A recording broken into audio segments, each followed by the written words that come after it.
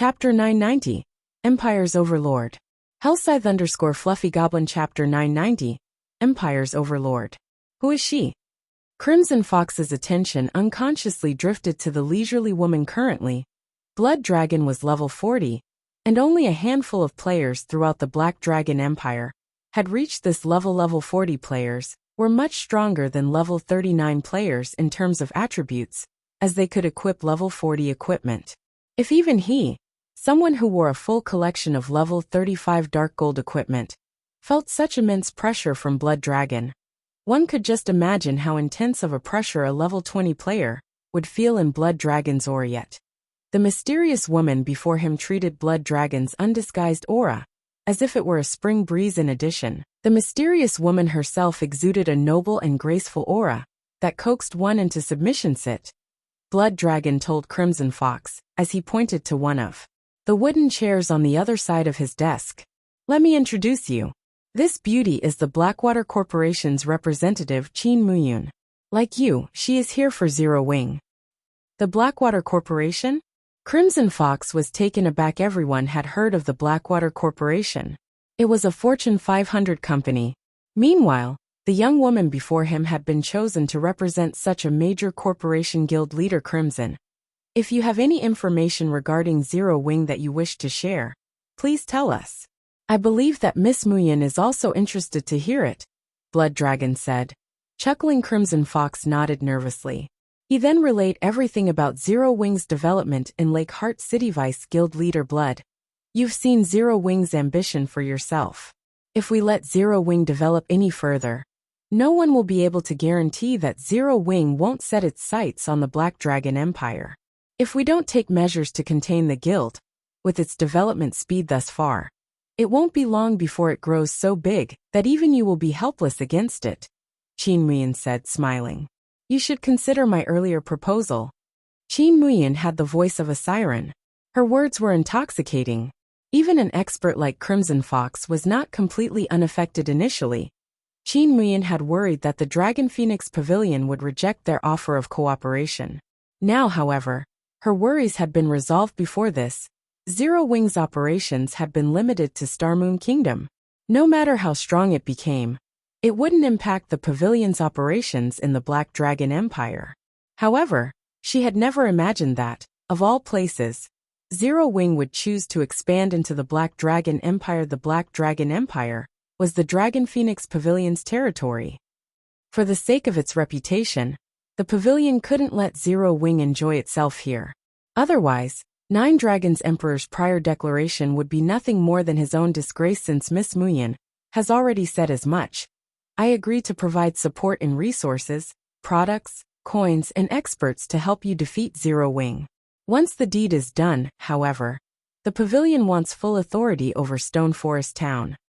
Please rest assured, as long as the pavilion helps us from the sidelines, the Blackwater Corporation will deal with the rest. Qin Muyun smiled. If there isn't anything else to discuss, I must leave to report the good news to my superiors. Blood Dragon nodded before sending Qin Muyun off with his gaze. Vice Guild leader Blood, what about Lake Heart City? Crimson Fox asked anxiously. Lake Heart City was an important source of income for the Crimson Castle.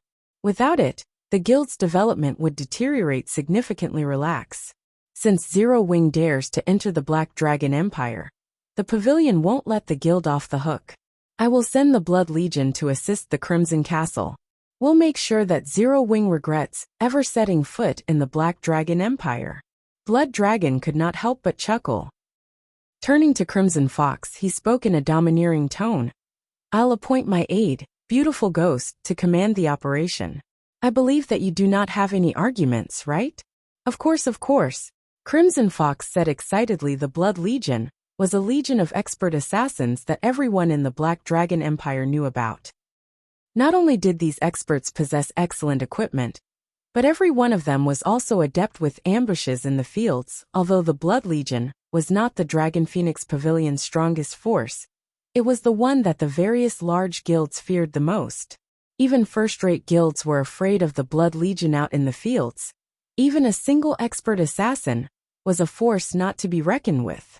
Knowing that a team of 1,000 expert assassins waited for them, who would possibly be bold enough to venture out to grind monsters? Even if a guild dispatched a small army of players to hunt down the Blood Legion, its efforts would be futile. It was precisely this reason that the various large guilds paled at the mention of the Dragon Phoenix Pavilion's Blood Legion. Only a super first-rate guild with a powerful foundation was capable of compiling such a force. For a first-rate guild, even forming a team of 100 expert assassins was impossible now that the pavilion intended to dispatch the Blood Legion. Zero Wing's members should not even consider leaving Lake Heart City. If they did, they should not dream of returning alive.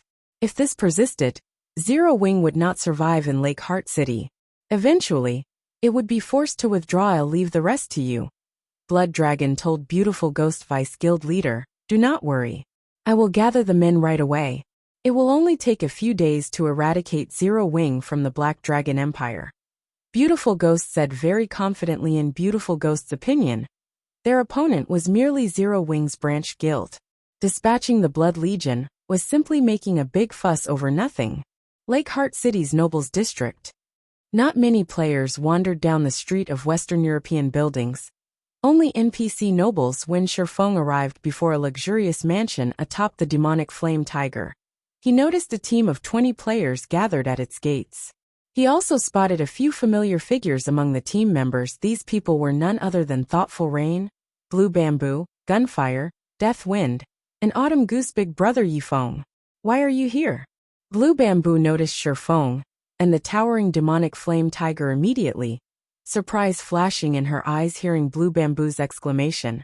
Thoughtful Rain and the others turned towards the demonic tiger by the entrance. Shifeng was even more shocked by the sudden development than Thoughtful Rain and her companions. He had only arrived before this mansion, due to the 7 treasures. At this point, the golden stigmatist tracker pointed to the 7 treasures' exact location. He had never expected to find Thoughtful Rain and the others here as well. However, after Blue Bamboo had noticed him, the rest of the team turned and glared, as if he were their greatest enemy, killing intent filling their eyes. Suddenly, the shield warrior Death Wind scattered the heavy atmosphere as he approached Shifeng and asked pleasantly, Brother Yifeng, what a coincidence. Are you here for a quest as well? Chapter 991, Cost of Contempt. Hellscythe_Fluffy Goblin Chapter 991, Cost of Contempt. An acquaintance. When everyone in the team saw Death Wind greet Shifeng, their gazes softened slightly. Even so, they remained very cautious with him currently. Shifeng wore his black cloak, so they could not see his information. However, the fact that he rode a mount showed that he was extraordinarily strong. Otherwise, he wouldn't have reached level 40 so quickly. They wouldn't mind a weak acquaintance. However, Shifeng's strength was precisely the reason that they remained wary. Autumn, you guys know him? A robust man asked Autumn Goose, who stood beside him. This robust man, weathered appearance spoke of years of life's vicissitudes. A suit of silvery gray knight's armor protected his body, and he carried a tower shield that was nearly as tall as he was. At his waist, he carried a luxurious golden knight's sword. Furthermore, he had already reached level 40 MHM. He's one of Zero Wing's elders. He is incredibly strong. It was thanks to him that we had completed our previous quest. Autumn Goose nodded to the robust man's question. She did not try to hide anything as the man beside her was none other than the commander of the Wind God's Spear, Fallen Wind. If we can convince Yifeng to help us, we'll have a much higher chance of completing this quest.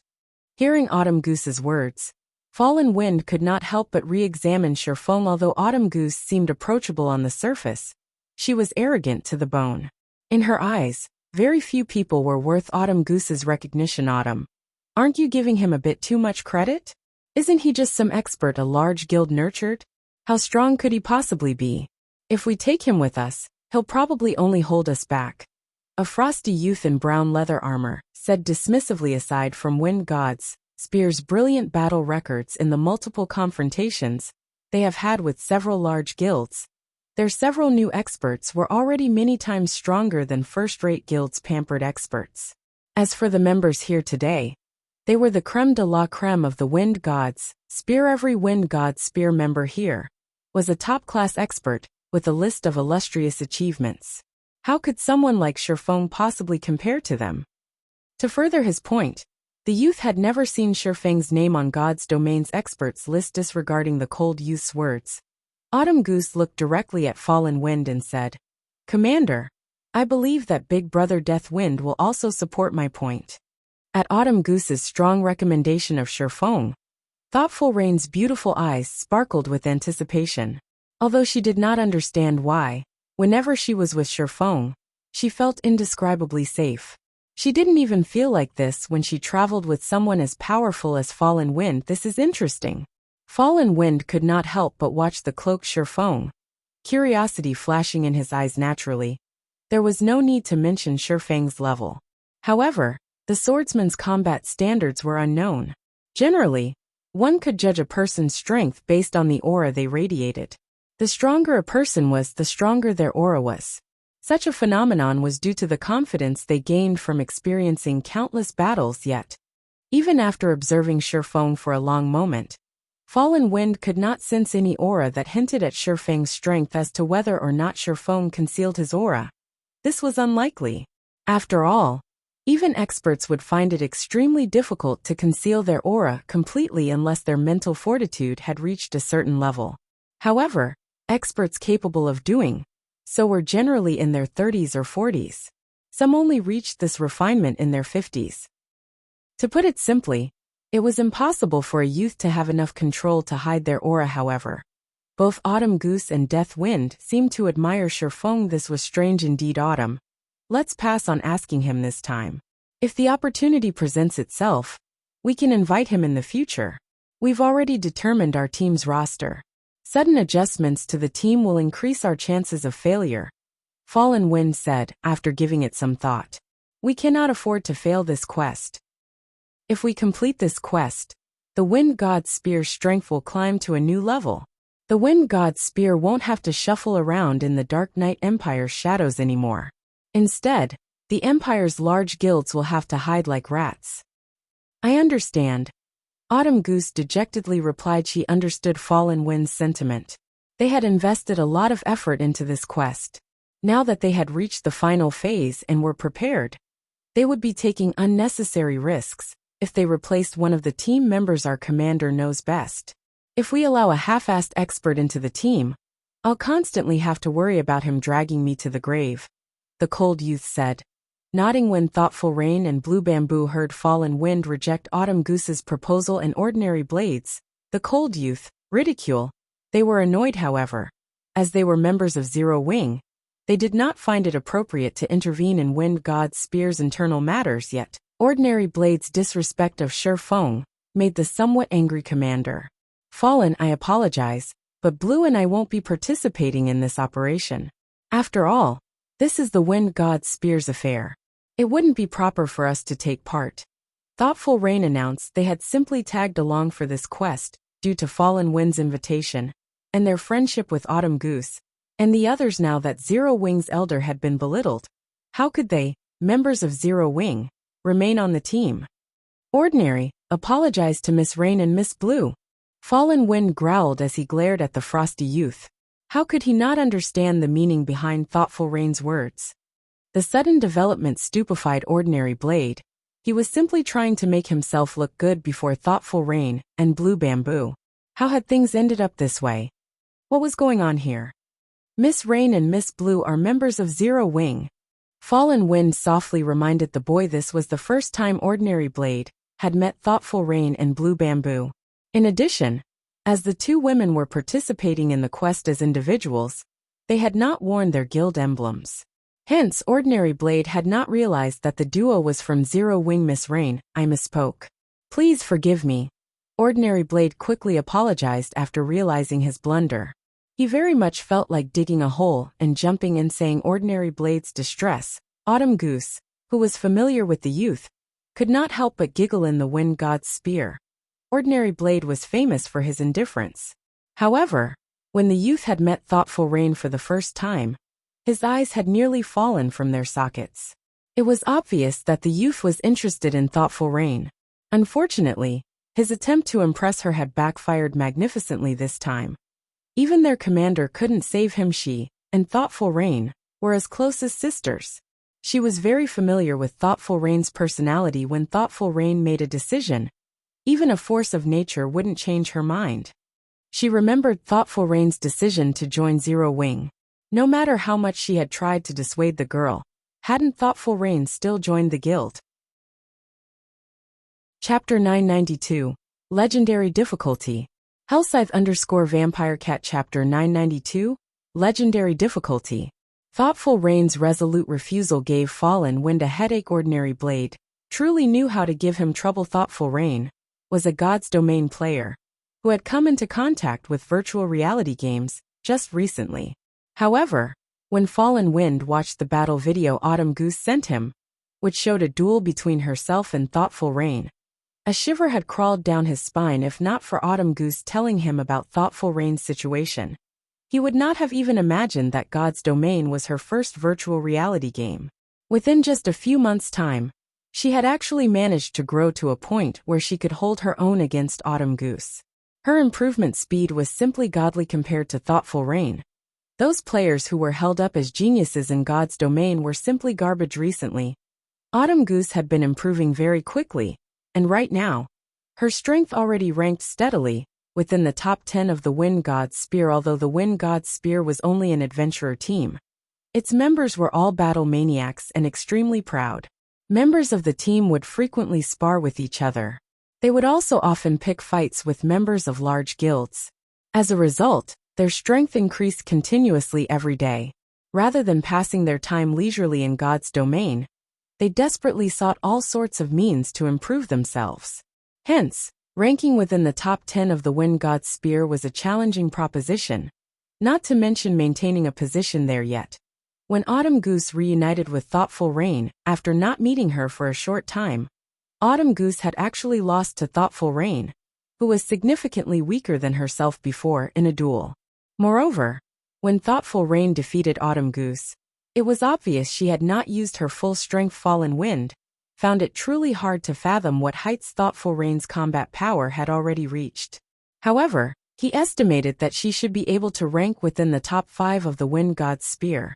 In contrast, although Ordinary Stranger was very talented, and his improvement speed was very fast, he only ranked within the top 20. Even now, losing a combatant like Thoughtful Rain would greatly hamper their quest. Just as Fallen Wind was about to say something, a crisp voice suddenly came from within the mansion, echoing throughout the entire courtyard, and making everyone's souls tremble. What a lively day it is today. I never thought that even an important person from the War God's Temple would be willing to pay me a visit.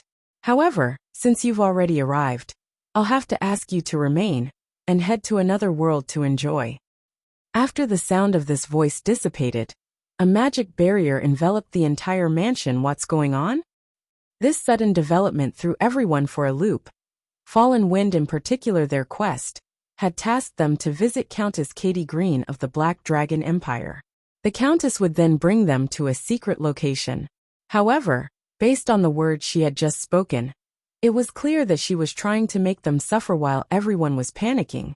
Sherfong remained relatively calm. It was very obvious to him that the Countess's words were intended for him. Otherwise, she would not have mentioned War God's Temple. While Sherfong and everyone else were thinking of how to deal with their current predicament, their vision immediately filled with darkness. Every one of them transformed into a streak of light and disappeared from the luxurious mansion. It was as if none of them had ever appeared there. The NPC guards patrolling the streets did not even sense the existence of the barrier magic array. What is this place? Why have my movements turned sluggish? Commander, I can't use my return scroll. Me too. As soon as everyone could see again, they discovered that the scenery before them had changed. Their bodies also felt leaden. Many in the team could not help but grow anxious at this situation. Meanwhile, this sealed space had only a set of open pitch-black stone doors, a few hundred meters in height, standing right before them. Beyond these doors was a wide and spacious passage, the walls of which boasted countless carvings of gods and demons. The images depicting the ancient war between gods and demons. This passage led directly to a towering temple in the distance. Upon seeing the massive stone doors, a name immediately appeared in Sherfang's mind: the Trial of God. To players, the trial of God was an opportunity. It was extremely difficult to encounter one. Previously, Blackie and the others had only managed to enter one due to luck, however. Great rewards also came with great risks. Maybe it was also due to their luck. But Blackie and the others had encountered only a 4-colored trial. It was also precisely because it was only a 4-colored trial that they had managed to deal with the challenges and safely clear the trial of God. However, the trial of God before him right now was no 4-colored trial. Generally, players could determine the rank of the trial they were taking through the transfer gate in the outside world. However, after entering a trial, there was still another method to determine its rank, and that was the size of the trial gate. Trial gates that were around 10 meters tall signified that one was undertaking a 1-colored trial, after which came 20 meters, 30 meters, 50 meters, 100 meters, 300 meters, and 999 meters. Meanwhile, the trial gate before them was clearly over 100 meters in height, perhaps around 300 meters in all. In other words, this was a 6-colored trial, and its difficulty could rival legendary quests. Shortly after Shifeng realized that this place was the trial of God, Fallen Wind and several other experts came to the same conclusion. Immediately, their expressions turned very gloomy. Why is it a 6-colored trial of God? As calm as he was, even Fallen Wind's mouth twitched involuntarily when he noticed this fact. The trial of God was no secret in God's domain. With so many players playing the game, there were bound to be quite a few players who had encountered it. As more and more players discussed the trial on the official forums, details about the trial of God became public. After the others heard Fallen Wind mentioning the trial of God, they promptly looked it up on the official forums. However, once everyone understood what exactly a 6-colored trial was, their hearts grew very heavy. Commander, what should we do now? Many members of the Wind God's Spear asked worriedly. There were only 2 methods to leave a trial of God. One was to clear the trial, while the other was to give up on it. There was no third possibility. Those who died inside the trial would be resurrected and forced to continue. Those who completed the trial would be showered in glory, their strength increasing significantly. However, those who chose to give up would have to pay a heavy price. Moreover, the higher the rank of the trial, the greater the price exacted. If one forfeited a 6-colored trial, the consequences were unimaginable. There was a great chance that their account would be crippled permanently. Hence, most players who encountered a trial of God would first determine the trial's difficulty before deciding whether or not they should challenge or distance themselves from it. In their case, however, they had been forcibly transported to this place. They did not even have a say in the matter. To the Wind God's Spear, if the trial had the difficulty of only an epic quest, they would still be confident of clearing it. However, for a trial whose difficulty approached that of a legendary quest, they had no confidence whatsoever that they would succeed. After taking a deep breath, Fallen Wind said, "Calm down. Since we've already entered the trial of God, what we need to do now is think of a solution to clear it. We don't have any other choice." As soon as Fallen Wind finished speaking, numerous silver-armored knights with glowing red eyes started emerging from the walls of the passage. In the blink of an eye, the entire passage was packed full of knights, every one of them charging toward Shifeng's ground. Undead Fanatic, Dark Creature Elite, level 50 HP 200, 000/200, 000. This scene caused everyone's scalps to go numb. Form a defensive formation, Shifeng shouted hurriedly. At this time, everyone finally reacted. Currently, everyone no longer considered whether they could succeed or not. Instead, they wondered how long they could survive. When the tide of undead fanatics reached the team, the MTs at the front felt greatly pressured. Despite these undead fanatics being elite rank only, they possessed great strength. Not only was every one of their attacks capable of pushing the MTs back, but it also caused nearly -1000 damage, even when blocked. With multiple undead fanatics attacking at the same time, the MTs lost HP by the thousands.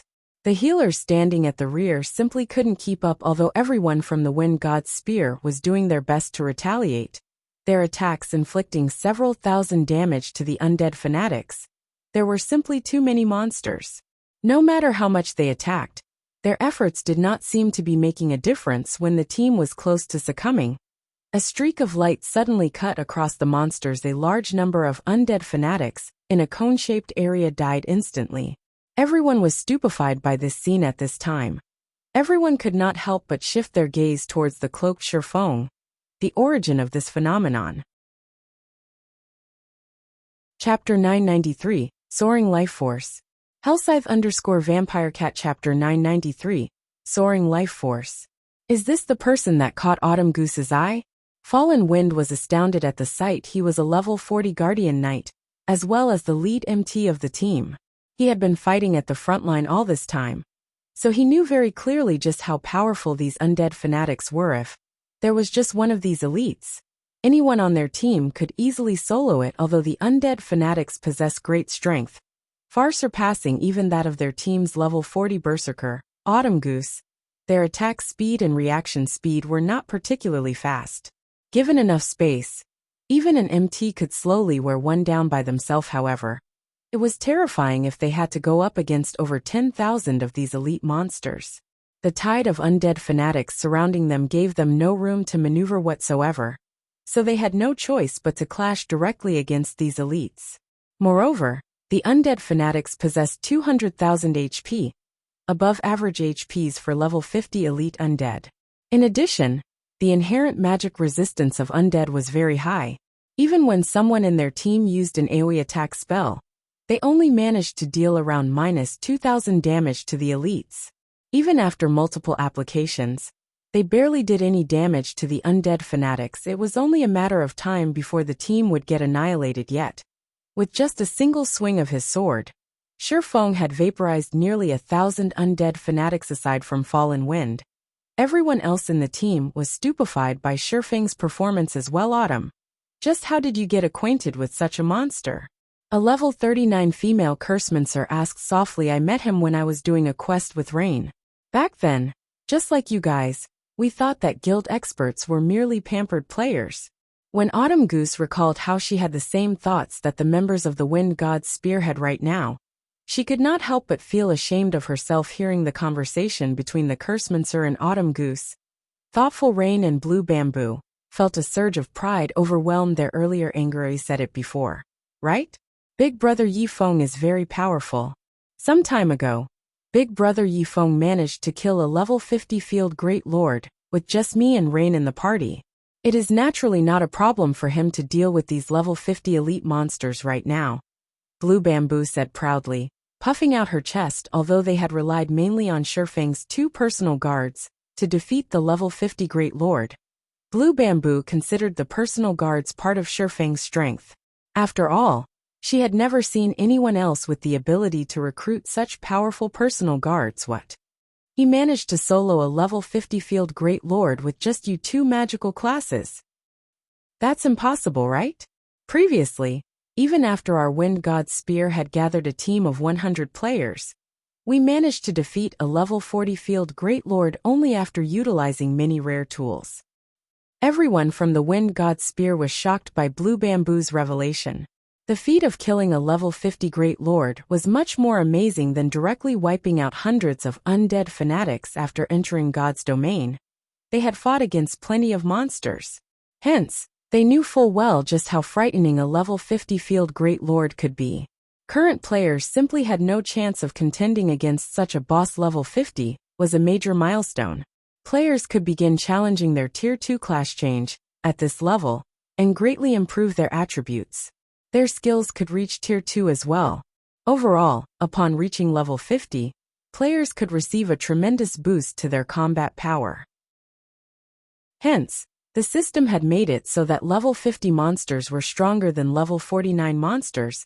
By a large margin, this gap was also the reason why even a berserker expert like Autumn Goose was no match for the level 50 undead fanatics in terms of strength. Immediately, everyone looked at Shifeng with astonishment. Meanwhile, when Ordinary Blade, who previously still felt contempt towards Shifeng, noticed thoughtful Rain constantly looking at Shifeng, jealousy sprouted in his heart. Just you wait. I will definitely surpass you one day, Ordinary Blade swore to himself. He had only been in contact with God's domain for a short time. His strength was still rising rapidly.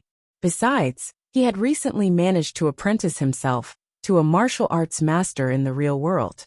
Said master had even acknowledged him as a martial arts genius. With the virtual environment of God's domain practically the same as the real world, he refused to believe he would fail to surpass Shifeng in the future. We can't always stay on the defense. I'll open a path for us. Melee classes, protect the magical classes from the sides and follow me, Shifeng said hurriedly when he noticed that undead fanatics were still pouring out from the walls of the distant passage. Magical classes don't bother attacking. Try to use movement speed reduction and imprisonment skills as much as possible. After Shifeng was done speaking, he cast Firestorm ahead of Hema. Towering Inferno promptly devoured everything. Although the undead fanatics possessed high magic resistance, Shifeng's killing ray doubled his damage towards dark creatures. As a result, by the time Firestorm's duration ended, none of the undead fanatics caught within the range of the flames remained alive. Unfortunately, as this place was the trial of God, regardless of how many monsters players killed here, they would not receive any EXP. Similarly, the monsters here also did not drop any loot. The only thing players could gain from fighting against the monsters here was skill proficiency. Generally, players would receive rewards only after they cleared a stage. Shifeng, however, got an additional benefit from killing these undead fanatics previously. When he used Lightning Blade to kill the undead fanatics, he discovered that Icarus's heart had absorbed plenty of life force after he had used the Holy Grail to evolve Icarus's heart. The necklace no longer required him to kill bosses to upgrade it. Instead, he only needed to kill players and absorb their life force. The only downside was the amount of life force required. Currently, he needed 5,000 units of life force to upgrade the necklace to epic rank. Although Shifeng had killed plenty of players after evolving Icarus's heart, he had also used the necklace's skill numerous times, particularly when he was opening treasure chests and killing bosses. Each use cost him 100 units of life force. He had practically used up all of what he had collected. Hence, he had never been able to upgrade Icarus's heart to epic rank during this time. However, for every 2 or 3 undead fanatics he killed, Icarus's heart's accumulated life force actually increased by 1 after just 2 attacks. Shifeng had gained over 800 units of life force. The rate at which he was gathering life force right now was much faster than when he was killing players, following which, Shifeng activated both Defensive Blade and Thunder God's Descent. He then started brandishing his swords, executing Sword's Orbit as he slaughtered his way forward. The undead fanatics might have had an advantage in strength over Shifeng's team members, but the same could not be said for Shifeng himself when comparing strength attributes. Shifeng, who possessed a fragmented legendary item and multiple epic weapons and equipment, only needed a single attack to send the undead fanatics flying. In terms of speed, he was many times faster than the elite monsters. Before the monsters could even touch him, his swords would have already struck their weak points. Repelling them, Shifeng was like a meat grinder when he went up against the endless undead fanatics. His swords madly devoured the elite monsters charging at him. With no exception, all undead fanatics within 15 yards of Shifeng would have their HPs reduced at a speed visible to the naked eye in the blink of an eye. Numerous undead fanatics had their 200,000 HPs depleted completely, following which, Icarus's heart's accumulated life force rapidly increased. In just a few moments, the counter had crossed the 1,000 unit threshold. Is he really a player? The members of the Wind God's Spear following behind Shifeng gulped involuntarily. They could not bring themselves to believe what they were seeing. Chapter 994, Rising to Epic. Hellscythe_VampireCat Chapter 994, Rising to Epic. Everyone had already seen for themselves just how strong Shifeng's basic attributes were. Even the level 50 undead fanatics were no match for him in terms of strength. He could easily send the elites flying with a casual attack. However, being able to make it so that not a single monster could get within 10 yards of himself was impossible, just by relying on attributes. Combat techniques and experience played important roles as well. While players could improve their basic attributes through equipment upgrades, combat techniques and experience could not be easily improved. This was also the Wind God Spear's greatest point of pride. The various large guilds were all busy raiding dungeons to upgrade their weapons and equipment. They did not place much attention on improving their techniques and accumulating combat experience. Hence, the Wind God's Spear would manage to safely break away the encirclement of the Dark Knight Empire's various large guilds time after time, and continue existing with relative ease until now. Previously, when the members of the Wind God's Spear witnessed Shifeng killing hundreds of undead fanatics with one attack before, the most they felt was shock. After all, that was something he achieved through relying on powerful items and skills.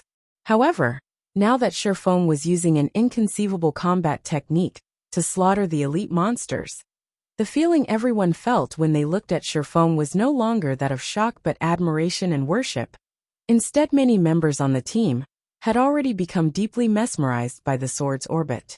If not for the undead fanatics constantly charging at them, they would definitely place all their attention on observing Shifeng's technique. With such a sword technique, I'm afraid that even one sword of the 8 sword heroes can't compare to him. When Fallen Wind looked at Shifeng, his eyes blazed with the urge to fighten the entire Dark Knight Empire. The number of experts that received his acknowledgement could be counted with his fingers. Among them, one sword, whom the secret pavilion had dubbed one of the 8 sword heroes, was someone Fallen Wind admired greatly. Now, the number of people he admired had increased by one more. If not for the undead fanatics, he really would have wished to fight Shifeng to his heart's content. If he keeps on using such a powerful combat technique, will his stamina and concentration be able to handle it? Autumn Goose asked somewhat worriedly. As she looked at Shifeng, she was not an ordinary player. Previously, when she had gone up against the encirclement of the Dark Knight Empire's various large guilds, she had also encountered players wielding special combat techniques. While these special combat techniques were indeed powerful, they also had a fatal flaw. They were extremely taxing to use. Utilizing a special combat technique was akin to sprinting all out. The burden it placed on a person's stamina and concentration was many times greater than jogging in God's domain. Even if players only had 1 HP remaining, they could still move freely so long as they did not receive heavy injuries. However, when players' stamina and concentration fell below a certain level, they would no longer be able to enter combat. If Shifeng exhausted his stamina and concentration right now, the consequences would be unimaginable in reality. However, Autumn Goose's concerns about Shifeng were unnecessary. While Sword's orbit did indeed place a huge burden on Shifeng's stamina, the technique's consumption of concentration was minimal. Moreover, before using Sword's orbit to defend against these undead fanatics, Shifeng had already activated the basic Tyrant title, increasing his fortitude by 30, maximum stamina by 20%, and all basic attributes by 5%. The additional 30 fortitude reduced his stamina and concentration consumption significantly. Coupled with the increase to his maximum stamina, Shifeng could persist for much longer than Autumn Goose thought. Moreover, even if Shifeng's current stamina and concentration could not last him until they reached the distant temple, he still possessed the Blood Refining Stone. The Blood Refining Stone was something he obtained from the Blood Refining Passage. It could absorb the life force of powerful monsters and turn this into blood energy. He could use every 100 points of blood energy he accumulated to produce a drop of life essence. When consumed, the life essence could increase a player's stamina and concentration recovery speed rapidly for 2 hours. Moreover, the effects were stackable up to 3 times. This was an item Shifeng always kept on his person. Although not every elite or above monster provided him with blood energy, after long periods of accumulation, he now had 827 drops of life essence. He did not need to worry about running out of stamina and concentration anytime soon. Time passed quickly. Whenever everyone thought that Shifeng's stamina would not hold up, Shifeng would consume life essence. However, the recovery speed provided by a single drop was not enough. Only after consuming 3 drops would his recovery speed exceed his consumption speed. As Shifeng continued slaughtering the undead fanatics, the amount of life force Icarus's heart accumulated increased rapidly. 2,000 points, 3,000 points, 4,000 points. By the time the team arrived before the dazzling golden temple, Shifeng had long since accumulated 5,000 units of life force without hesitation. Shifeng upgraded Icarus's heart, necklace, epic rank, equipment requirement. All attributes 120 level 40, level 100, currently level 44. All attributes plus 44 luck plus 18. Additional skill 1 Divine Providence. Temporarily increases player's luck by 50 points for 30 seconds. Cooldown. 30 minutes luck, duration and cooldown can be increased, prolonged, and reduced by sacrificing life force. Maximum of 200 points of life force allowed to be sacrificed at a single time. Additional skill 2. God's Blessing. Forcefully upgrades all lifestyle classes learned by the user by 1 rank, up to a maximum of master rank, for 1 hour. Cooldown. 5 hours duration and cooldown can be increased, prolonged, and reduced by sacrificing life force. Maximum of 500 points of life force allowed to be sacrificed at a single time. Passive skill, Life Storage. Player can accumulate up to 10,000 units of life force. Current amount, 0/10,000. Shifeng was momentarily stunned when he saw the improved attributes of the epic-ranked Icarus's heart. Although Icarus's heart did not receive much of an improvement in terms of basic attributes, it was definitely a godly item all players would want to have, setting aside the increased luck attribute Icarus's heart provided. Just the necklace's ability to forcibly upgrade a lifestyle class's rank could easily skyrocket a lifestyle player's worth. Particularly during this period when lifestyle players were still low-leveled. Being able to upgrade an advanced lifestyle player to the master rank, even if it was only for 1 hour a day, would help a trading firm massively. Currently, Shifeng could not help but wish he could fly back to the candlelight trading firm right this instant. Unfortunately, he first needed to clear the trial of God. When everyone arrived before the temple, they were still thinking of a way to shake off the undead fanatics' pursuit. However, once everyone entered the main hall of the temple, the mob of undead fanatics suddenly transformed into mists of blood, before vanishing into nothingness. There were no signs that those monsters had ever existed. Are we safe? Blue Bamboo looked at her surroundings. After failing to find even a single undead fanatic in the vicinity, she automatically breathed out a sigh of relief. Had the battle dragged on any longer, her mana would have definitely run out before.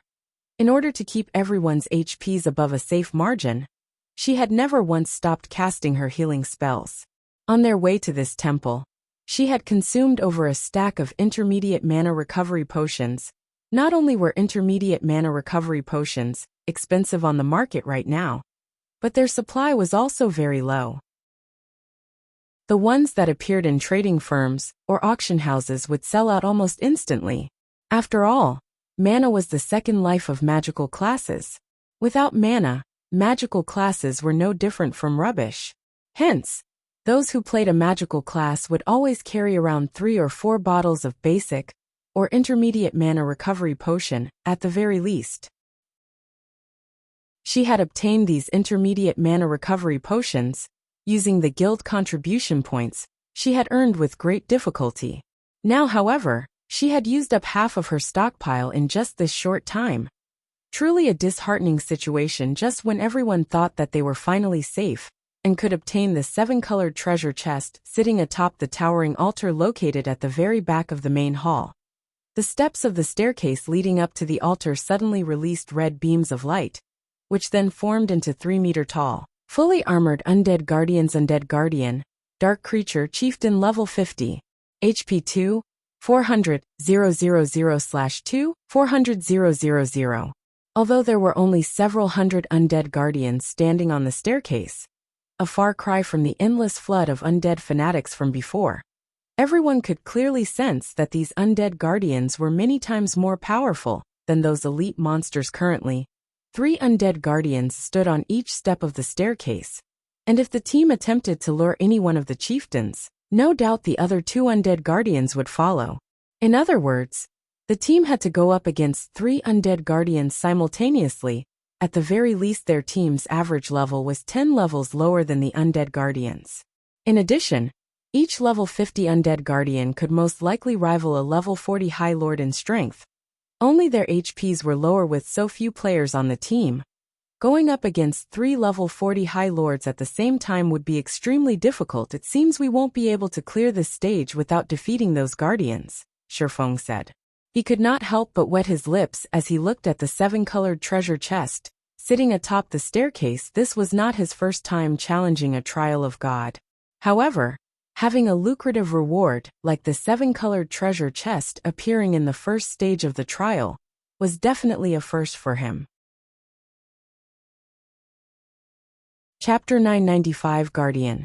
Hellscythe ___ Fluffy Goblin Chapter 995 Guardian. Commander, these undead guardians are too close to each other. Even if we lure them over, we'll have to fight a minimum of 3 at a time, Deathwind said, frowning. While he might be able to hold his ground against a level 40 High Lord for a short time, he couldn't handle 3. He would be lucky if he did not die instantly. Meanwhile, their team only had 2 MTs. Himself and the team's leader, Fallen Wind. However, even an expert like Fallen Wind couldn't hold off 2 undead guardians simultaneously. Starfish, can you handle kiting one? Fallen Wind asked as he turned to a lean, muscular ranger. The ranger class possessed high movement speed. In addition, the class had quite a few control skills. Rangers were perfect for kiting monsters. Starfish happened to be one of the top-ranking rangers in Wind God's Spear. If Starfish could lure one guardian away from the team, the MTs could handle the rest. If control skills work on these monsters, it should be doable, Starfish said after observing the hall. He had plenty of space to run, so kiting the undead guardian shouldn't be a problem for him. I don't think control skills are effective against them. None of our control skills worked on the undead fanatics. Only the elementalist's ice walls slowed them down. The stronger undead guardians should have the same settings as the undead fanatics, Autumn Goose said. The other team members agreed with Autumn Goose's deduction. Generally, unless a control skill were very high-tiered, it would have no effect on boss-level monsters. We don't have another choice. Use a Tier 2 summoning scroll then, Fallen Wind said. Gritting his teeth, he had thoroughly prepared to tackle this quest. The Tier 2 summoning scroll was one of his trump cards. Unfortunately, Tier 2 summoning scrolls were rare, and he had only brought 4 with them. Suddenly, Shifeng offered a suggestion. No need. I can handle one of them.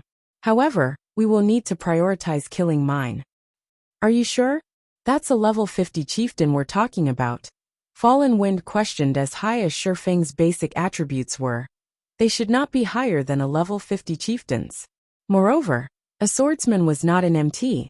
The class's impact resistance and damage reduction were far weaker than the tank classes. I can handle it, Shifeng said, shrugging. Commander, leave it to Brother Yifeng. While he might be a swordsman, he is even more capable as a tank than I am. The shield warrior Deathwind piped in during one of their last meetings. He had watched Shifeng tank a level 44 Lord-ranked ice cheetah. A lot of time had passed since that day. Shifeng's equipment had definitely improved during this period. He should have no problems tanking a level 50 chieftain. Alright, I'll have to trouble you with it then, Fallen Wind said. After hearing Deathwind's confidence, and witnessing Shifeng's shocking performance earlier, Fallen Wind could not help but believe in Shifeng. Once everyone knew their responsibilities, the team began to move to start things off. The ranger Starfish stretched his bow into a full moon, and fired 3 arrows at the undead guardians, patrolling the staircase's first layer. Not only did his arrows hit all 3 undead guardians, but the arrows also struck the 3 chieftains when they were furthest from the second level. As a result, the attacks had not attracted the second level's guardians. The instant the arrows struck the 3 undead guardians, a damage of around -500 points appeared above each of their heads. Their defense was frighteningly high. Aside from the high defense, these chieftains were also very fast. When they moved, they were as swift as cheetahs. If not for Fallen Wind using Justice Roar in time, pulling the 3 undead guardians aggro, Starfish would not have been able to escape. As the 3 undead guardians turned towards Fallen Wind, Deathwind used charge from another side.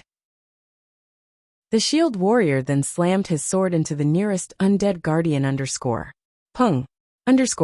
The sharp sound of clashing metal echoed throughout the hall. The undead guardian had blocked Deathwind's slash with its greatsword, not receiving a single point of damage.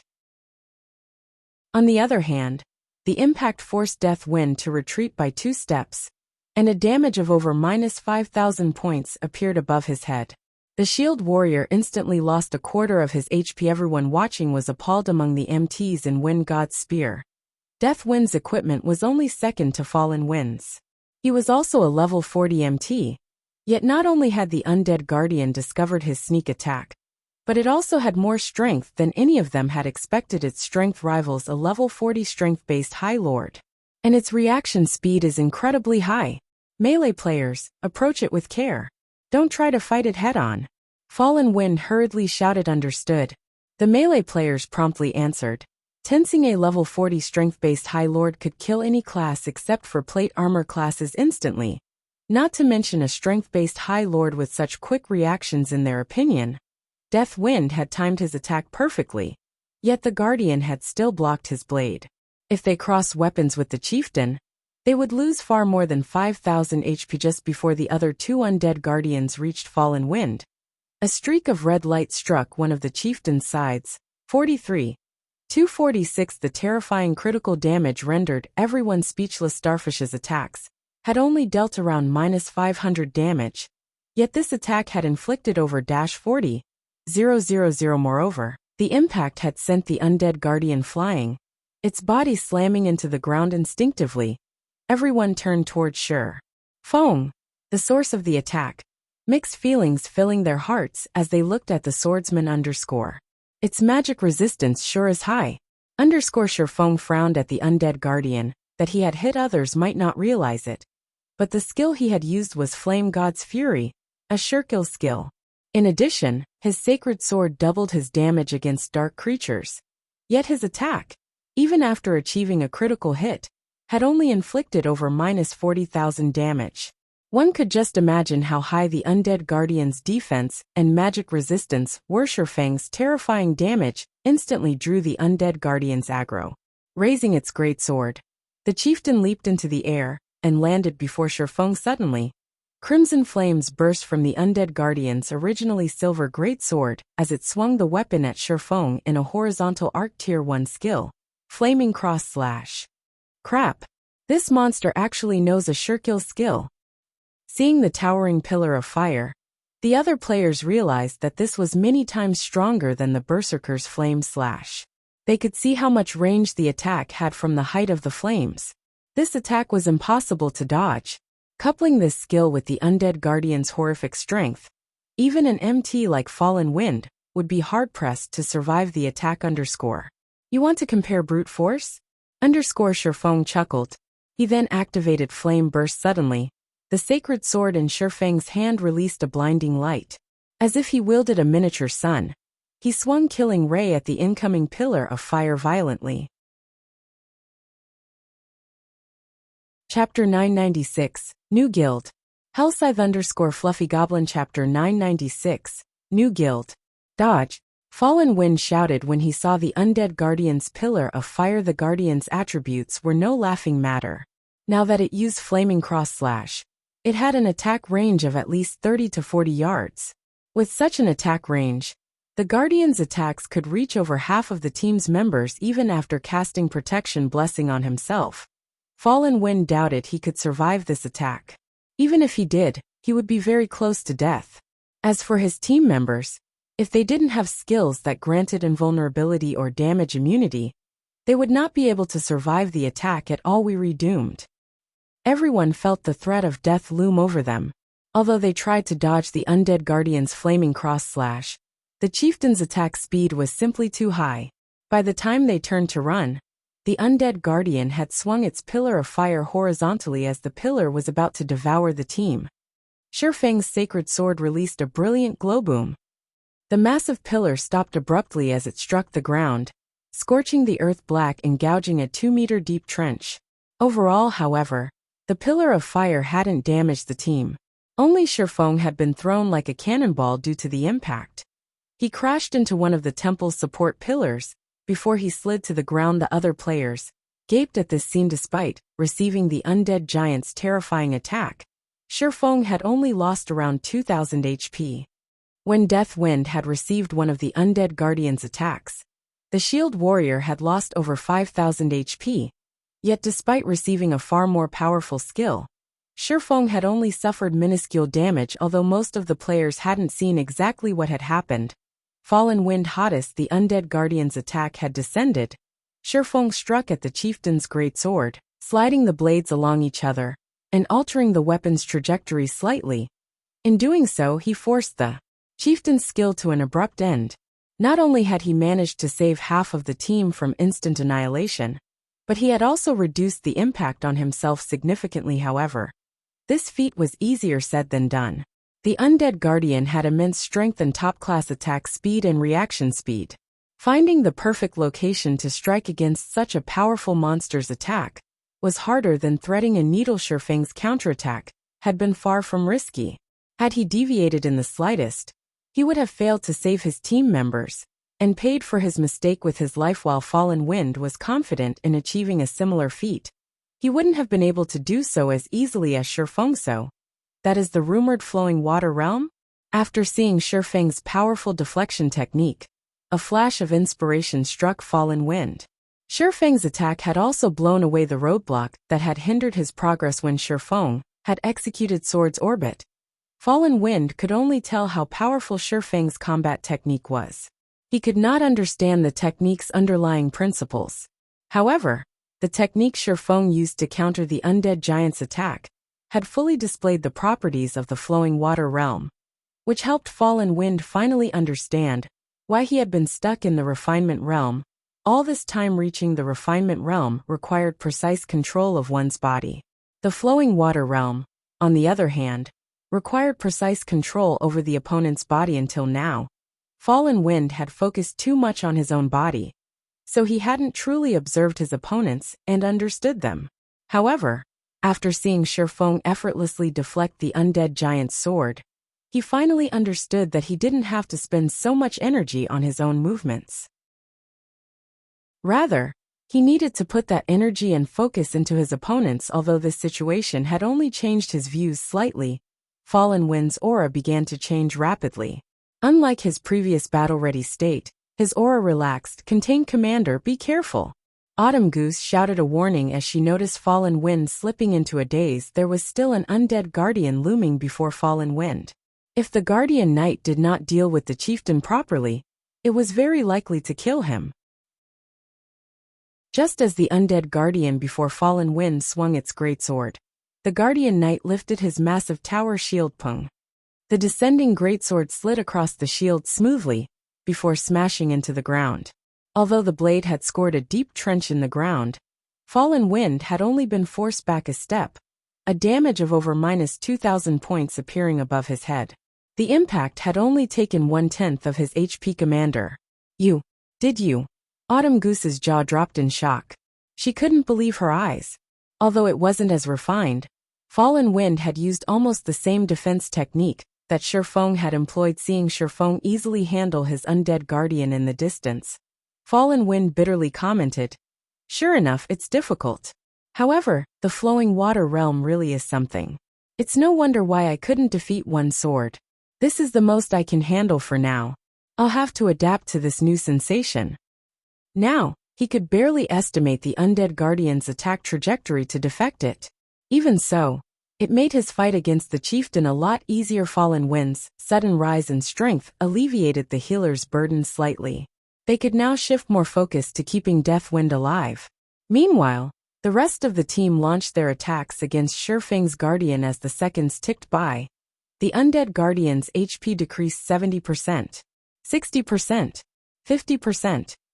No matter how much the undead guardian retaliated, Shifeng neutralized one of its attacks after another. Finally, after a pained shriek, the undead guardian, which had 2,400,000 HP, exploded into a blood mist and vanished from the large temple. The players released sighs of relief after the undead guardian disappeared. Icarus's heart absorbed a large amount of life force, climbing from 0 accumulated units up to 30, although we won't find any loot or gain any EXP here. This is a good place to collect life force. Shifeng was somewhat surprised when he saw his stored life force after Icarus's heart had risen to epic rank. Its description no longer stated whether life force could be collected from players or monsters. It simply stated that it was capable of storing life force. In other words, he should be able to gain life force from both. Unfortunately, it was unlikely that he would gain anything from lower-level players and monsters learning that the undead guardians would provide so much life force. It would be a waste if he did not take advantage of this situation to farm them properly, following which Shifeng rejoined the battle and dealt with the remaining undead guardians gradually. Unknowingly, 2 days passed outside the trial. The team finally defeated all of the undead guardians and arrived at the top of the staircase. Were finally here. Shifeng breathed a deep sigh of relief. Contrary to expectations, the temple's undead guardians could respawn. A few new ones would appear every once in a while. The team had fought day and night, afraid that they wouldn't keep up with the chieftain's respawn rate. Only after 2 days did they finally reach the top of the staircase. Unknowingly, Shifeng had also filled his life force storage. Once he returned to the candlelight trading firm, even forging the magic light set equipment would be a trifling task. Meanwhile, God's domain had undergone massive changes.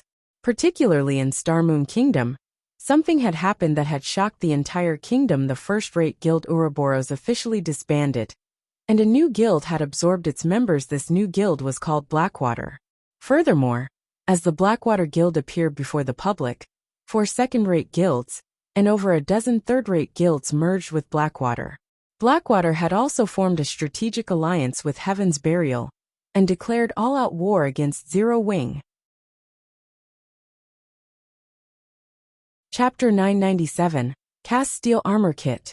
Hellscythe_Fluffy Goblin Chapter 997, Cast Steel Armor Kit. The alliance between Blackwater and Heaven's Burial had a huge impact on Starmoon Kingdom's players. Originally, Heaven's Burial's influence in Starmoon City rivaled that of the Star Alliance.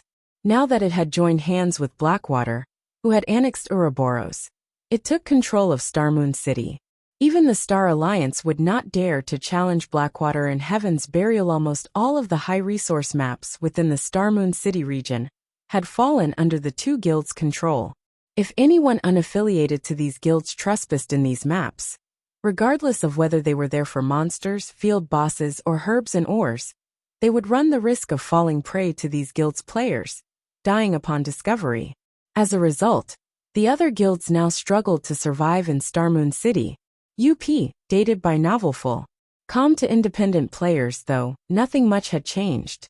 To begin with, they never visited high-resource areas, as these maps always belonged to some guild. Normal leveling spots were their bread and butter. Moreover, even if Heaven's Burial and Blackwater had joined hands, the two guilds wouldn't have enough manpower to occupy every map. The various large guilds were trying to monopolize high-resource areas, because they could send their members there to level quickly, maintaining their level advantage. At the same time, they could harvest plenty of raw materials. Large guilds had no interest in monopolizing normal areas aside from obtaining Ouroboros. The Blackwater Guild had annexed many other large guilds as well in one night. Blackwater had taken control of nearly 30 NPC cities in Starmoon Kingdom. When Aquarose notified Shifeng of the news, he too had been surprised. He had never expected the Blackwater Corporation would actually be this swift and decisive. Moreover, it had annexed so many guilds without self-imploding. The corporation's guild could still function in an orderly manner. In fact, it had already begun to recruit new members in the various NPC cities. Usually, a guild needed to spend quite some time to stabilize its rule after taking over an ordinary NPC city before it could begin its recruitment. Even Zero Wing was no exception. The fact that the Blackwater Corporation had achieved such a feat showed just how frightening its foundation was. This sudden development gave Aquarose a massive headache just when Zero Wing had earned its title as Starmoon Kingdom's #1 guild and was about to expand. In came a giant like the Blackwater Corporation. Blackwater even publicly declared war on Zero Wing, stating that it would not rest until only one of their guilds remained. Sadly, this was only the beginning. Their guild members were dying like flies in the fields. As Blackwater grew stronger, field battles between Zero Wing and Blackwater's members occurred more frequently. This would definitely affect their guild members' leveling speed. However, Blackwater's actions had not particularly surprised Shifeng in the past. Despite the Blackwater Corporation joining God's domain so late in the game, and with only half of the strength it had during its peak. It had nurtured its guild to become a super guild. The main reason for its success was its powerful foundation. It also had an advantage that other corporations lacked now that the Blackwater Corporation had joined God's domain at its peak. This performance was no surprise while Sherfong rested at the top of the staircase. Aqua Rose contacted him again, guild leader. A short while ago, Blackwater's Blackwater Trading Firm and Heaven's Burial's Heavenly Trading Firm have begun to drop their prices. They have also introduced two new, highly competitive products. One is the cast steel armor kit, and the other is the mana mixture. Although they aren't selling these items in high quantities at the moment, many of Candlelight's customers have begun to turn to the two trading firms for products. Aqua Rose reported worriedly. Should we lower our prices as well? After all, we have more advanced lifestyle players than these two firms combined. Our production cost is slightly lower than theirs. Within these 2 short days, the Blackwater Corporation had rendered Aqua Rose speechless. Every move the corporation made disregarded cost. Blackwater was simply using overwhelming force to deal with Zero Wing. Now it had begun to move on the Candlelight trading firm. If Zero Wing lost this revenue source, it would only be a matter of time before it fell to the Blackwater Corporation. Now that she was in this predicament, Aqua Rose had to admit that, while guilds with starting capital were amazing, guilds with both strength and capital were incredible. Blackwater even produced its own armor kit and potion. Even the Candlelight trading firm's advanced lifestyle players hadn't accomplished this. The cast steel armor kit was much stronger than the basic strengthened armor kit. Each cast steel armor kit increased defense by 180 points. It could already rival the intermediate mana armor kit. As for basic attributes, it increased roughly the same amount as the basic strengthened armor kit. However, the basic strengthening armor kit could not replicate one aspect of the cast steel armor kit: damage reduction. With each kit that players bound to their armor, they could reduce the damage they received by 1%. As players could bind a maximum of 3 kits, one could gain a maximum of 3% damage reduction. Although 3% did not seem like much, the kits would perform magnificently against bosses. An MT's ordinarily passive skill only provided 5% damage reduction. Unfortunately, such passive damage reduction skills were extremely rare and precious. These skill books easily sold for 10 gold or more. However, even at that price, these skills were hard to find. Guilds and workshops normally kept these for their own use. After all, unlike weapons and equipment, skills would never be outdated. Many skills were still useful after players reached level 200, unless, of course, players found a stronger replacement. However, doing so was easier said than done. As for the mana mixture, it was invaluable to magical class players when consumed. The mana mixture increased a player's maximum mana capacity by 10% for 2 hours. While the potion did not possess a cooldown, its effects would not stack. Mana was magical class's second life source. The importance of being able to raise one's mana capacity by 10% went without saying. Healers, in particular, would increase their healing abilities by 10% with a 10% mana boost. They could last longer in dungeons. With the revelation of these two products, Candlelight instantly lost nearly half of its customers. The Candlelight trading firm wasn't worried about a price war. The two exclusive products, however, posed a huge threat. In addition, with the Blackwater trading firm and the Heavenly trading firm working with each other, their shops covered far more ground than Candlelight. With this, the increase in their market share would be even more frightening. Do you know their prices? Sherfong asked casually. These two items had also appeared in God's domain in the past. However, they hadn't appeared this soon. Heaven's Burial had relied on these items as trump cards to take control of Star Moon Kingdom in this life. Sherfong hadn't expected Heaven's Burial create these items so soon. Currently, they're selling each cast steel armor kit at 1 gold 50 silver, while 1 bottle of mana mixture costs 12 silver. Moreover, as they created these items personally, they can produce as many designs and recipes as they want. As more people learn these designs and recipes, their production volume will increase. Aqua Rose said they reselling them so cheaply? Shifeng's curiosity grew. He clearly remembered that these two items had sold for a considerably high price in the past. Heaven's Burial hadn't been so consumer-friendly. Chapter 998 Confidence. Hellscythe_Fluffy Goblin Chapter 998 Confidence. Cheap.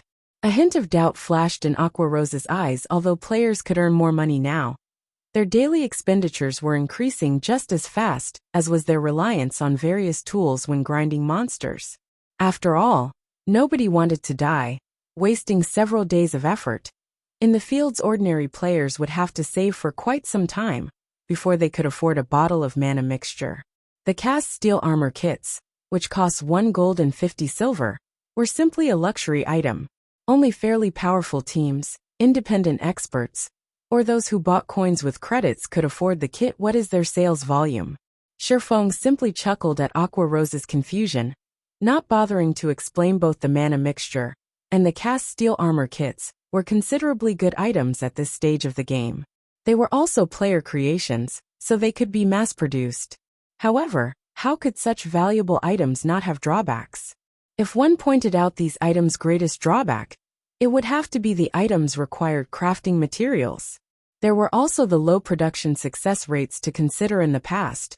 Although Heaven's Burial had opened the market using the cast steel armor kits and mana mixtures, due to the items' low production volume, the guild hadn't been able to dominate Starmoon Kingdom's market completely.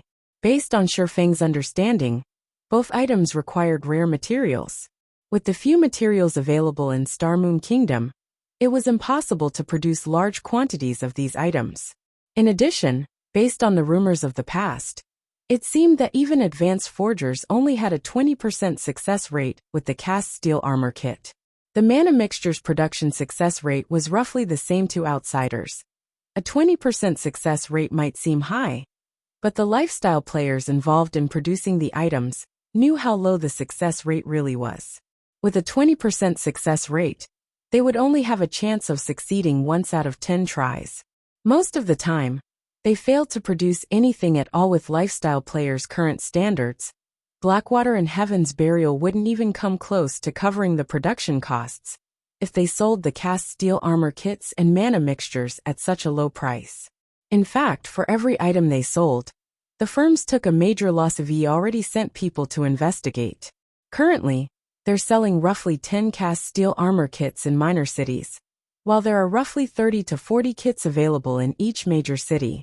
It's the same case for the mana mixture. Aqua Rose gave Shifeng a rundown of the situation after glancing through the investigation reports she had received. Based on these numbers, it was obvious that these two items were not easy to produce. Either that, or the guilds had very few people who could produce them. Since they want a price war, we'll play along. Reduce the price on everything except for the light stones. Lower our prices to match theirs. Shifeng chuckled. Although the Candlelight trading firm had earned plenty from the basic strengthened armor kits and mana armor kits, the light stones, which were essential items that could be produced in large quantities, were the main reason for Candlelight's position as Starmoon Kingdom's #1 trading firm. The total profits from their other items was just slightly more than what the firm earned from the light stones. Meanwhile, the designs for light stones mainly dropped around the level 50 large-scale team dungeon, the Towers of Death. Current guild players had not reached that area yet, so no one else had gotten their hands on the light stone forging designs. Due to its affordability, the light stones had a competitive edge. Unless the two trading firms got their hands on the light stone forging design, or an exclusive product that they could mass-produce, Candlelight's position would be hard to shake. Furthermore, the Candlelight trading firm was no longer Zero Wing's main revenue source. Now, the guild relied on the teleportations houses leading to the Twin Towers Kingdom. Due to the monster repellent scroll, monsters tried to invade Raven's town more frequently, now invading the town once per day. In 2 short days, Zero Wing had earned a total of 12,000 magic crystals. With the teleportation houses, these magic crystals easily transformed into a mountain of shiny gold coins.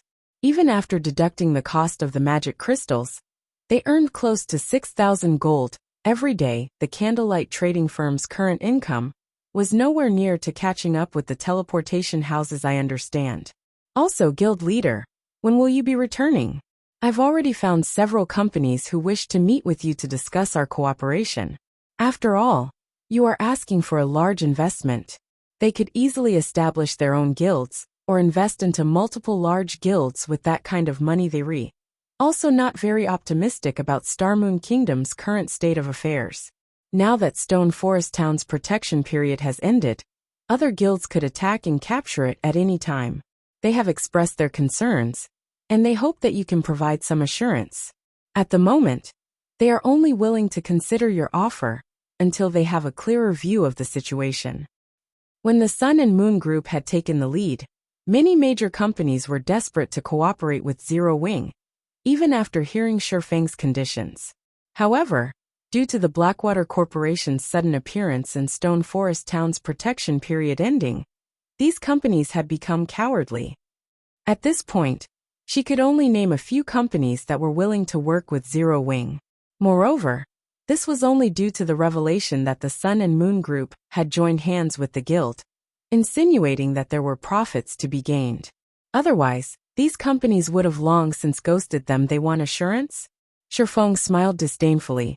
Sternly he commanded, "Tell them this.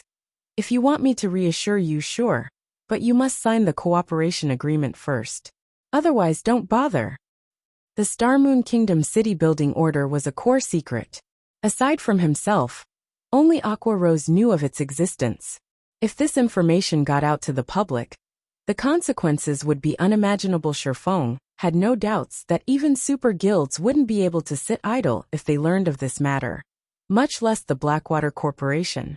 They would try to eliminate Zero Wing at all costs. At that time, Zero Wing would be on a one-way trip to hell. Currently, Zero Wing only dared to provoke super guilds because the latter had already deemed that dealing with the guild was a waste of energy.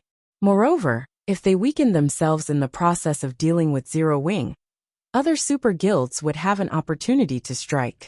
However, the city building order was enough of a temptation for the super guilds to take the risk, whether it was in the real world or a virtual reality game. Even an innocent man would find trouble. With enough money, Shifeng still had much to prepare. He still needed to build his strength. Otherwise, he would have started the city's construction long ago. Shifeng's words left Aqua Rose dumbfounded.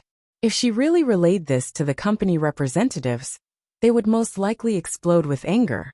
But she also understood why they couldn't reveal their trump card. However, there were too few companies that were both trustworthy and capable of investing such a large sum. If they chased these people away, it would be very difficult to find other collaborators within a short time.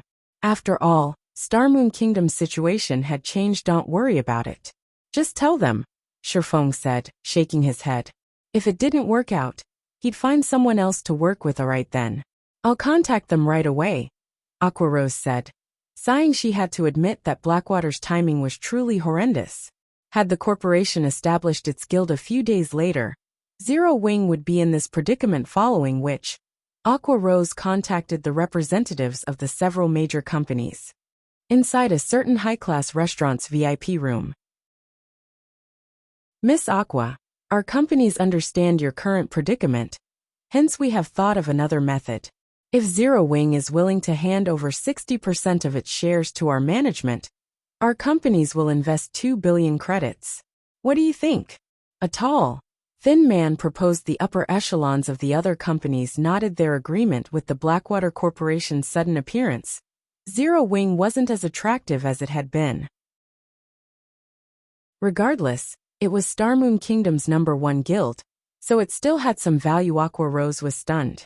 She had not expected these companies to change their minds so quickly and try to strike at Zero Wing. While the iron was hot, 2 billion credits was a lot of money. It was enough to purchase prime corporate real estate in a major city's center in the real world. One could even establish a large guild with plenty to spare. However, Zero Wing was no ordinary large guild. It was a large guild capable of challenging super guilds. Currently, its foundations and number of lands were only slightly inferior to first-rate guilds. It was also the ruler of White River City, Star Moon Kingdom's most populated city, and controlled the strategic Stone Forest town. Zero Wing was worth far more than 2 billion credits, including its potential. Even an offer of 20 billion was an insult. I think you have misunderstood something. Zero Wing is not selling any of its shares. Here is our previous proposal. If you are not willing to sign it, Zero Wing won't force you. If that is all, I'll be taking my leave, Aqua Rose said, smiling. After placing the agreement on the table, she turned and left the VIP room. Without hesitation, Aqua Rose's extraordinarily calm performance stupefied these company representatives. The Blackwater Corporation had already allied with Heaven's Burial to deal with Zero Wing. Just where did Zero Wing find the confidence to speak to them like this? Aqua Rose's behavior is out of line. She dares to treat us like this. Has she forgotten that she approached us, not the other way around? Now, she isn't even willing to offer any guarantees. Does she think Zero Wing is a super guild? I want to see just how long Zero Wing will last. Once Zero Wing's funds run out, it will come running back to us. That's right. We're not in a rush. I refuse to believe that anyone other than fools or spendthrifts would be willing to work with Zero Wing. When the time comes, we only need to spend a little money to take over Zero Wing. The several representatives sneered. In their opinions, Zero Wing only behaved as such because of its pride. Once the Blackwater Corporation gave Zero Wing a beating, the guild would crawl back to them, begging for help.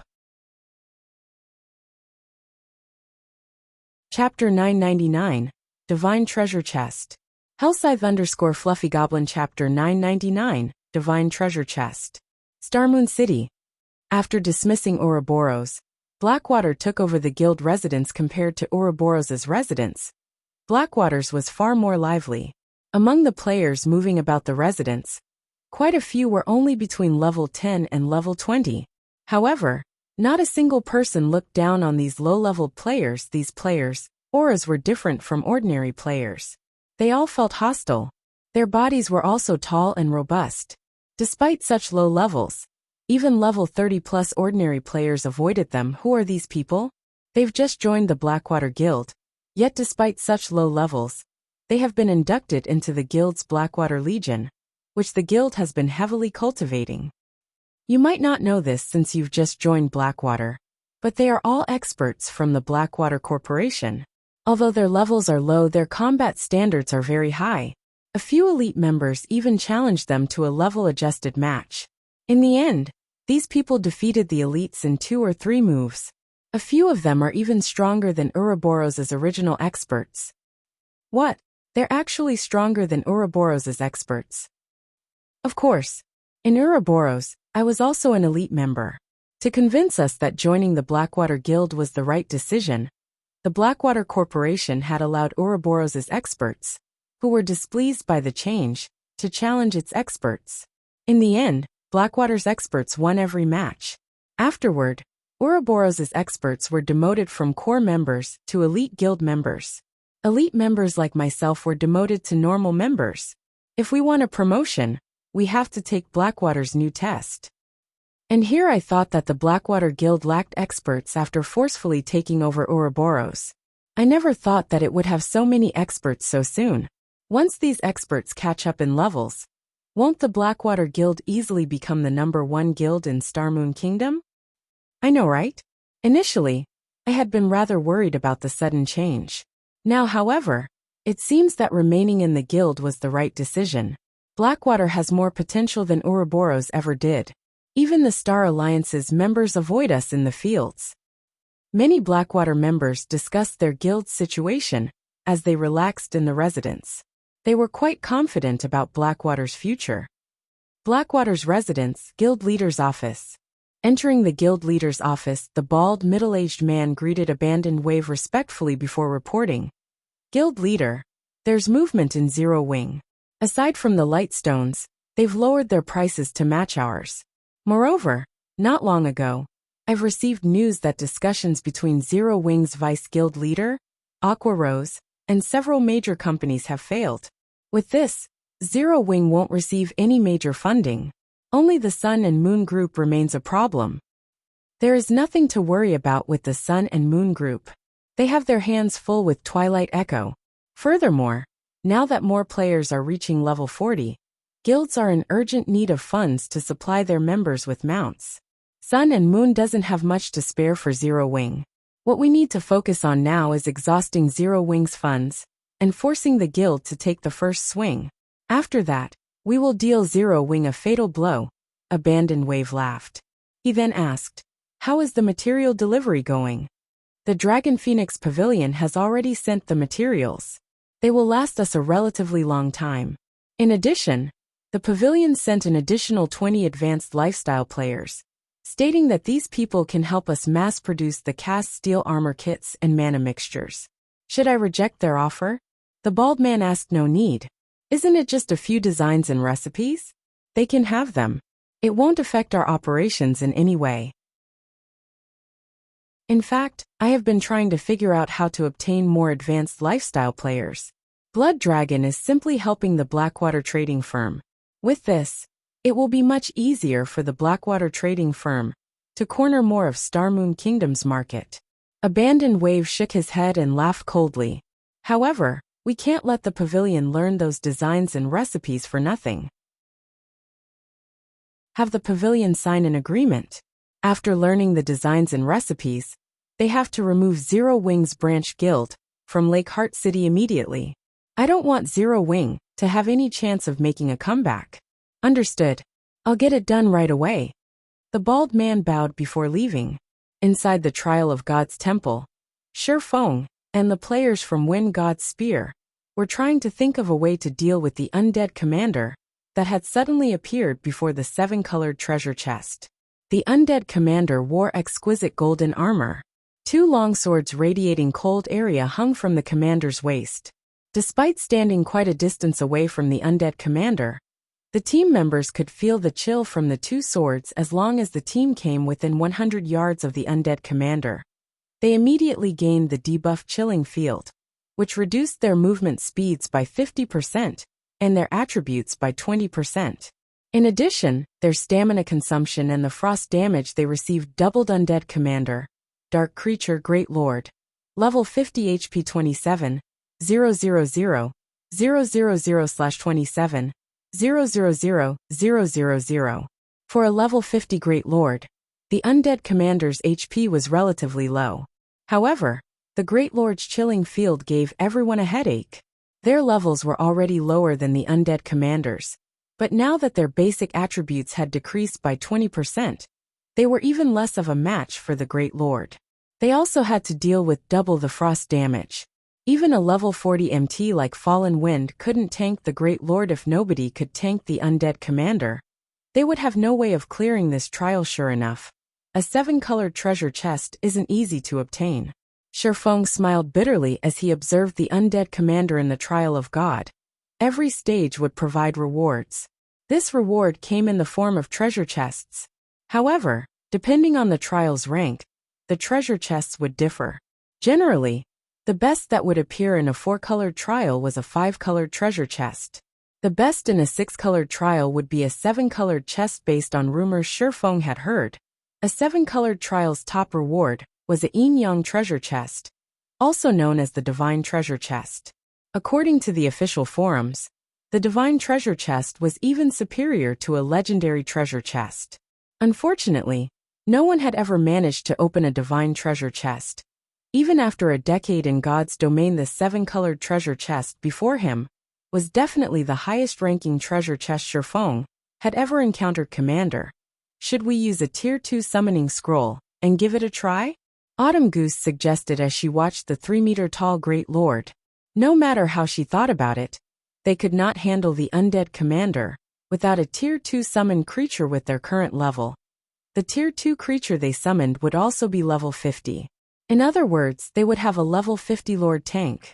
Although she did not think that a Lord could survive against the Undead Commander for long, they had 4 Tier 2 summoning scrolls. Fortunately, if they died here, they wouldn't lose an entire level like they would in the outside world.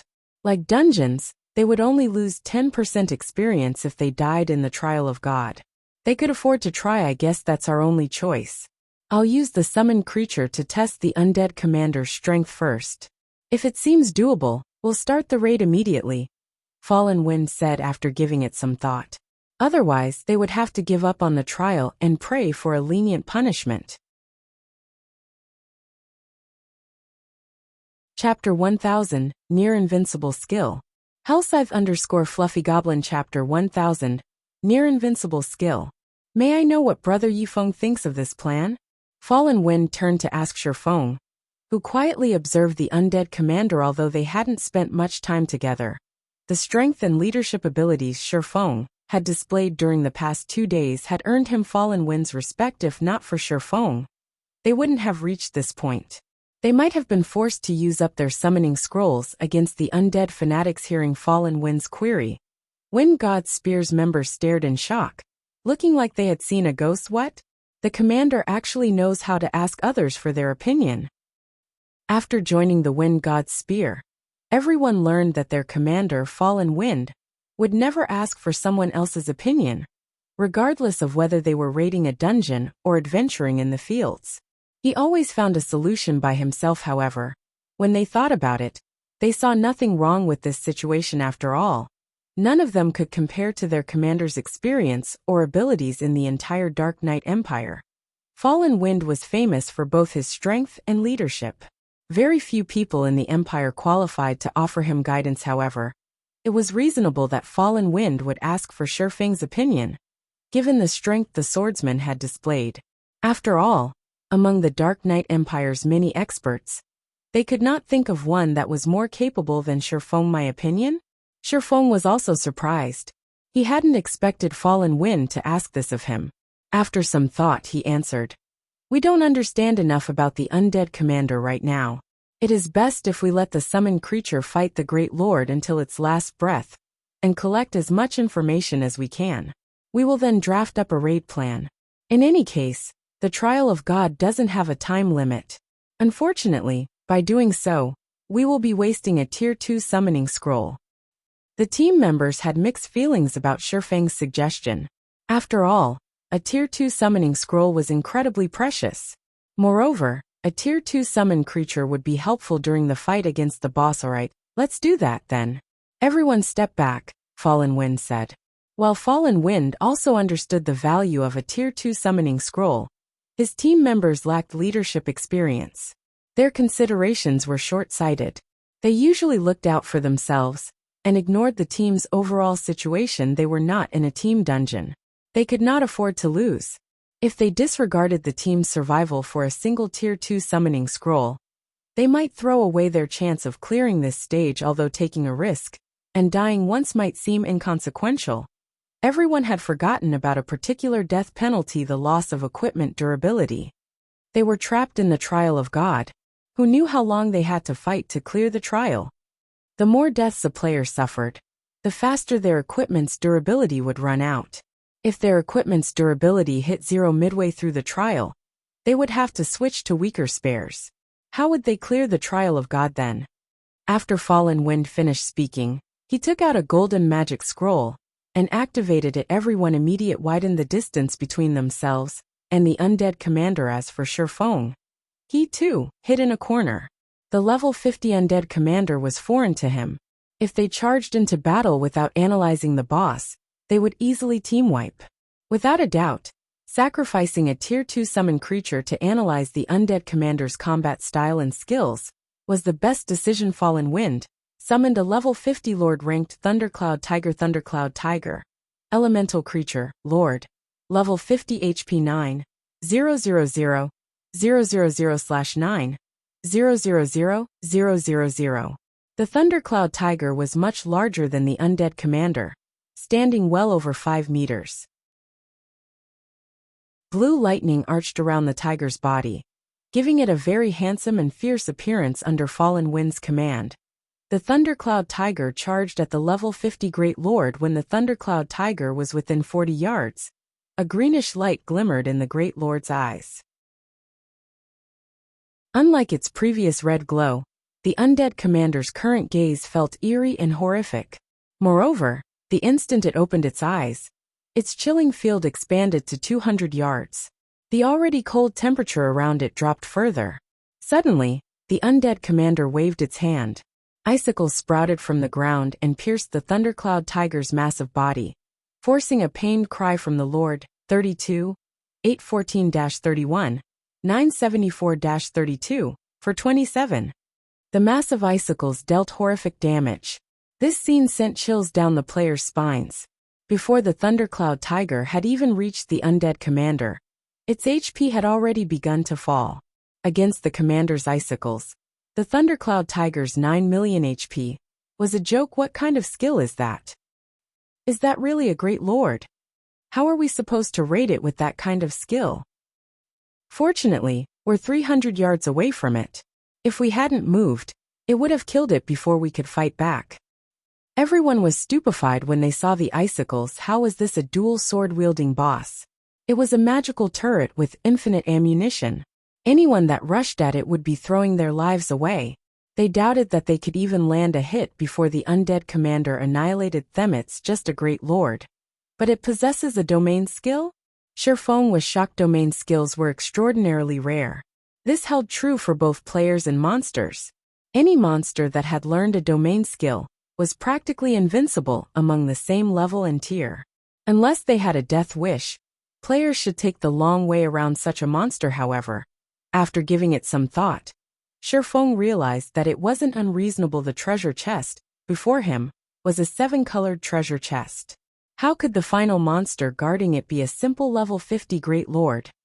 Fortunately, the Thundercloud Tiger had plenty of HP. Despite the significant movement speed reduction, it reached the undead commander before using the Tier 2 skill Thunderclaw Boom. The Thundercloud Tiger's Thunderclaw struck an icicle that had suddenly appeared, shattering it. However, the undead commander, who stood behind the icicle, remained unharmed. The Great Lord hadn't even drawn its swords yet. It waved its hands gracefully before more icicles lanced into the Thundercloud Tiger. Although Fallen Wind controlled the Thundercloud Tiger to the best of his ability, launching one attack after another, the undead commander had no interest in fighting the Lord. It focused on evading the Thundercloud Tiger's attacks and using its icicles to deal damage very quickly. The Great Lord whittled down the Thundercloud Tiger's 9 million HP to a critical low. With no other choice, Fallen Wind cancelled the summoning and allowed the Thundercloud Tiger to disappear, dispelling the majority of the aggro he had on the Great Lord.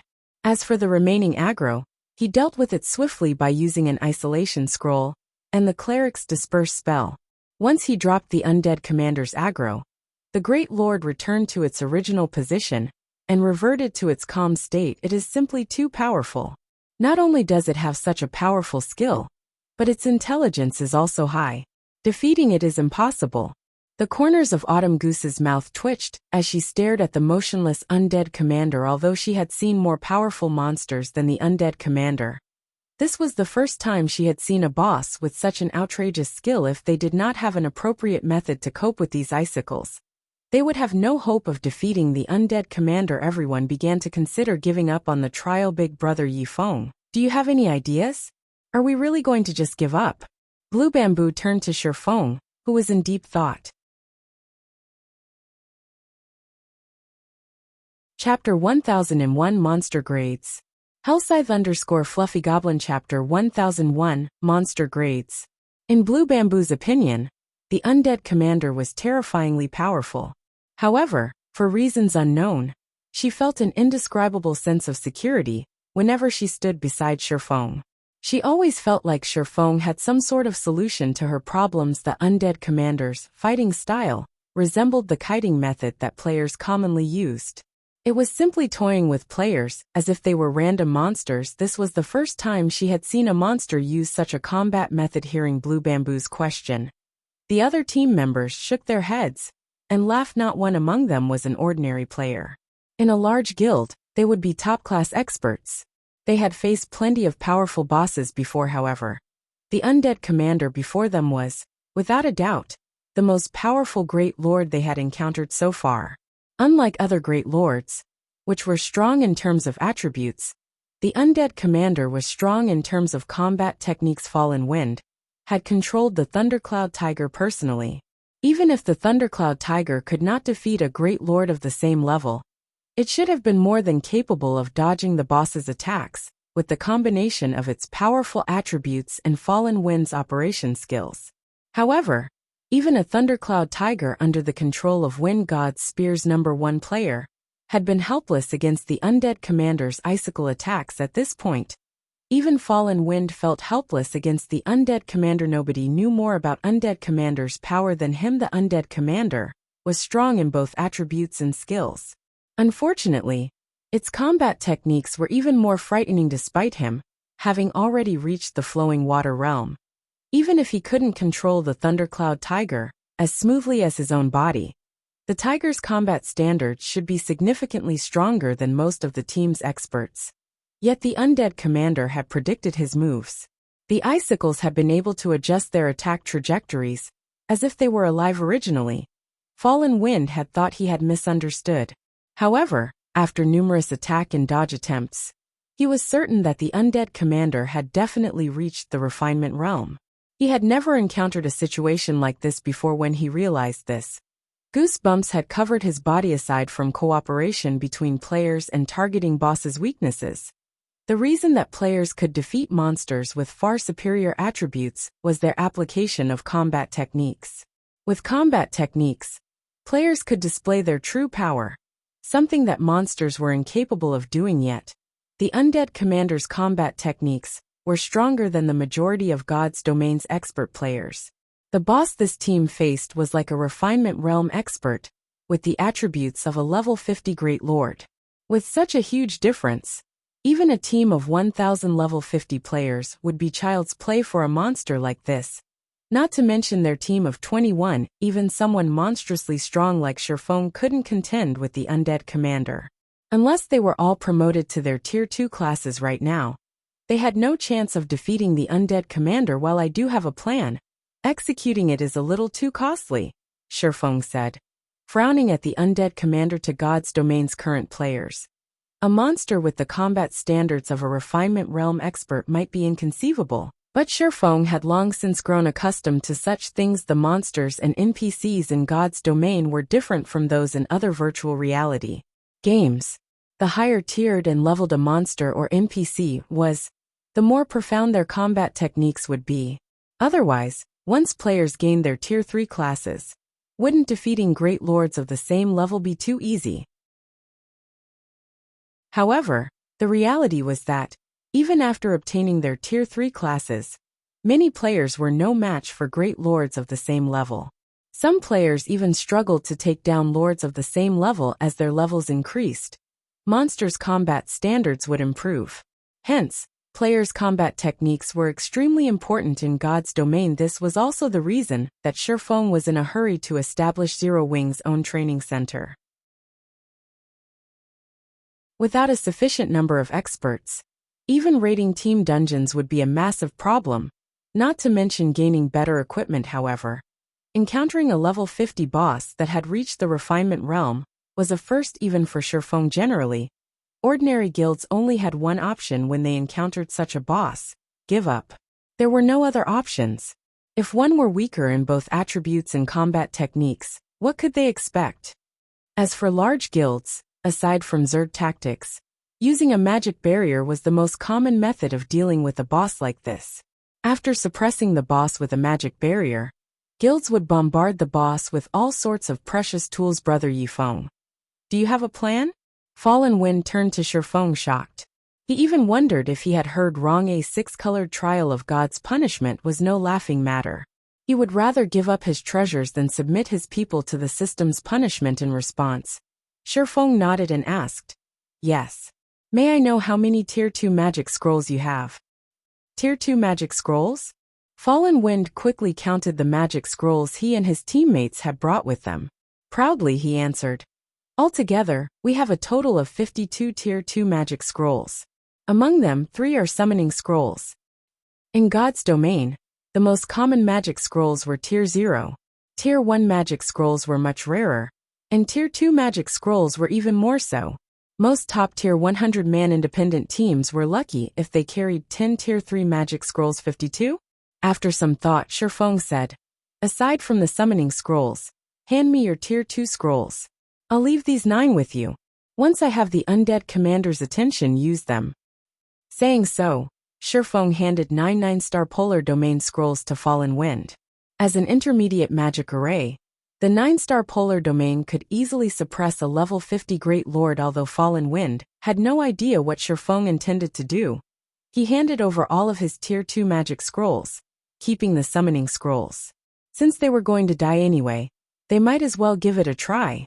If they succeeded, they would walk away with massive profits. However, after Fallen Wind accepted the 9-star polar domain scrolls, he was shocked. Intermediate magic array scrolls?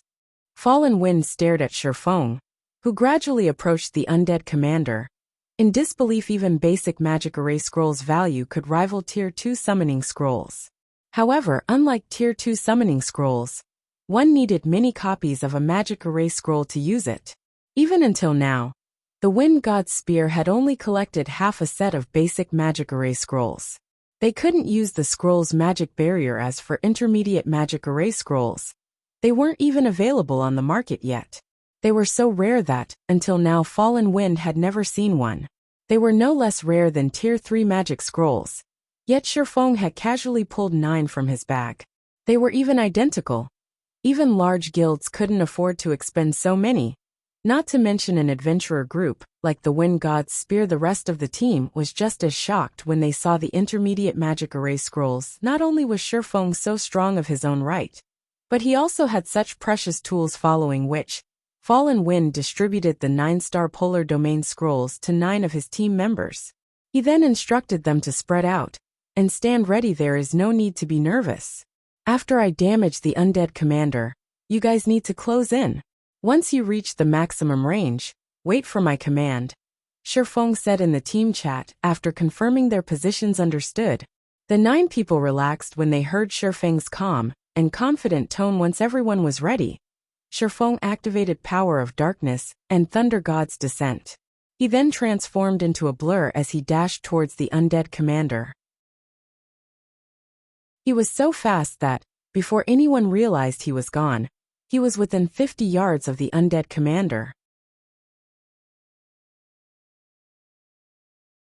Chapter 1002. Effects of an Advanced Combat Technique. Hellscythe_Fluffy Goblin Chapter 1002. Effects of an Advanced Combat Technique. So fast. Even the Thundercloud Tiger wasn't that fast. Was he not using his full strength before? Everyone was stunned by the afterimages that Shifeng left behind. With such speed, getting a lock on Shifeng would be difficult, not to mention hitting the swordsman with ranged attacks. Even the speed-type high lords they had encountered before were not as fast as Shifeng. The undead commander is making its move. Autumn Goose grew nervous when the undead commander suddenly opened its eyes. Shifeng's ability to damage the Great Lord would decide the fate of this raid. If he could hit the Great Lord, he could pull the boss's aggro. With this, everyone else would be safer while deploying the 9-star polar domain. On the other hand, if Shifeng failed to hit the undead commander, there was a good chance that boss would target the 9 scroll wielders as they approached. They would be especially vulnerable when they activated the magic array scrolls. Generally, when players activated a magic array to suppress a boss, they would attract the monster's attention. If one of the scroll casters died, their efforts would be for naught. Previously, when Fallen Wind had controlled the level 50 Thundercloud Tiger, he had not been able to deal a single point of damage. Although Autumn Goose thought highly of Shifeng, she felt a horrific aura that nearly stopped her heart. When the Great Lord opened its eyes, she stood well over 100 yards away from the undead commander. Yet fear took over her body when the Great Lord's gaze fell upon her, and her instincts screamed at her to run. The pressure felt as if she were facing a Grand Lord, rather than a Great Lord. Autumn Goose wasn't the only one who felt like this. The other team members also felt a powerful sense of impending doom. Suddenly, the undead commander turned to Shifeng. It waved one of its hands towards the swordsman. Xiao! Xiao! Xiao! Instantly, 5 massive icicles sprouted from beneath Shifeng's feet. Treating Shifeng's ghostly speed as if it were nothing, the undead commander accurately pinpointed Shifeng's movements. Of the 5 icicles, 3 limited Shifeng's range of activity, while the remaining 2 attacked the swordsman directly. Without suspense, the icicles pierced through Shifeng's body. The entire process happened in the blink of an eye. How is this possible? Fallen Wind couldn't believe his eyes. The undead commander's attacks had not been this accurate when against the Thundercloud Tiger. When it had attacked, it had left plenty of space of the tiger to maneuver. Now, however, Fallen Wind could not find any loopholes in the Great Lord's attack. Seeing the undead commander's glimmering green eyes, Fallen Wind suddenly felt as if he had been toyed with. The undead commander had not used its true strength yet. No, Yifeng is still alive, Thoughtful Rain firmly stated as she watched the two icicles where Shifeng had been. That's not possible, right? Those icicles hit him. There is no way he is still alive after that kind of damage, Autumn Goose said as she shot Thoughtful Rain an odd look. She couldn't understand Thoughtful Rain's determination. Look at the team's status window. Thoughtful Rain explained. What? How is he unharmed? Everyone was surprised when they looked at the team's status window.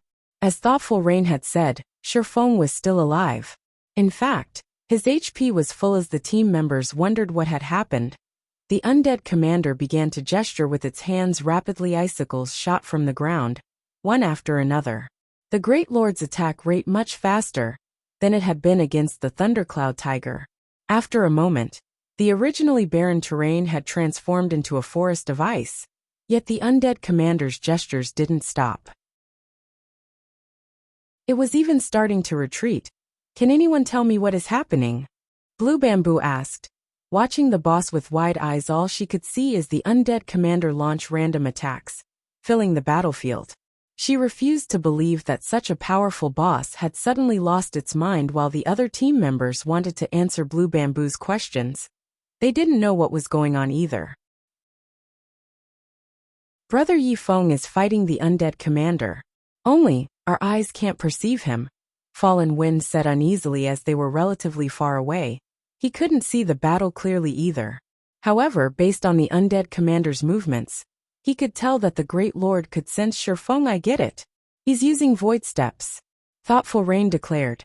After hearing Fallen Wind's explanation, realization dawned on her. Void steps was a footwork technique that only Zero Wings Corps members had an opportunity to learn. It was also the specialty technique of Zero Wings Guild leader Black Flame. However, this advanced footwork technique was complex. Even now, she didn't even understand a fraction of the technique. Void steps?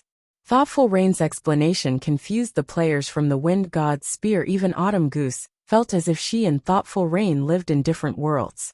Hadn't she been the one to guide Thoughtful Rain in the past? Following which, Thoughtful Rain explained the footwork technique as best as she could. What? Zero Wings Corps members get to learn an advanced technique like that? Wind God Spear's members were flabbergasted. To them, learning combat techniques was a dream. They had no access to that kind of training. And yet, in Zero Wing, the guild's core members were handed the opportunity to learn such powerful maneuvers. Wind God's Spear's members suddenly envied Thoughtful Rain and Blue Bamboo to battle maniacs like them.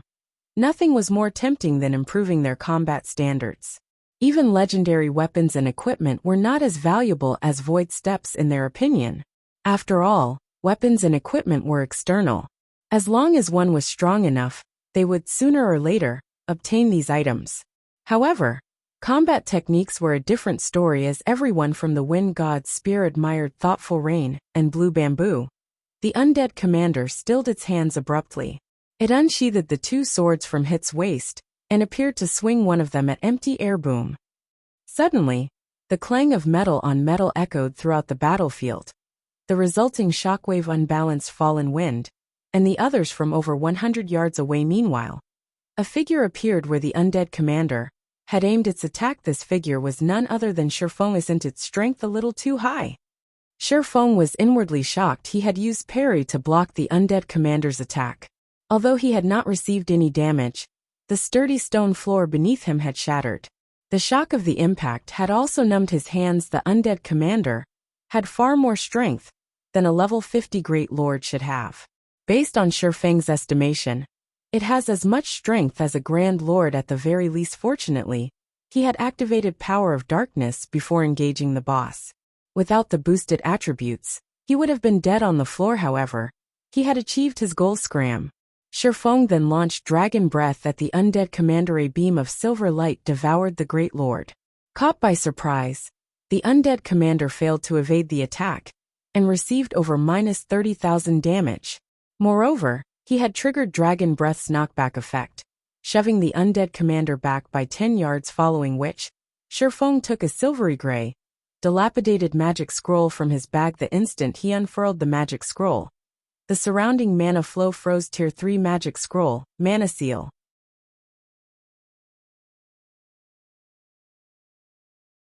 Chapter 1003, Advanced Title. Hellscythe_Fluffy Goblin Chapter 1003, Advanced Title. After seeing the Tier 3 magic scroll in Shifeng's hands, the green flames in the undead commander's eyes flared.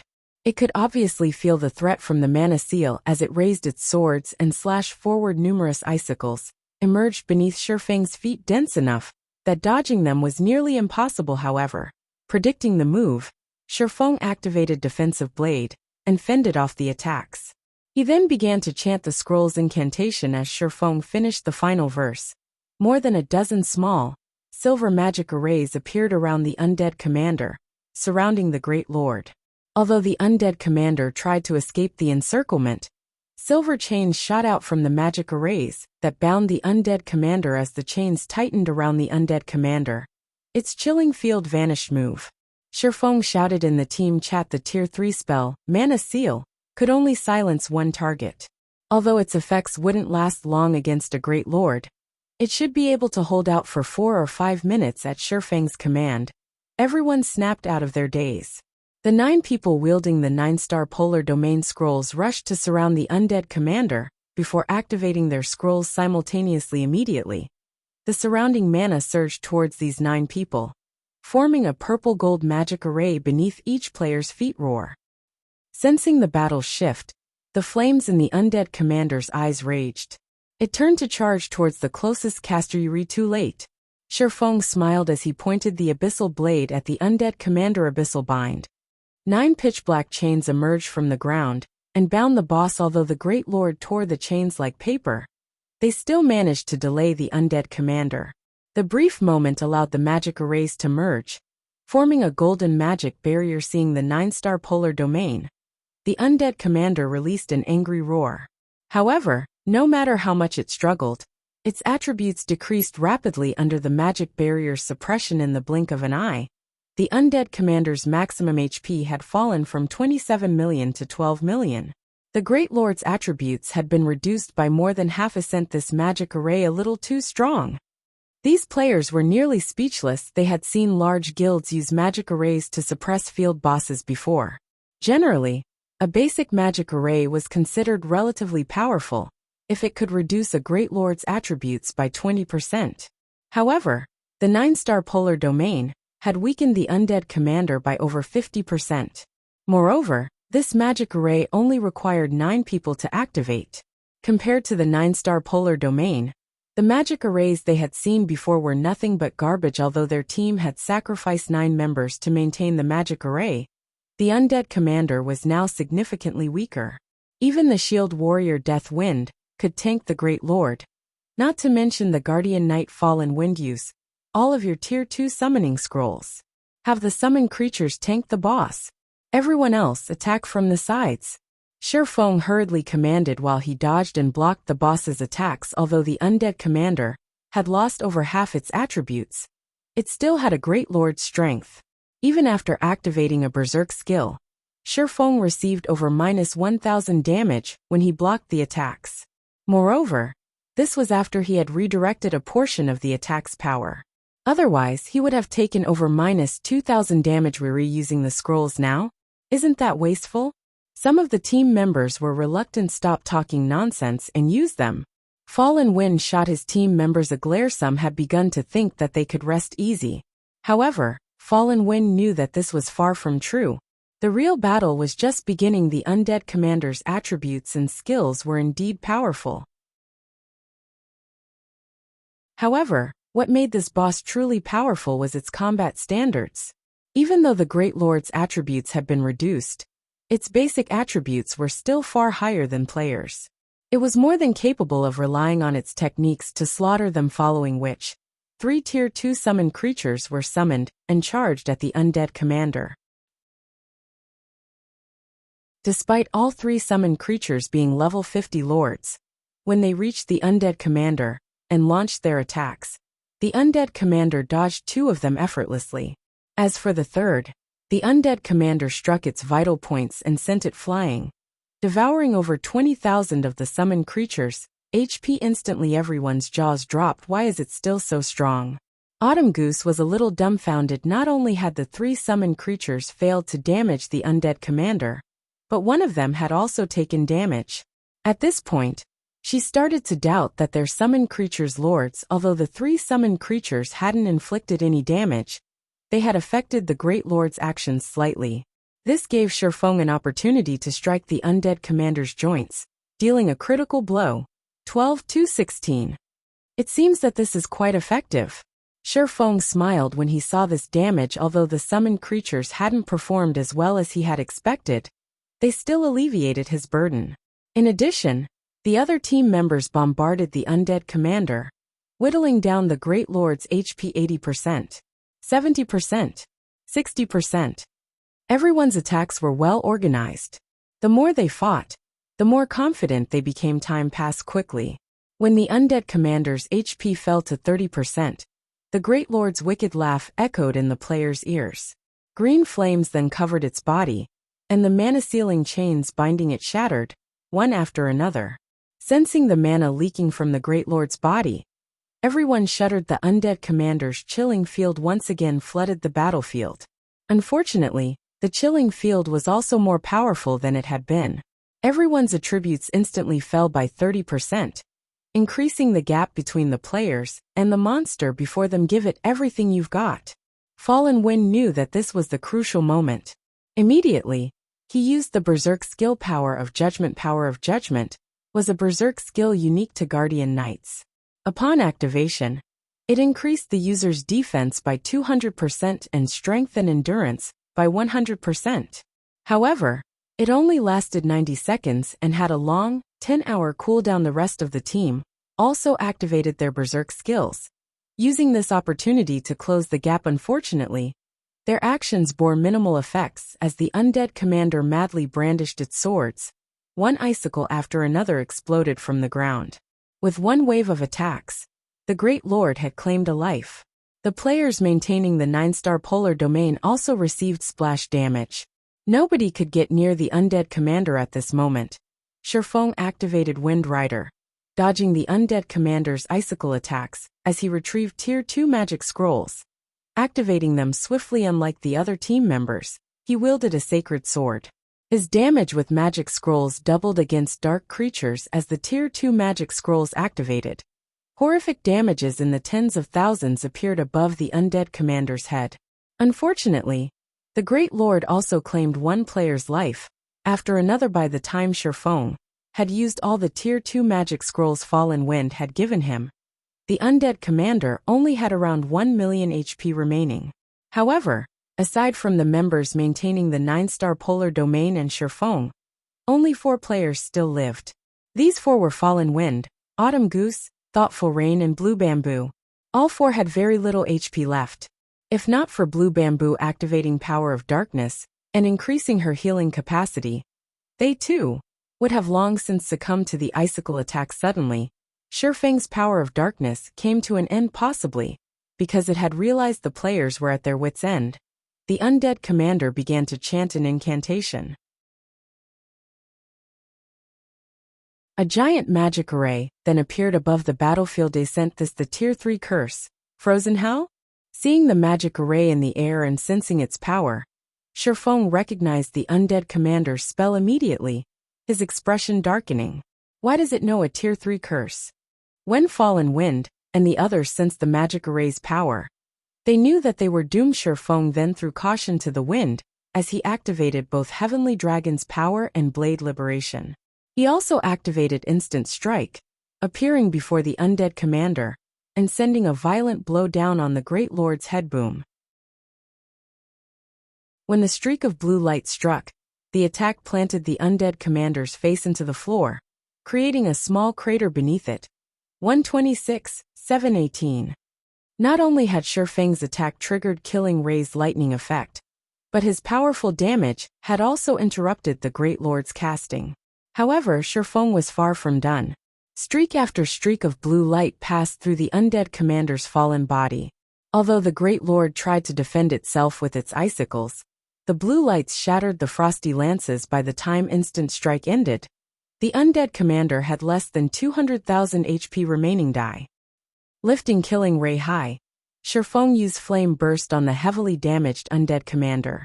15 dazzling flames devoured the undead commander, burning it until nothing was left except for its suit of golden armor system. Congratulations! You have killed the immortal, rewarding the advanced title Spirit Slayer.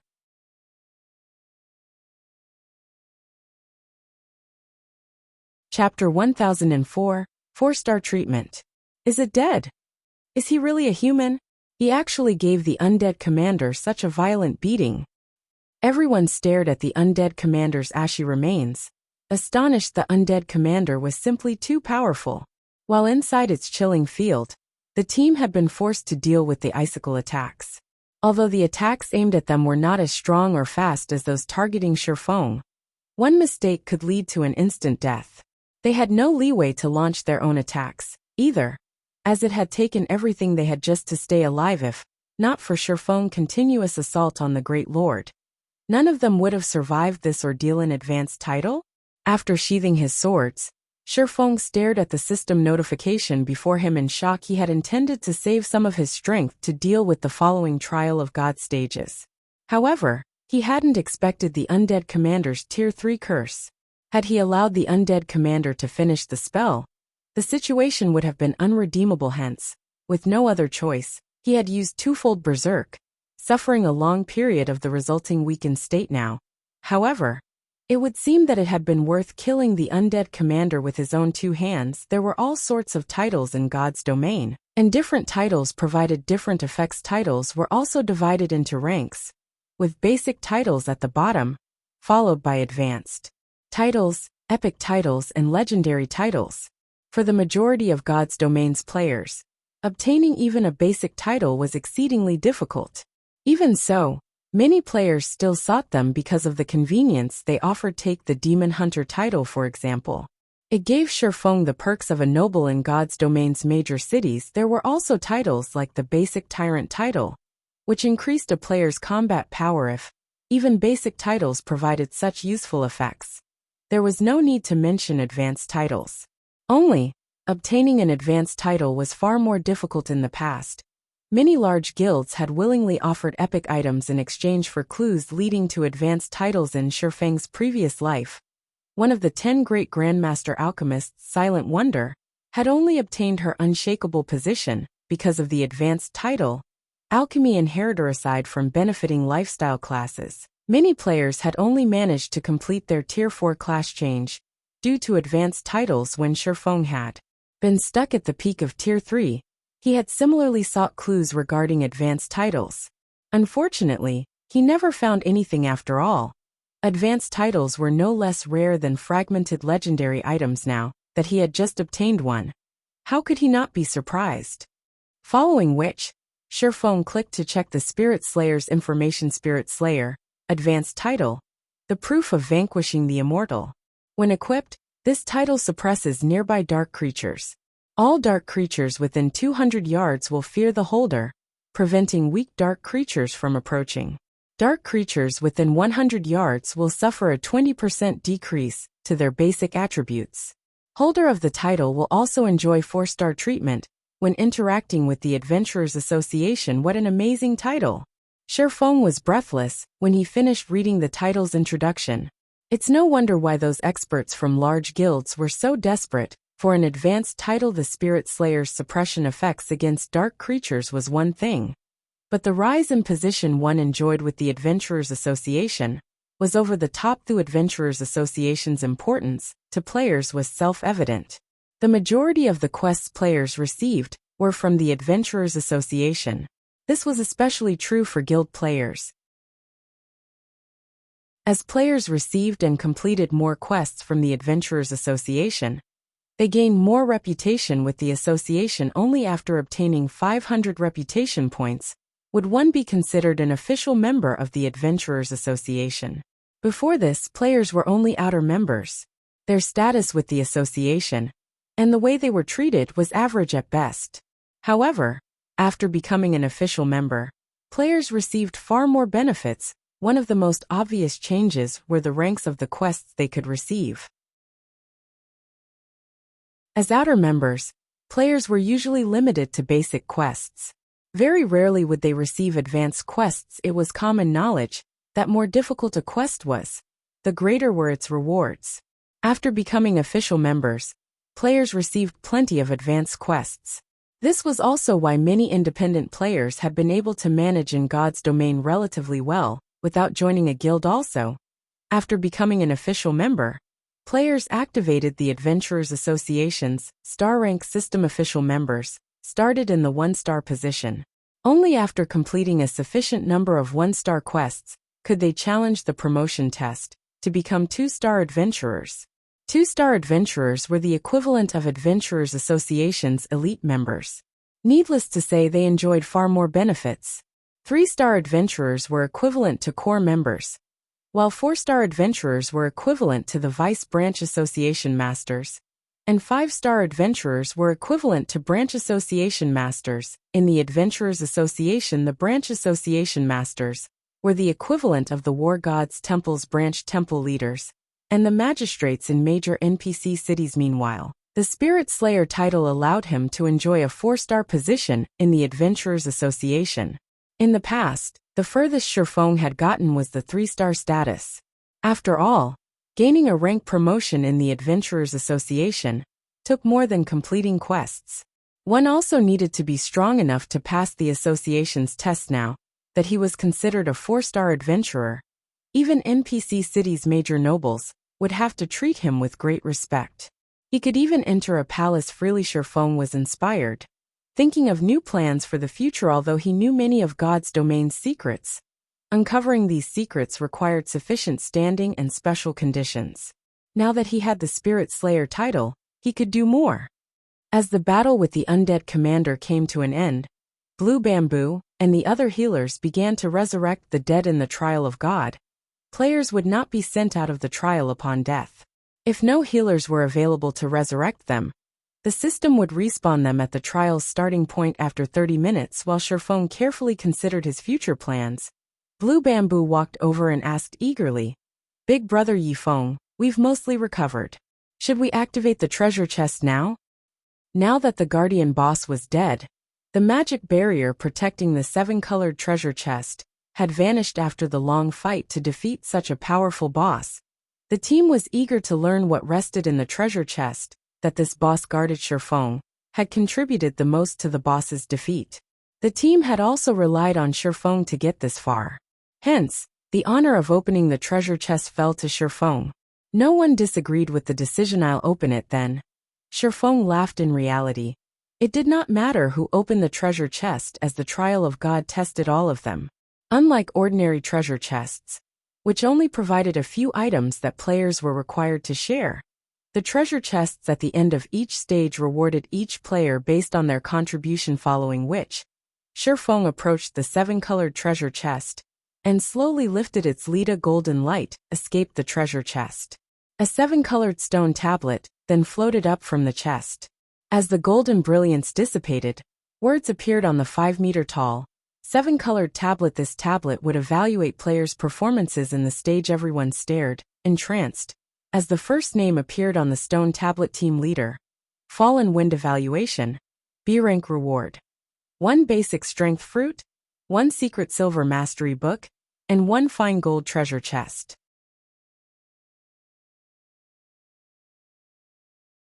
Chapter 1005, Divine Artifact.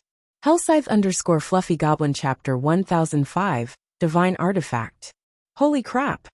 As expected of the commander, everyone gasped when they saw their team leader's evaluation. Aside from the rarity of a fine gold treasure chest, the secret silver mastery book alone was a treasure that many experts dreamed of. Players usually only obtained 8 mastery points every 5 levels. Meanwhile, if players wished to raise their basic weapon damage, they could only do by increasing their weapon mastery. However, aside from the few points they earned when they leveled, there were very few means to obtain mastery points. Even Wind God Spears members, who frequently accepted all sorts of dangerous quests, could only earn 1 or 2 mastery points from super rare quests or unique quests, or by obtaining a bronze mastery book if they were lucky. Hence, even now, they possess few mastery points. Only a few among their adventurer team had reached the advanced standard, which allowed them to deal 20% more weapon damage. Meanwhile, the majority of the team's level 35 players were only at the intermediate standard. If their weapon mastery reached 150 points, they would reach the basic master standard, increasing their weapon damage by 30%. A bronze mastery book provided anywhere from 5 to 25 points. In reality, however, most of the books only awarded mastery points in the single digits. Very few awarded more than 10 points. A secret silver mastery book gave between 20 and 100 points. Even if Fallen Wind were unlucky, he should earn at least 30 or so points. If he were lucky, he might get enough points to raise his weapon mastery from the advanced standard to the basic master standard, gaining a 10% boost to his damage commander. What are the strength fruits effects? Autumn Goose asked curiously, seeing as the fruit had been included with a secret silver mastery book and a fine gold treasure chest. It should be roughly as valuable as these 2 items. Let me take a look. Fallen Wind, as he opened his bag. Examining the basic strength fruit's introduction, he was shocked. This fruit can actually raise its consumer's strength attribute permanently. Basic strength fruit. Upon consumption, player permanently gains anywhere from 5 to 20 points in the strength attribute. A maximum of 5 basic strength fruits can be consumed. This reward is so awesome. Everyone's jaws hit the floor when they saw the fruit's introduction. Tier 1 players only gained 8 free attribute points with each level up. Upon consuming the basic strength fruit, a player could gain at least 1 level's worth of attributes. The team's gazes shifted back to the floating tablet. Anticipation filling their eyes. Sherfong was also slightly surprised. He had never imagined that the 7-colored treasure chest's rewards would be this abundant. Moreover, that had only been a B-rank evaluation. The system's evaluations were not fast. After Fallen Wind's name, evaluation, and reward were displayed, it took quite some time before the next person's name appeared. Death Wind evaluation. C-rank reward. 1 mysterious iron mastery book, and 1 secret silver treasure chest. Gunfire evaluation. C-rank pass reward. 1 mysterious iron mastery book, and 1 mysterious iron treasure chest. Autumn Goose evaluation. C-rank excellent reward. 1 mysterious iron mastery book, and 1 fine gold treasure chest. Thoughtful Rain evaluation. C-rank peak reward. 1 basic intelligence fruit, 1 mysterious iron mastery book, and 1 fine gold treasure chest. The system was quite meticulous in its evaluations. The majority of the team's players only received C-rank pass evaluations. Among the 20 players who had been evaluated thus far, only 2 had received fruits. Although these players were slightly disappointed by their evaluations, they still watched the stone tablet. Currently, only Sherfang's evaluation remained unknown. However, even after a long time, the system still evaluated his performance. With his performance, he should get an A-rank evaluation at the very least, right? That is my guess as well. He might get an A-rank excellent or even peak. I wonder what kind of rewards he will get. If the reward for B-rank is a fine gold treasure chest, the reward for A-rank should be a dark gold treasure chest. Ever since I started playing God's Domain, I've never seen a dark gold treasure chest. I have heard that dark gold treasure chests have a chance of containing epic items. If I had an epic item, I could brag to my friends in the real world for an entire year. Everyone looked forward to seeing Sherfang's evaluation and rewards. Finally, after 5 minutes, the stone tablet displayed the name Yifeng. Yifeng evaluation, S-rank peak reward. 1 rainbow fruit, 1 dark gold mastery book, 1 epic treasure chest, and 1 skill book for the tier 4 sure kill skill. Chilling Fields peak? What?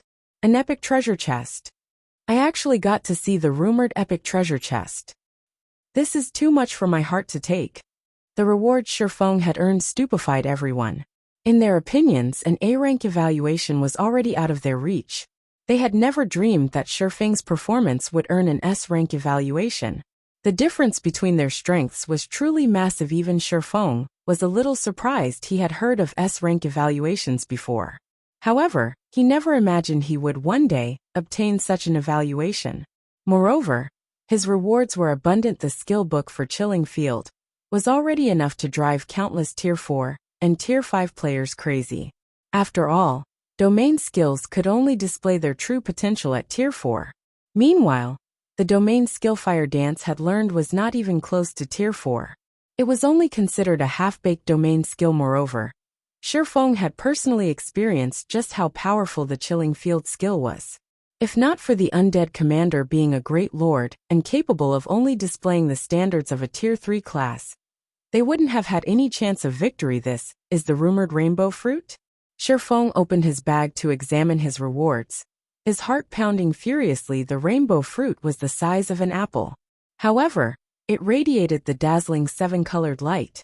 The fruit was soft like jelly. Just by holding it in his hands, Shifeng could smell an intoxicating scent from the fruit. The rainbow fruit was a divine artifact in God's domain. It was far rarer and more valuable than even the legendary fruit of life. It was one of the fruits that provided the largest boost to a player's attributes. Shifeng had only read about the rainbow fruit in books. He had never actually seen one before. He never considered that he could obtain one in the trial of God. Rainbow fruit, a fruit that has absorbed the power of God. Upon consumption, players can obtain a permanent increase of anywhere between 15 to 40 points to all of their basic attributes and hidden attributes. EXP gain will also increase by 10%, and death penalty will be reduced by 10%. In addition, the rainbow fruit can be given to an NPC. When consumed by NPCs, the fruit will significantly increase their attributes and growth potential. A maximum of 3 rainbow fruits can be consumed. What an intense boost! Shifeng's jaw hung open after he read the introduction. It's no wonder why the books called it a divine artifact.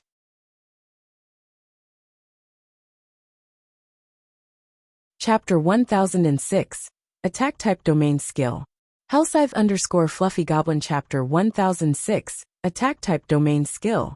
When Shifeng retrieved the rainbow fruit from his bag, he had not bothered to hide its attributes. The fruit's fragrance immediately drew everyone's attention. After the team members read the rainbow fruit's description, they were rendered speechless. Compared to the rainbow fruit, the fruit's fallen wind and thoughtful rain had obtained were nothing in God's domain. There were other items capable of permanently increasing a player's basic attributes as well. However, even now, none of them had ever heard of items that could permanently increase a player's hidden attributes. Players could not put points into the 4 main hidden attributes by simply leveling up yet. The 4 main hidden attributes happened to be extremely important to expert players. The Wind God's Spear had gathered in Lake Heart City because of a dangerous quest that might reward a weapon or piece of equipment that would increase a hidden attribute. I'm afraid that even an above-average epic weapon won't be enough for this rainbow fruit. What are you even saying? If I had a rainbow fruit, I wouldn't trade it for an entire set of epic equipment. Those are hidden attributes we're talking about. Moreover, that fruit can increase anywhere from 15 to 40 points. Who knows how many quests we'd have to complete to get that many.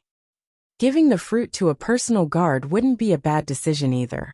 NPCs are far more powerful than players of the same level and tier. If you can increase an NPC's growth potential to dark gold rank, you'd basically have a boss monster that could grow. Wouldn't that be even more awesome? Promoting your class to the next tier is always going to be more difficult than the last. For the sake of one's future, no matter how I think about it, one should consume the fruit themselves. After all, if you are strong enough, would you ever need to worry about getting good items in the future? The team discussed the rainbow fruit enviously. Using the fruit on oneself or giving it to their personal guard were both good options. If they tried to claim that they weren't jealous, they would be lying. However, Shifeng had already proven that he qualified to own the rainbow fruit, following which, Shifeng stored the rainbow fruit. He had no intentions of deciding how to use the fruit right now. After all, he was still in the trial of God. Clearing the trial of God was still a problem. On the off chance that they failed, wouldn't he have wasted the rainbow fruit? As for the epic treasure chest he had obtained, it was locked. He couldn't open it right now as it required 21 magic stones. As for the dark gold mastery book, Shifeng had no intentions of using it right now either. Even if he used it, he wouldn't gain anything.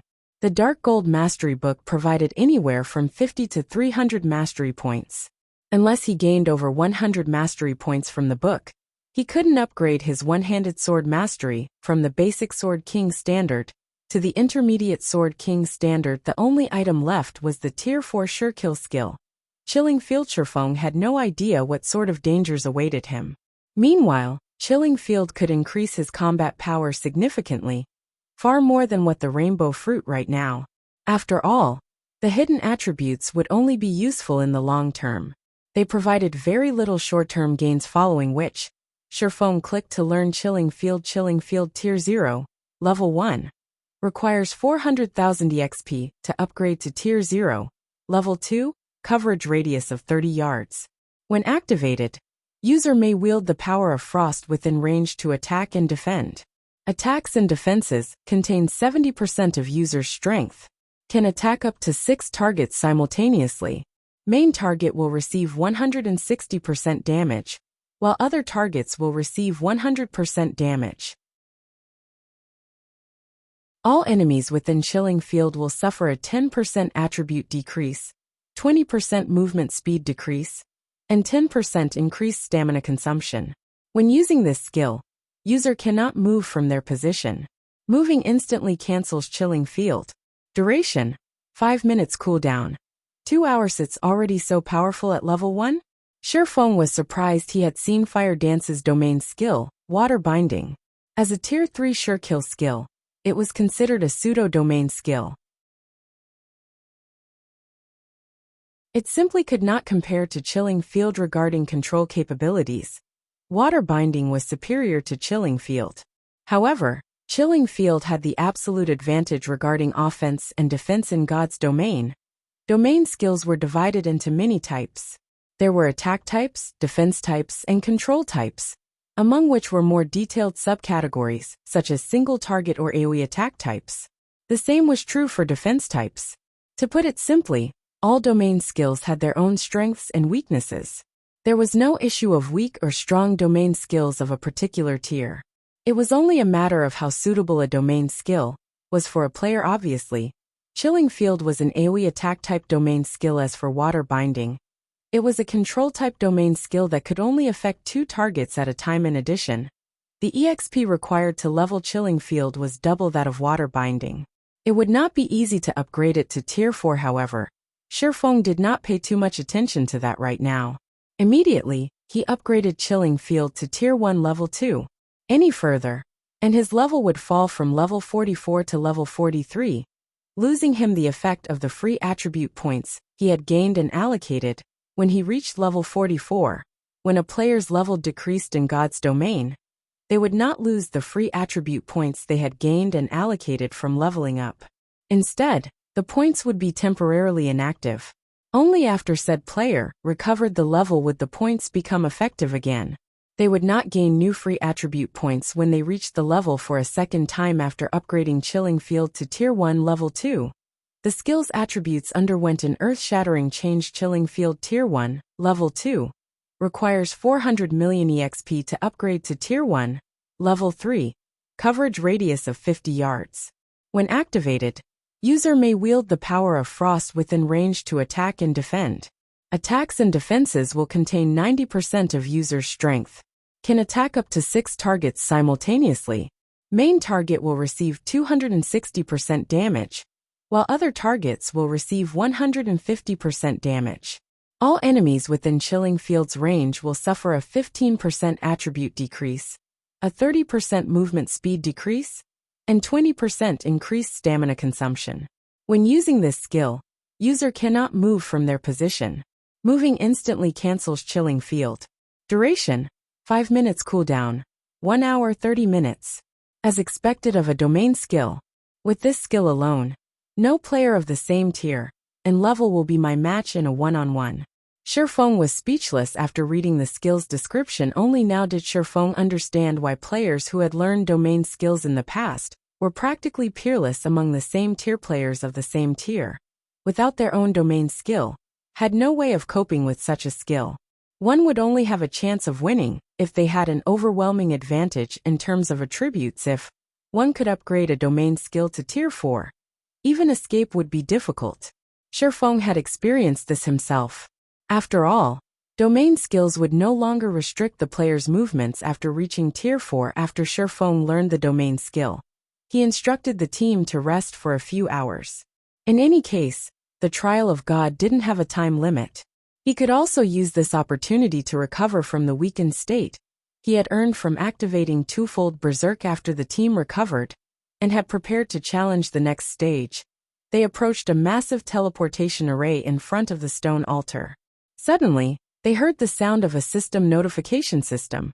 You have completed the first stage. Do you wish to leave the trial of God?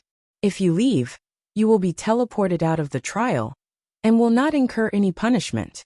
If you continue, you will be teleported to the second stage's individual challenge.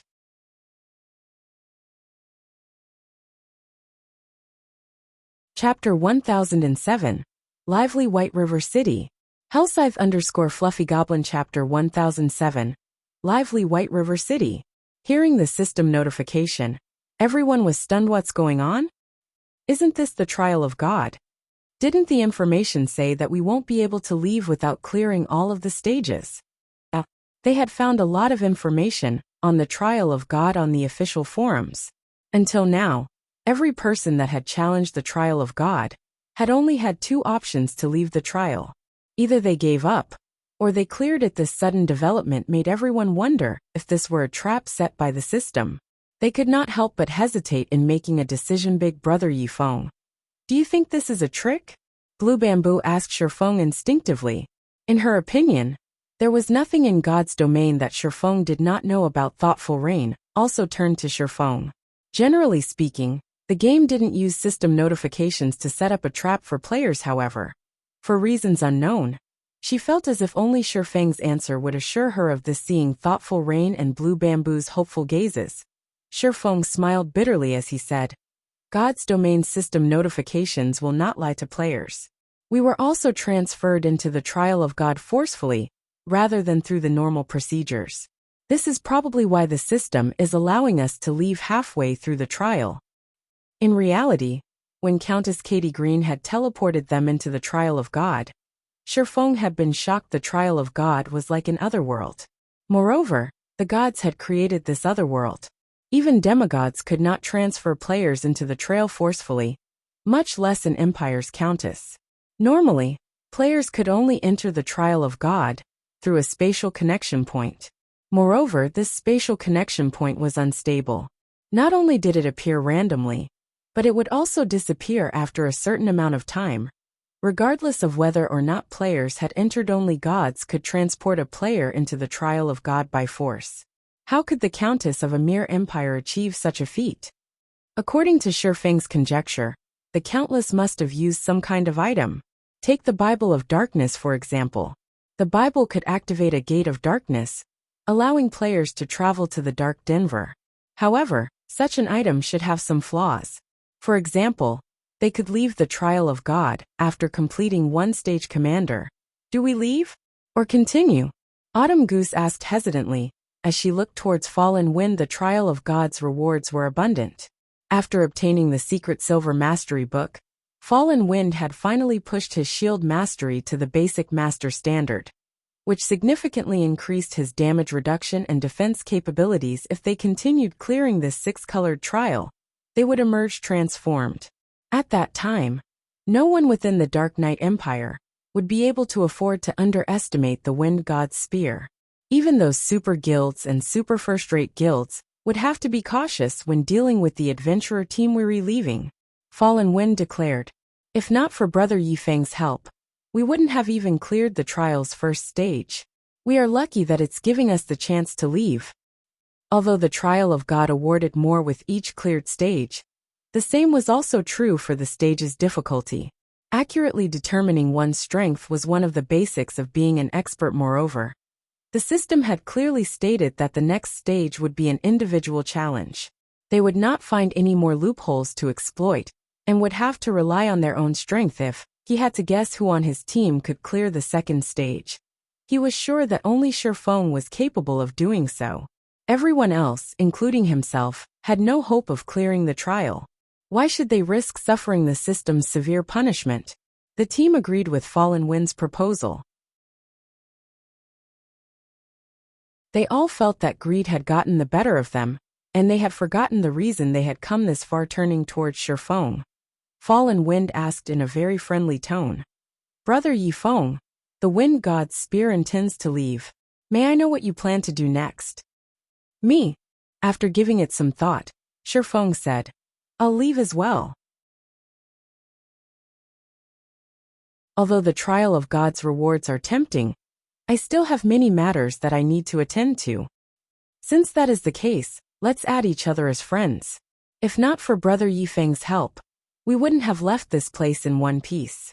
If you need any help in the future, please don't hesitate to ask. I will give my all to assist you, Fallen Wind said. He then sent Shifeng a friend request, hoping that he could become close friends with this swordsman. It was also thanks to Shifeng's display that he had finally entered the flowing water realm, which he had struggled to reach for many years. Among the many guild experts he had met, none had truly earned his admiration. Shifeng was the first expert he looked up to.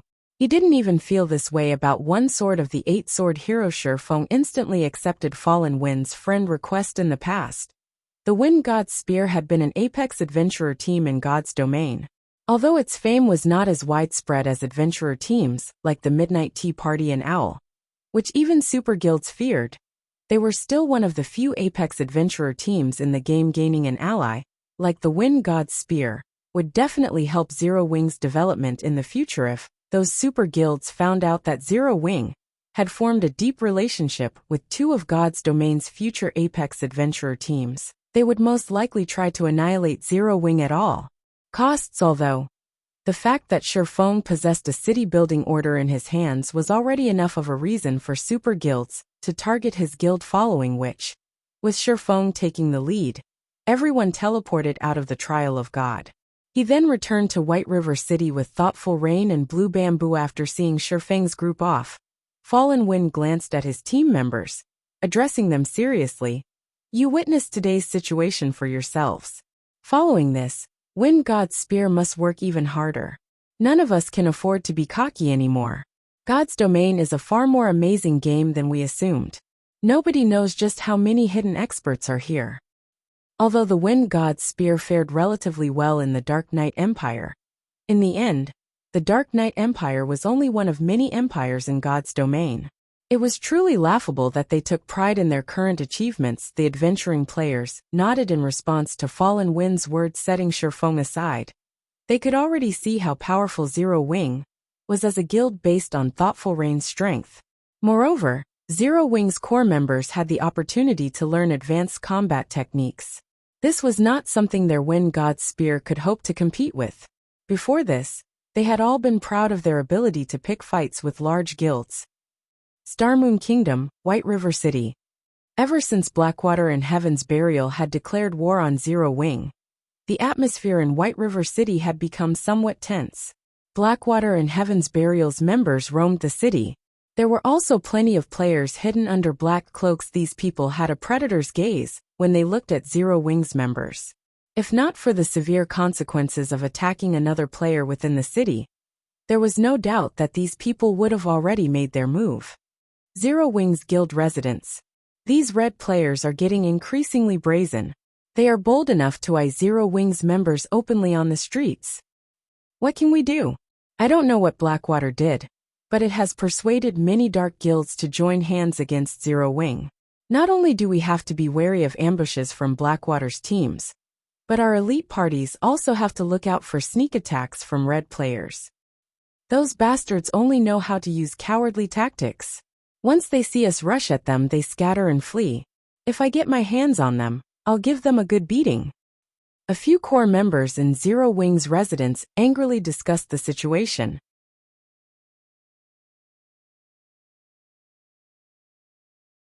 Chapter 1008, Different Playstyle. Hellscythe_Fluffy Goblin Chapter 1008, Different Playstyle. After leaving the Trial of God, Shifeng returned to Zero Wing's residence in White River City originally. Shifeng had intended to pay Countess Katie Green another visit. However, after recalling what the Countess was capable of, he decided against it. He did not have the time or energy to risk getting sent into the Trial of God once more. In any case, if the Countess didn't expect his return, she wouldn't have a reason to flee. Moreover, both Blackwater and Heaven's Burial had declared war on Zero Wing. He needed to resolve this matter as soon as possible. Upon returning to the guild residence, however, Shifeng was greeted by a depressing atmosphere. The residence's main hall was far less lively than it had been. There were also fewer players around the quest boards. The former vigorous atmosphere that surrounded the guild residence was gone. It was hard to imagine that Zero Wing had fallen so far in just a few short days. One could see how powerful the Blackwater Corporation's foundations were. Fortunately, White River City was Zero Wing's territory. There were a large number of the guild's members here. It was not easy for Blackwater to deal with Zero Wing in the field. After all, Blackwater needed a lot of manpower to develop the mini-cities under its rule. The most it could afford was to send the guild's top experts in a war. Both sides needed to spend plenty of coins on rewards and remunerations. A guild's top experts were strong, so their chances of dying were much lower. They were also more capable of killing more enemy players. This was one of the most common methods employed in wars among guilds. In the end, each guild's resources would determine the outcome. Whoever lasted longer would be the winner. In the past, this method had destroyed many small guilds. Large guilds had more resources and funding. They also had more experts. Small guilds could not afford such a taxing war. The Blackwater Corporation really is impressive. In just a few days, they have won over so many of Starmoon Kingdom's dark guilds. Shifeng could not help but frown as he overheard various conversations as players loitered in the main hall. It seems that I can't let the Dark Gods Legion continue its expedition in the Undead Gorge. Are those dark guilds very strong? Thoughtful Rain asked curiously. The Dark Gods Legion was Zero Wing's strongest legion. If he recalled the Dark Gods Legion, it would impact the legion's development. Wars between guilds generally lasted a very long time. Having the Dark Gods Legion waste its time on skirmishes around White River City wasn't a good idea. They're very strong. Unlike regular guilds, dark guilds have an abundance of battle maniacs who love PvP and plundering weapons and equipment from other players. They are very familiar with field battles. Moreover, the skills they learn, the weapons and equipment they wear, and the techniques they possess all focus on PvP. Most importantly, the conditions to join a dark guild are far stricter than regular guilds. To join a regular guild, you only need to pass the guild's test. However, dark guilds are different. Not only do you need to pass the guild's test, but you also need to complete the systems test. The systems test? Thoughtful Rain was even more confused now. This was her first time hearing about such a thing. The systems test, to join a dark guild, isn't exactly difficult. You are only required to kill 10 players, who are no more than 3 levels lower than you. However, remaining in a dark guild is far more difficult. The system will periodically task you with killing a certain number of players and NPCs. By doing so, you will gain a large amount of EXP and various weapons, equipment and tools. If you fail, however, you will be expelled from the Dark Guild. Because of that, players who remain in the Dark Guilds are incredibly strong. In addition, unlike regular players, Dark Guild's members are very discreet. They are not easy to deal with. This is also why regular guilds usually avoid provoking them. Shifeng explained slowly. In the past, many guilds have been forced to disband because they have provoked powerful dark guilds. Unlike regular players, dark guild players did not kill monsters to earn EXP, weapons, equipment, money, and other necessities. Instead, they earned EXP from the players they killed. They also earned kill points, which could be traded for weapons, equipment, various tools of slaughter, money and such. Dark guilds could easily afford prolonged wars between guilds. It was just another day at the office. This was how these guilds continued to exist in God's domain. Despite so few dark guilds in the game, and so few members following which, Shifeng notified Aqua Rose, and called for a war meeting. As soon as Shifeng announced for the meeting, every Zero Wing member burst with excitement. Yes, our guild's upper echelons are finally going to make a move. I wonder what the guild plans to do this time. I've been waiting for this moment for so long. It would be awesome if the guild leader leads us into a decisive battle. It won't be easy to find a battle like that. Haven't you seen that the other party has no intentions of starting a head-on fight? They're trying to whittle us down bit by bit. Moreover, thanks to those dark guilds, it is becoming more difficult to start a team battle in the field. Zero Wings members expressed their opinions as they discussed Shifeng's call for action. Some were hopeful, while others worried. In a level 40 desert map near Starmoon City, large groups of level 20+ players engaged in battle. Every one of these players wore the Blackwater emblem. Surrounding these level 20+ players was over 100 level 35+ players currently. Roughly 30 level 35+ MTs stood side to side, blocking an advance of demonic ants and great demonic ants. At the rear, groups of elementalists, cursemancers, and summoners launched AoE attacks at the monsters. The scene was spectacular. Demonic ant common. Level 45. HP 50, 000/50, 000. Giant demonic ant special elite. Level 46. HP 550, 000/550, 000. One demonic ant was not much of a threat. However, demonic ants never acted independently. They generally swarmed with hundreds, sometimes thousands of their companions. Moreover, demonic ants didn't offer much loot, and the EXP they gave was average at best. Ordinary teams usually avoided them rather than wasting their time. However, demonic ants were one of the best monsters to grind for levels. The leveling speed here is not bad. Continue luring monsters. The more the merrier. Abandoned Wave commanded as he sat leisurely behind the wall of players, enjoying a glass of wine as he watched his experience bar rapidly rise. A short moment later, the level 20+ players behind him leveled up again. Their leveling speed was so fast that it could render elite players speechless. Suddenly, an indifferent man in a black cloak, with most of his face covered in black bandages, appeared beside Abandoned Wave. The few level 40 experts guarding Abandoned Wave instantly tensed. Glancing at the indifferent man, Abandoned Wave raised his hand and said, "No need to panic. He's one of ours." Hearing this, the level 40 experts relaxed slightly. However, fear filled their gazes as they looked at the indifferent player. After all, none of them had sensed the man before he revealed himself. If he had come here with ill intent, the consequences would have been unimaginable. "Why are you here?" Abandoned Wave asked the bandaged man curiously. "My side's preparations are almost complete. I'm here just to give you these items. When the time comes, your men won't need to worry about friendly fire."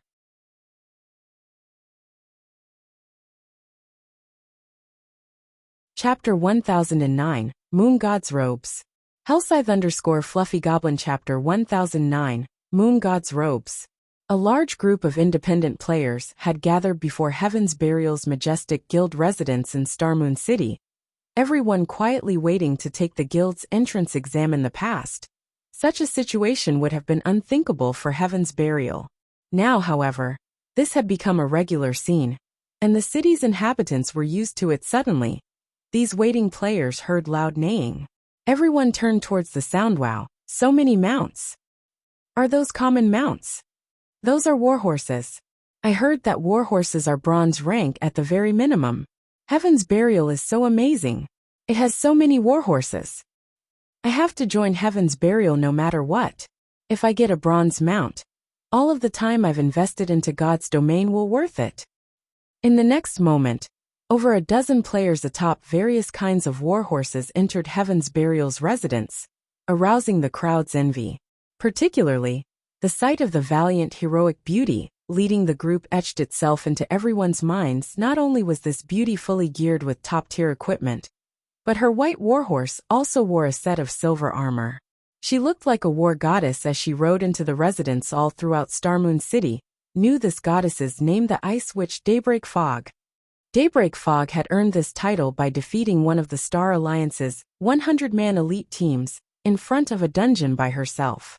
The Star Alliance had sent many experts to deal with her, including Red Feather, a player on the God's Domain's experts list in the end. However, Daybreak Fog had defeated all of these experts single-handedly. Even Red Feather, while she killed the Star Alliance's members, she had displayed her exceptional technique with ice-type spells. She had transformed the dungeon's entrance into a winter wonderland with an ice-type, large-scale destruction spell. After she used the spell, not one player, aside from herself, had lived to see that snowy world. As a result, some players had started calling her the Ice Witch over time. As the tale of that battle had been retold, all of Starmoon City's players had begun to refer to her as the Ice Witch. She's too beautiful. If I get into Heaven's Burial, I want to work under my goddess. Keep dreaming. Lady Fog is the commander of Heaven's Burial's Ice Fog Legion. Only the elites among elites are allowed to join that legion. It's not even certain that you'll be accepted into the guild with your standards, much less joining the legion.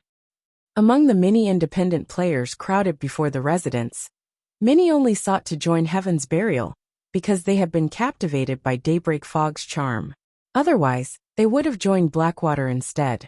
After all, Blackwater's guild was backed by the famous Blackwater Corporation.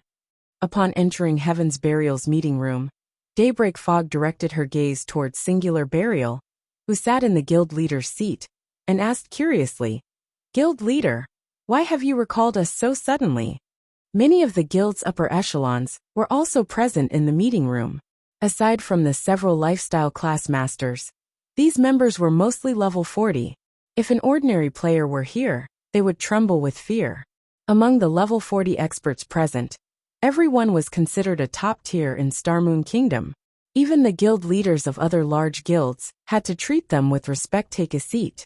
I'll explain soon, Singular Burial said as he pointed towards the vice guild leader's seat. Hearing Singular Burial's words, Daybreak Fog's confusion grew. Practically every upper echelon was here.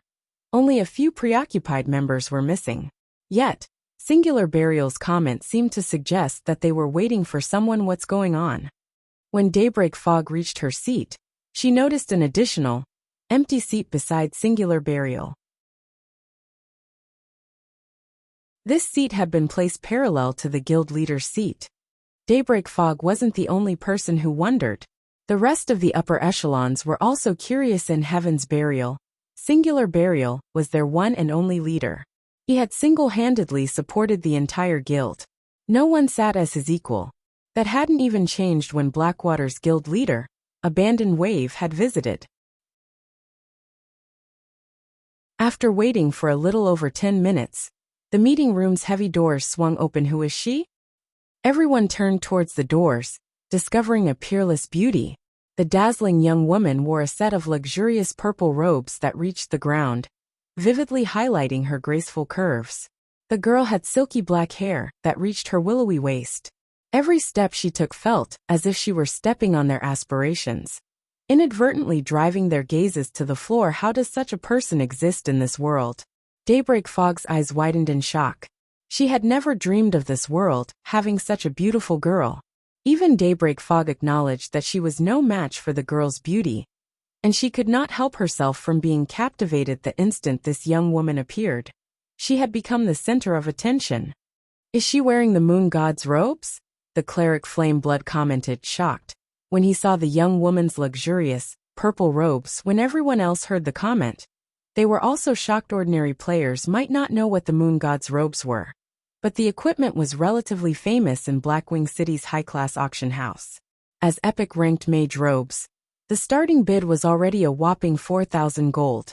Its price could already rival that of an epic weapon. In the end, however, a mysterious player had purchased it for 7,600 gold. Many players had ridiculed this mysterious player. After all, this player had spent so much money to compete with the NPC nobles over a single piece of epic equipment. Had that person spent a little more money, they could have afforded a major city's golden land. It would have been easy to earn back the cost. Then they had never dreamed that such a peerless beauty had been the mysterious player who purchased the moon god's robes. These guild members instantly activated their identification skills, hoping to discover this beauty's identity. However, Even after using advanced identification skills, they had failed to learn anything. Sorry for the delay. I had some matters to deal with. The young woman apologized after taking her seat. All right, since everyone is here, let me introduce you.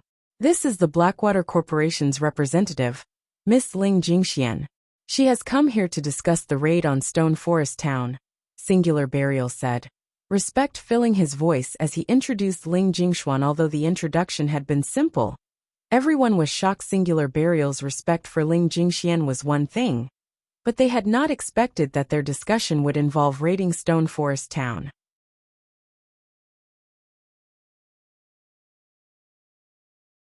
Chapter 1010, High-Profile War Declaration. Hellscythe_Fluffy Goblin Chapter 1010, High-Profile War Declaration. Guild Leader, are you really planning to do this? Flameblood asked. Slightly confused, there were no NPC towns close to Stone Forest Town. If they attempted to raid Stone Forest Town, they wouldn't be able to dispatch reinforcements quickly. On the other hand, Zero Wings members could utilize the guild transfer scroll to reach the town in an instant. Even when they died, they would revive inside the town. To put it simply, this town was easily defensible. Although Stone Forest Town's protection period was over, players could hire NPC guards.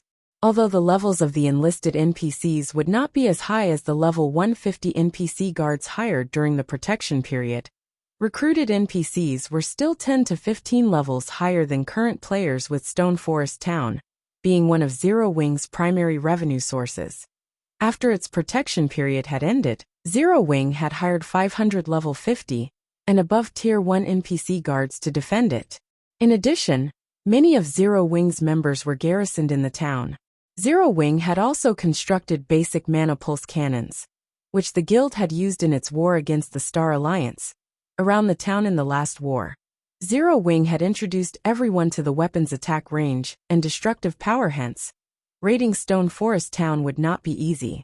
It was likely that they would have to sacrifice a significant number of players to take the town. The other Heaven's Burial members also turned to Singular Burial, wearing confused expressions while they had considered raiding Stone Forest Town before. It was too early for that. God's domain was only starting to transition into the era of mounts. They should wait a little longer. I understand your concerns. However, I have already considered this problem. Since we are going to make a move, I am confident in our success. Singular Burial chuckled. However, I would like to invite Miss Ling to elaborate on this point. Everyone shifted their gaze towards Ling Jingxian. Questioning looks filling their eyes. He received news that Zero Wing has recently contacted several major companies to gain financial support. In addition, the Dragon Phoenix Pavilion has begun to move against Zero Wing and is dealing with Zero Wing's branch guild in Lake Heart City. In response, Zero Wing has dispatched quite a number of their members to the Black Dragon Empire. Hence, the guild's member population in Stone Forest Town has decreased significantly. However, most importantly, Zero Wing has begun to show signs of activity in White River City. They have even recalled their guild's strongest Dark Gods Legion.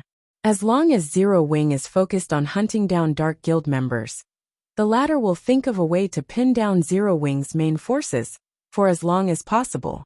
After that, both Blackwater and Heaven's Burial can take the opportunity to attack Stone Forest Town. Ling Jingxuan's explanation had caught these upper echelons' interest. Of Zero Wing pitted everything it had to defend Stone Forest Town. They would never be able to capture the town. However, now that Zero Wing's members were scattered, it would be a piece of cake to take Stone Forest Town with the strength of both guilds. I have a question, Daybreak Fog suddenly declared. If Zero Wing's members use their guild transfer scrolls, they can easily gather in Stone Forest Town. Regardless of how fast we assemble our forces, we're not faster than Zero Wing. As if she had expected this question, Ling Jingxian took out over a dozen old tattered scrolls, displaying them on the table. Those are. Curiously, everyone examined the scroll's introduction. Immediately, everyone's jaws dropped. None of them could believe their eyes. A sealing magic array. This magic array would seal off an area for a certain amount of time, preventing the players from teleporting out of or into the area. This was a godly tool for raiding towns and cities. If Zero Wing could not teleport players into Stone Forest Town, with the small number of players garrisoned in the town, they could successfully raid it as long as they took Stone Forest Town. Zero Wing would lose its main source of income. Meanwhile, their two guilds, who captured Stone Forest Town, would enjoy the town's massive profits. With this shift in power, it would only be a matter of time before Zero Wing was annihilated. I'll leave the sealing magic array in your hands. I hope that you can construct it quickly. If there's nothing else to discuss, I'll be taking my leave. After Ling Jingxian said so, she left the meeting room under everyone's watchful gazes. Fog, you and everyone else here get ready. I've already arranged for the advanced lifestyle players that will be required to construct the sealing magic array. You will protect them until they have finished their work. Do not let anyone disrupt them. Singular Burial commanded sternly. Guild leader, leave it to us. Everyone excitedly replied. The sealing magic array was powerful. However, it possessed major flaws. Players needed to construct the magic array's cores in various locations of a map.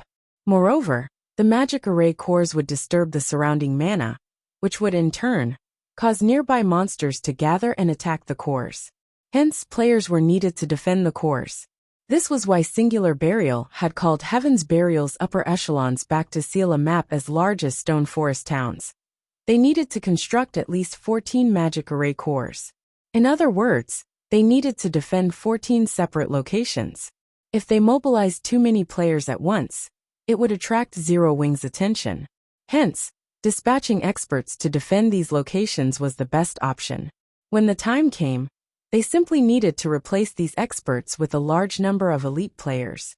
Meanwhile, inside Zero Wing's residence in White River City, after Shifeng recalled the Dark Gods Legion, he had Fire Dance rally the guild's experts and elites, officially announcing their crusade against the dark guilds in Starmoon Kingdom that targeted their guild. Every player in Starmoon Kingdom noticed this sudden announcement.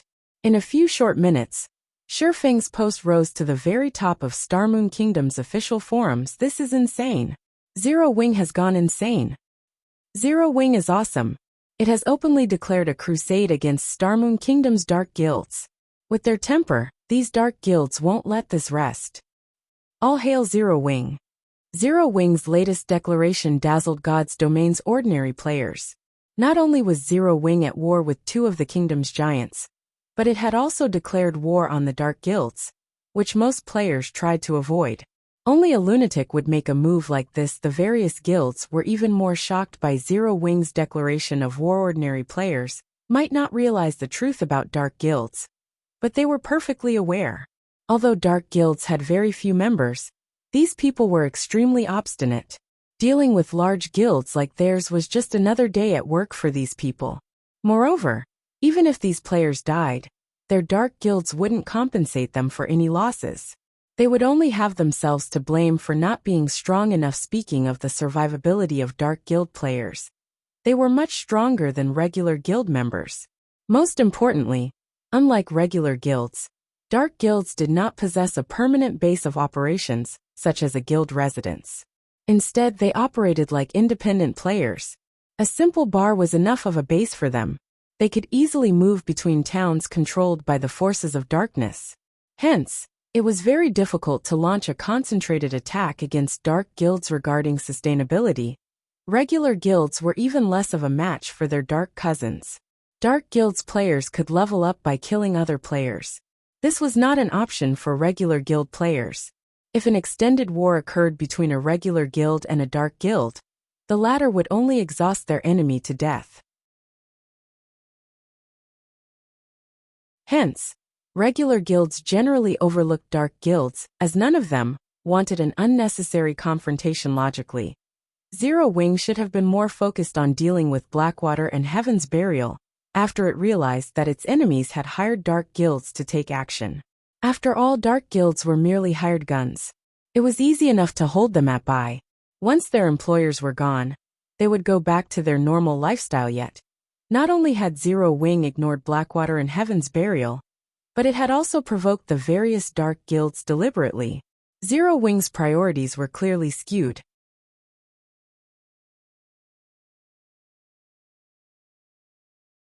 Chapter 1011, High Alert Mode. Hellscythe_Fluffy Goblin Chapter 1011, High Alert Mode.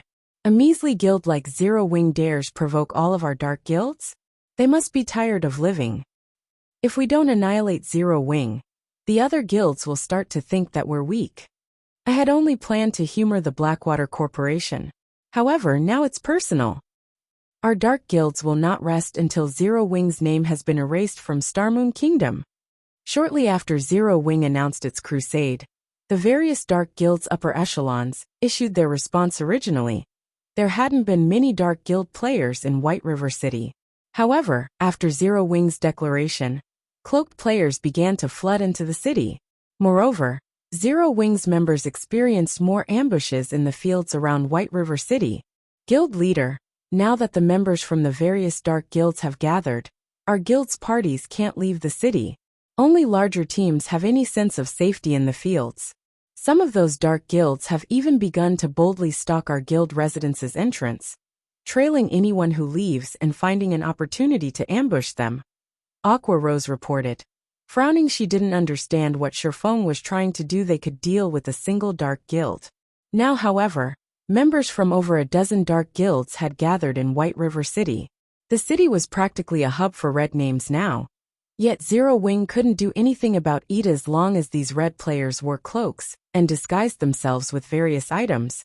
They could easily trick the NPC guards. Even if they were discovered, as long as they escaped to the fields, they would vanish without a trace. Although she had dispatched Zero Wing's core members to kill some of these dark guild players, they barely made a scratch. If they continued this war of attrition, these dark guilds would wear Zero Wing down. Furthermore, Blackwater and Heaven's Burial were watching their guild closely. The gathered in White River City. Nodding, Sherfong smiled and said, "We should celebrate. With this, we won't have to waste time looking for them." Aqua Rose was confused. Despite the increasing number of enemies, Sherfong thought this was a good thing. However, Sherfong did not bother to explain. He simply let Aqua Rose and Fire dance to the Adventurers Association. In the end, dark guilds were still dark guilds. They were no different than street rats that were forced to hide in dark corners. Now that they were acting so bold inside an NPC city, they had to pay the price. "Hello, sir. How may I be of service to you today?" The blonde NPC beauty behind the counter asked as she watched Sherfang's group approach. "Hello. I wish to purchase a blood aura crystal. Also, I want to activate White River City's high alert mode." Sherfong said neither Aqua Rose or Fire Dance had any idea of what was going on. They had never heard of the blood aura crystal, or the so-called high alert mode. "Sir, you'll need to be at least a 2-star adventurer to purchase the blood aura crystal. As for activating White River City's high alert mode, you need to be a 3-star adventurer to apply for that," the NPC beauty explained. "Will this identity be enough?" Sherfong chuckled as he switched to the Spirit Slayer title. The Spirit Slayer title was an advanced title that allowed him to enjoy 4-star benefits in the Adventurers Association. His status was equivalent to that of a Vice Branch Association Master. "So, it is Lord Spirit Slayer. Here is the blood aura crystal. As you are a 4-star adventurer, you will receive a 30% discount. You may purchase the blood aura crystal for 700 gold. As for applying for the city's high alert mode, you must pay a 1,400 gold application fee." Upon seeing Sherfang's title, the NPC beauty adopted a more respectful tone and posture as she spoke with Sherfong. "All right," Sherfong said. He then handed 2,100 gold to the NPC. Both the blood aura crystal and the city's high alert mode were red players' nemesis. This was why players from the various dark guilds avoided NPC cities. The blood aura crystal could detect players' blood aura within a certain range. Only players who had killed other players or lawful NPCs had a blood aura. It was similar to PvP players' red names. It also took a long time for a player to get rid of their blood aura in the past. The blood aura crystal had been commonly used to target dark guilds. Only current players had not discovered this yet.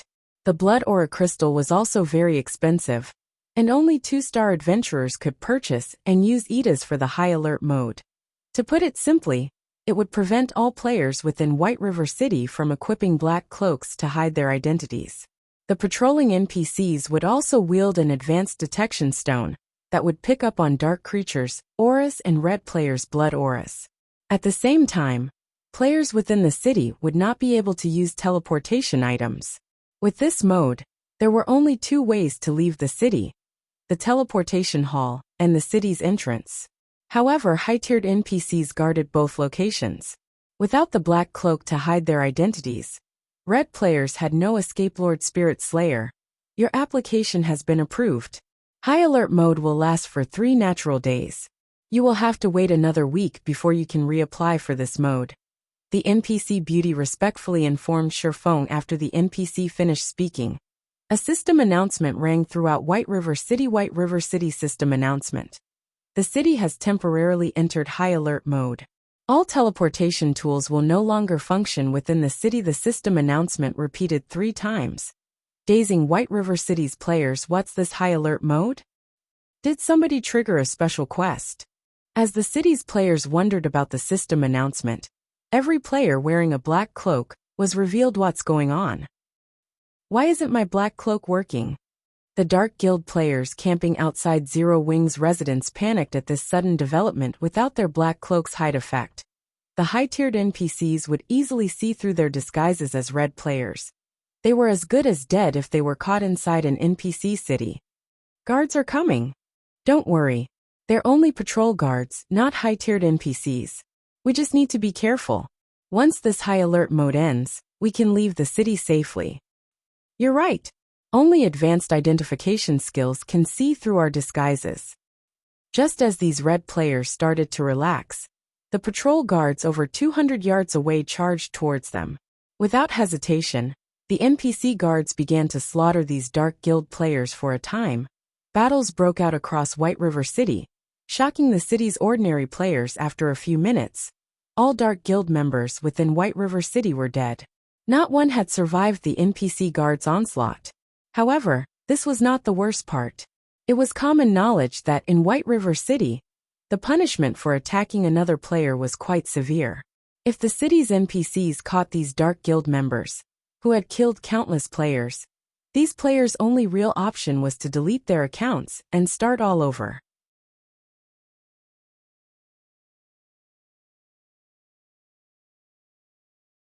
Chapter 1012, Profitable Investment. Hellscythe_Fluffy Goblin Chapter 1012, Profitable Investment. Ha ha ha. Now that Zero Wing has provoked so many dark guilds, I can't wait to see how the guild gets out of this. Even I am starting to pity Zero Wing. Gentle Snow can't get her priorities straight, either, refusing to join Underworld. I wonder how much she's regretting that decision. Young Master Feng, should we head to White River City and take care of Zero Wing's members too? That's a nice idea. Now that so many guilds are targeting Zero Wing, we can disguise ourselves and use this opportunity to rake in some profit. If we can get rid of 10 or so Zero Wing core members, we can upgrade everyone's equipment. If we're lucky, we might even get a cut of White River City.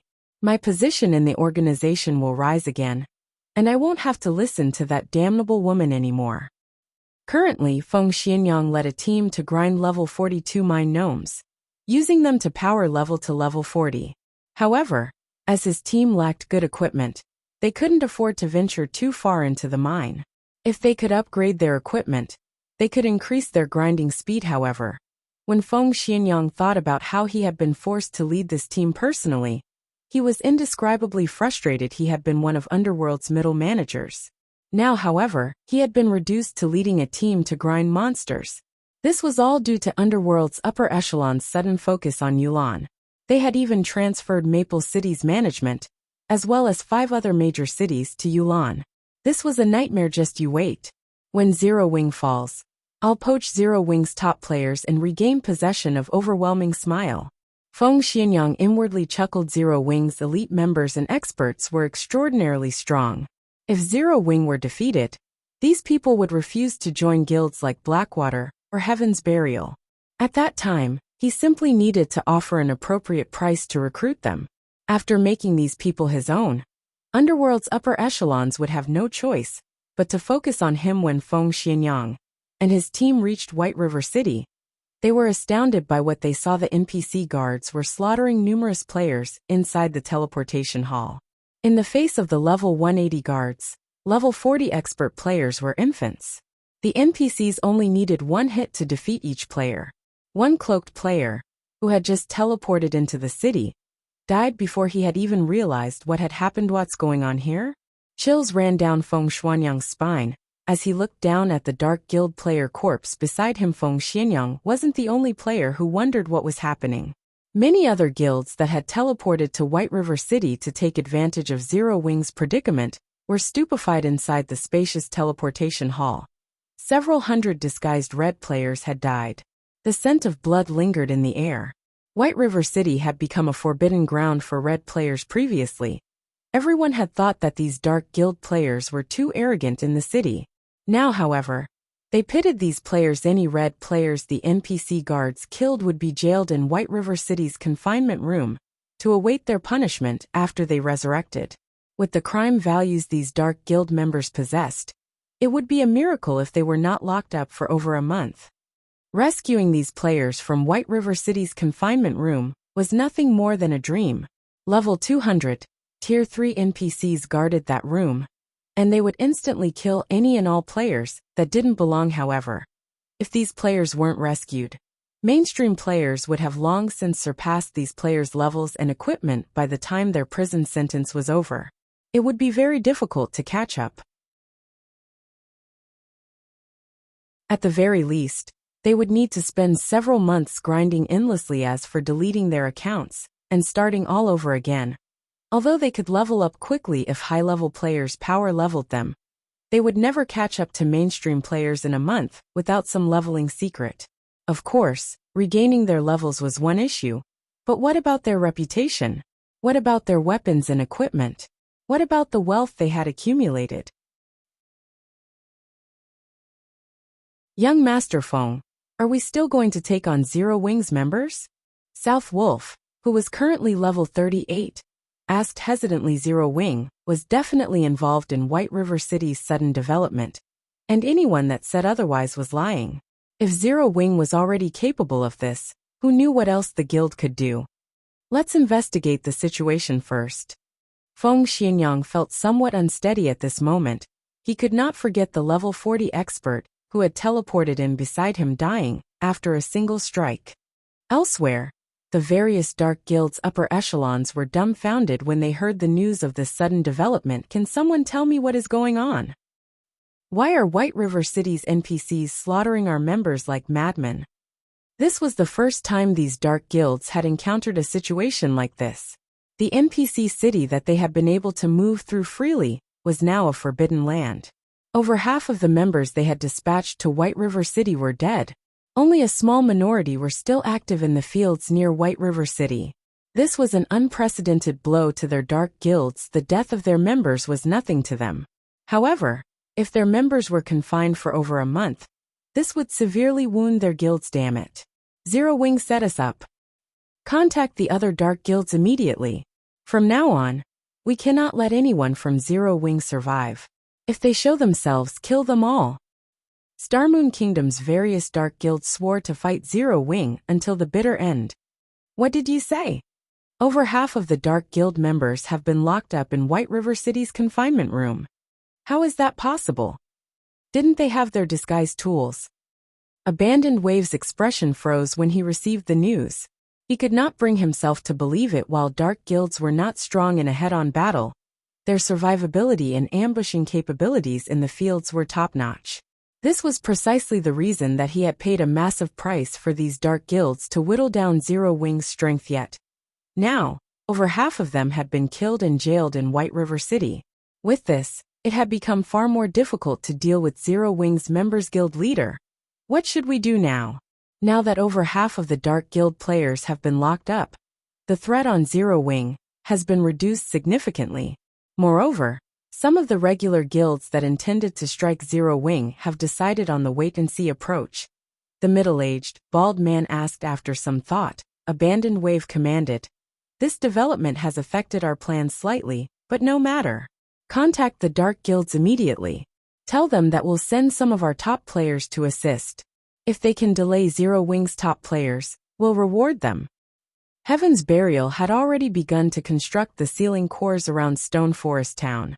If they could not pin Zero Wings core members down in White River City, taking Stone Forest Town would become far more troublesome. Understood. After hearing this, the middle-aged man retreated to contact the various dark guilds. Meanwhile, inside White River City, Shifeng was in a very good mood. He had simply spent some money to exterminate the pests in White River City. He had never expected such a huge windfall after he had activated the city's high alert mode. Over 10,000 red players had died and were captured. This result earned him yet another advanced title, City Protector.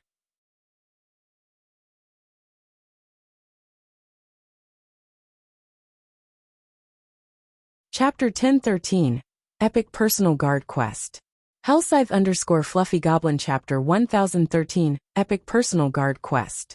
When Shifeng heard the system notification, he was dazed for a long moment. He had never thought that he could obtain an advanced title like this. It was already difficult to obtain a basic title, let alone an advanced title. Now, just by spending 1,400 gold, not only had he dealt with the eyesores in the city, but he had also earned himself an advanced title. No one would believe this in the past. Many large guilds had willingly spent over 10,000 gold for an accurate clue that led to an advanced title, not to mention the method of obtaining one city protector. While Shifeng was relatively familiar with the basic titles throughout God's domain, his understanding of advanced titles was quite shallow. After all, advanced titles were extraordinary. Nobody would casually reveal information about them. City Protector, advanced title. A hero that has protected the city from the dark forces' influence. Wielder enjoys the benefits of a major noble in every human city. At the same time, personal guards can accept one epic quest per week.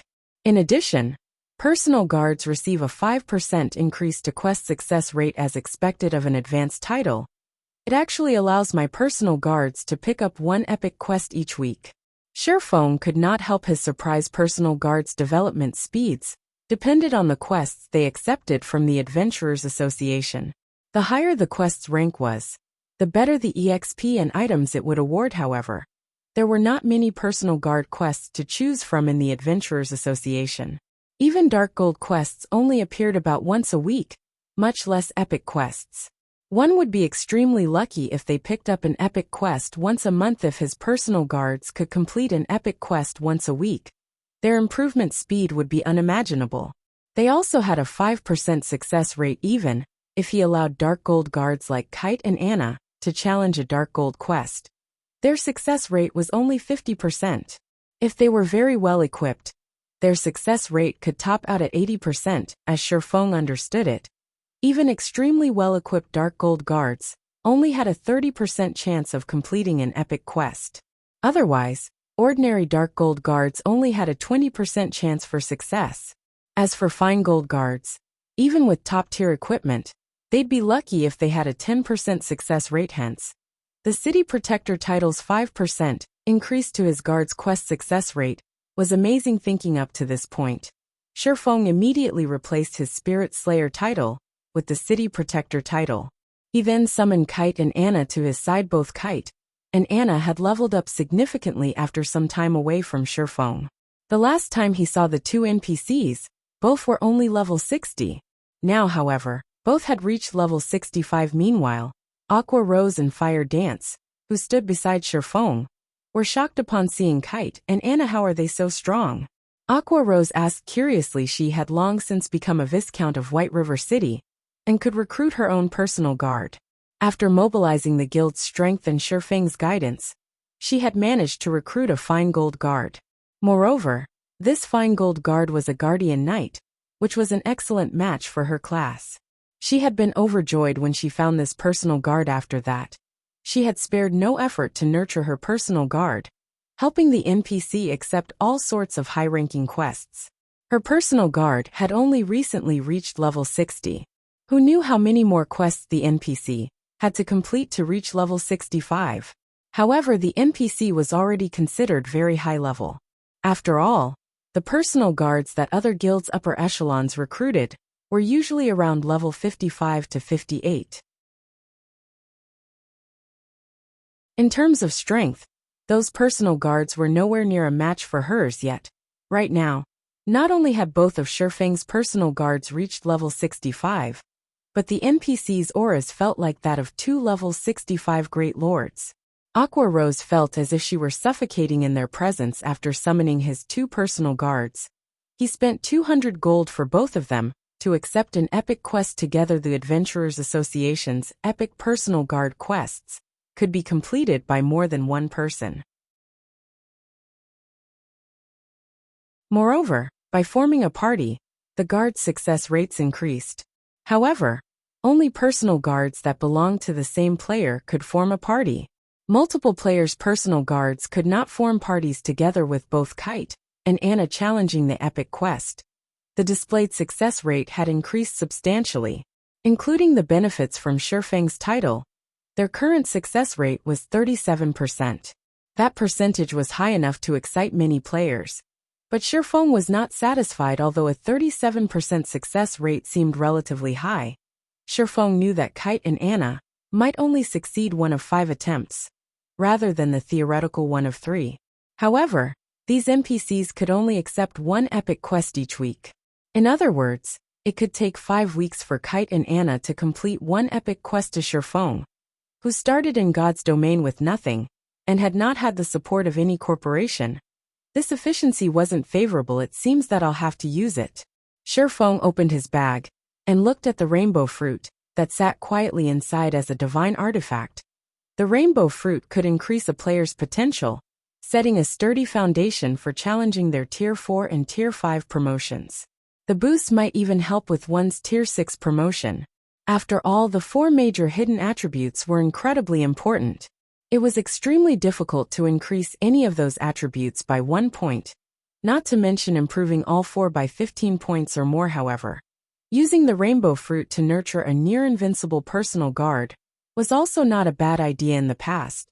Despite Kite's growth potential of 92 points, he had been practically invincible among Tier 5 classes. Only Tier 6 God-ranked players could take him down a notch. If Shifeng nurtured a Tier 6 personal guard, he could stroll through God's domain unhindered.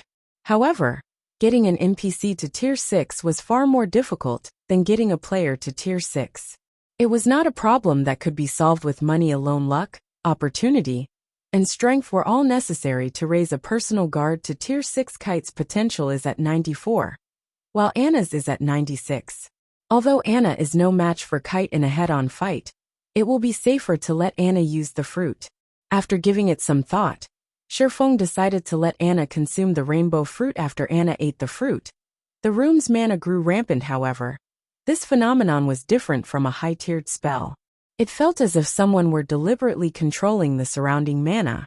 Right now, various elemental mana had come together to form a 7-colored mist that rapidly melded with Anna's body. Soon, the 7-colored mist formed a giant cocoon that enveloped Anna. The mist flashed again and again, releasing a 7-colored radiance and a frighteningly powerful aura with each burst. Shifeng paled in the face of this mighty aura, and even moving a finger was difficult. As for Aqua Rose and Fire Dance, they were as stiff as statues. They could not move whatsoever if not for them being in the VIP hall on the Adventurers Association's 2nd floor with a magic array separating them from the outside world. Shifeng did not doubt that every player in the association would have been thrown to the floor after a minute passed. A crack formed in the 7-colored cocoon. When the cocoon shattered, Anna slowly emerged from within. However, unlike before, Anna seemed to have dominated elemental mana. The surrounding mana could not help but submit to her. Was it a success? Shifeng anxiously examined Anna's statistics.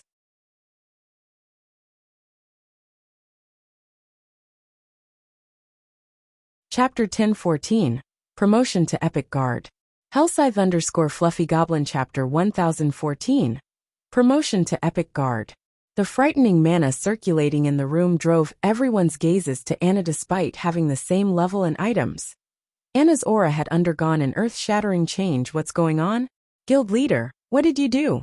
Aqua Rose's eyes widened in shock as she looked between Shifeng and Anna. She had no idea what Shifeng had done to transform his personal guard previously. She had felt Anna radiate a powerful pressure. Now, however, she felt nothing from the woman. This was not the first time she had experienced such a situation. So she knew full well, what had caused the change. The greatest danger was one that you couldn't sense, to put it simply.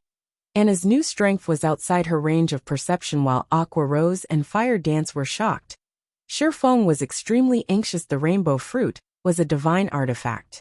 It was likely that he would never obtain another. If Anna remained a dark gold guard after consuming the fruit, the loss would be tremendous. Shifeng took a deep breath before taking a look at Anna's statistics. Anna Yifeng's personal guard, level 65 loyalty, 95 growth potential, 105. Epic rank. She reached epic rank. Shifeng was ecstatic. He had never heard of an epic guard. As to whether or not epic guards had existed in the past, he had no idea. He had merely been the guild leader of a second-rate guild back then. He had not been privy to many of God's domain's secrets. However, he was certain of one thing: even among epic guards, one would be hard-pressed to find one with a growth potential as high as 105 points in God's domain. The importance of an NPC's growth potential grew as they reached higher levels. At higher levels, even an extra point would result in a massive boost to the guard's attributes with each level up. Hence, even personal guards of the same rank and level could have drastically different attributes. Take Kite, for example.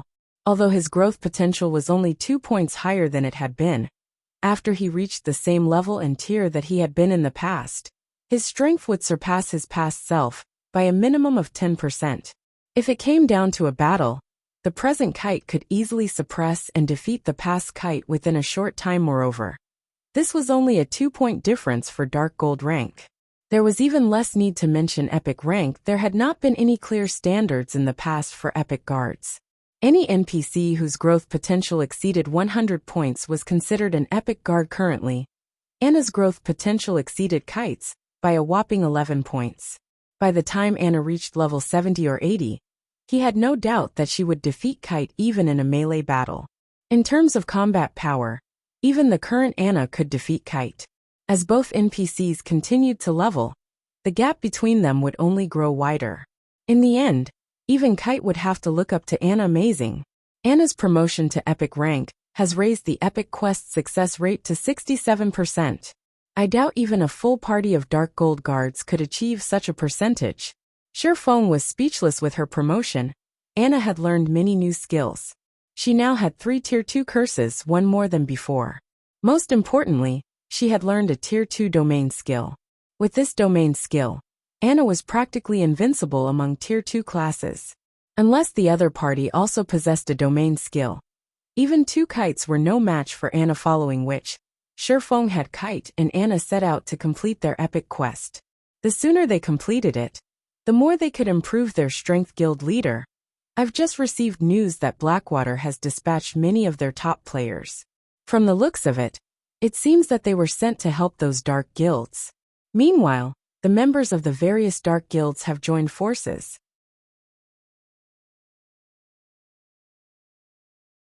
Not only are they targeting parties, but they've also begun ambushing 100-man teams. Aqua Rose reported once she received this information.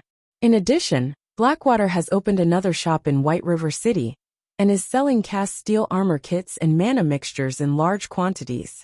They've even reduced their prices. They've already lured a lot of players to their shop. They've also started purchasing rare herbs and ores at high prices from all over Starmoon Kingdom. It looks like they're getting serious. Getting serious, huh? Shifeng smiled. Since they want to play this game, then we'll get serious as well. Saying so, Shifeng purchased 100 cloaking scrolls from the Adventurers Association. The cloaking scrolls were unique to the Adventurers Association. Only 3-star adventurers could purchase them, and each scroll cost 20 gold. The cloaking scroll were considerably useful to players adventuring in the fields. When used, the scroll provided a cloaking buff to players within a 20-yard radius, which prevented them from being tracked, searched, and perceived. It also increased these players' movement speeds by 10% for 2 hours. This was a must-have tool for escaping and pursuing enemies. Unfortunately, only the person who purchased items from the Adventurers Association could use them. 2-star adventurers could purchase a scroll similar to the cloaking scroll, But the scroll was only effective on themselves, following which Shifeng gathered the Dark God's Legion's members and Zero Wing's main force in the guild hall. He then used the blood aura crystal and cloaking scroll. Everyone immediately obtained a buff. White River City Region Snowy Forest. The Snowy Forest was a level 40 to level 50 high resource map. Usually, White River City's various large guilds came here to level. Now, however, this had become the main battlefield in the war between Zero Wing and the various dark guilds. Godfire, you really are amazing. You actually defeated that level 39 expert from Zero Wing in 3 moves. A level 39 mighty berserker in spiked armor gushed with admiration as he gazed at a level 40 emaciated youth wearing dark gray mage robes. As their dark guilds had agreed to work together, they no longer operated individually or in small parties. They now moved in large teams after experiencing several battles together. Everyone on this team admired this level 40 elementalist. It's nothing. Zero Wing's experts are noobs. They couldn't dodge my great fire dragon technique. If I were fighting our guild's experts, they would have easily dodged an attack like that rather than succumbing to my chain attacks. The youth named Purgatory Godfire said, laughing. Godfire, you're too humble. I've heard that you are the top 5th elementalist in your guild. Among the elementalists in Star Moon Kingdom, only a handful are as strong as you. Another level 40 masked assassin said others might not realize Godfire's strength, but he knew. After all, Godfire's dark guild was far from ordinary. The elementalist was a member of Smiling Angel. It was a top-tier dark guild that operated in multiple kingdoms and empires. The guild was many times stronger than their dark guilds, which only operated in Star Moon Kingdom. While everyone chatted with each other merrily, 5 streaks of blue light swept past the team in the blink of an eye. 5 of the team's 50 players died, transforming into light particles before vanishing and leaving behind a few pieces of weapons and equipment. Who? The Dark Guild players finally reacted. They turned towards the blue light's origin. They were all experts.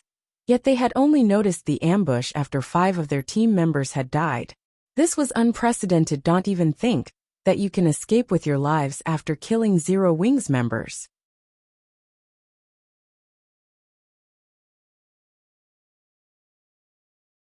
Chapter 10:15 Initial Display of Strength. Hellscythe_Fluffy Goblin Chapter 1015 Initial Display of Strength. As a deep voice echoed throughout the forest, over a dozen figures emerged from the woods. Every player bore a silver, 6-winged emblem on their chests. Moreover, the lowest leveled player among them was level 39, while many of them were level 40. These players also brandished awe-inspiring weapons and equipment. However, after these dozen or so players appeared, the anxious Dark Guild members calmed, wearing mocking grins. And here I thought Zero Wing's members had surrounded us. It seems these people have only found us by coincidence. Indeed, it seems that we're quite lucky, though the same can't be said for them. With so few, we won't even break a sweat. A team of Zero Wing's core members. If we get rid of them, we'll earn more excellent equipment. These are Zero Wing's experts. With just a dozen or so players, they dare to ambush us? Their foolishness knows no bounds. Let's finish this quickly. If we waste any more time, Zero Wing's other members will catch up. While Zero Wing's sudden appearance had given them a scare, after a closer look, the difference in strength between them was clear based on each team's numbers. The outcome of this battle was obvious. Although they had lost 5 players, they still had more than 40 team members. On the other hand, there were only a dozen or so Zero Wing members. These red names had an overwhelming advantage.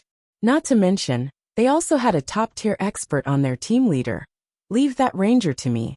I'll use him as practice for killing Black Flame. I'll leave the others to you, Purgatory Godfire said, smiling as he focused on Minor Wind, the ranger that had fired the first 5 arrows at their team. He could sense that among these dozen or so players, Minor Wind was undoubtedly the strongest. He was even stronger than the Zero Wing core members he had already killed. Minor Wind was the best practice target. Alright, leave the rest to us. The mighty level 39 berserker, who led the team, replied. He realized that even he could not take down the level 40 ranger, Minor Wind. Leaving the ranger to Purgatory Godfire was definitely the best choice here. However, As soon as this mighty berserker finished speaking, his expression darkened before anyone realized it. A figure had appeared behind Purgatory Godfire, a snowy white dagger sinking into the elementalist's head and forcing him into a fainted state. Immediately, the player thrust another dagger towards Godfire's back. This sudden development even stunned the elementalist. He had failed to notice the sneaking assassin, however. Purgatory Godfire was no ordinary expert. In the moment of extreme peril, he activated Blink. Not only did he avoid the backstab, but he also cancelled the fainted state and appeared 15 yards away from his enemy. Unfortunately for him, as soon as Purgatory Godfire used Blink, the black figure followed by using shadow steps and appeared behind him once more, the gleaming dagger resuming its attack scram. Panicking, Godfire used Flame Blast in an attempt to knock back his opponent. However, when Flame Blast struck the black figure, contrary to Godfire's expectations, the black figure stood steady. His Flame Blast had passed through the figure's body harmlessly. Crap. An afterimage. Godfire immediately realized that he had been fooled. Although he tried to rectify his mistake by casting Ice Wall to guard his back, the black figure landed a kidney strike, forcing him back into a fainted state before his Ice Wall could even take shape. The figure instantly followed up with an absolute strike, transforming into a shadowy streak that passed through Purgatory Godfire's body. When the figure reformed, it spun in the air and launched backstab on Purgatory Godfire's side, stealing the elementalist's last strand of HP. How are you so fast? Could you be Zero Wings #1 expert? Fire Dance.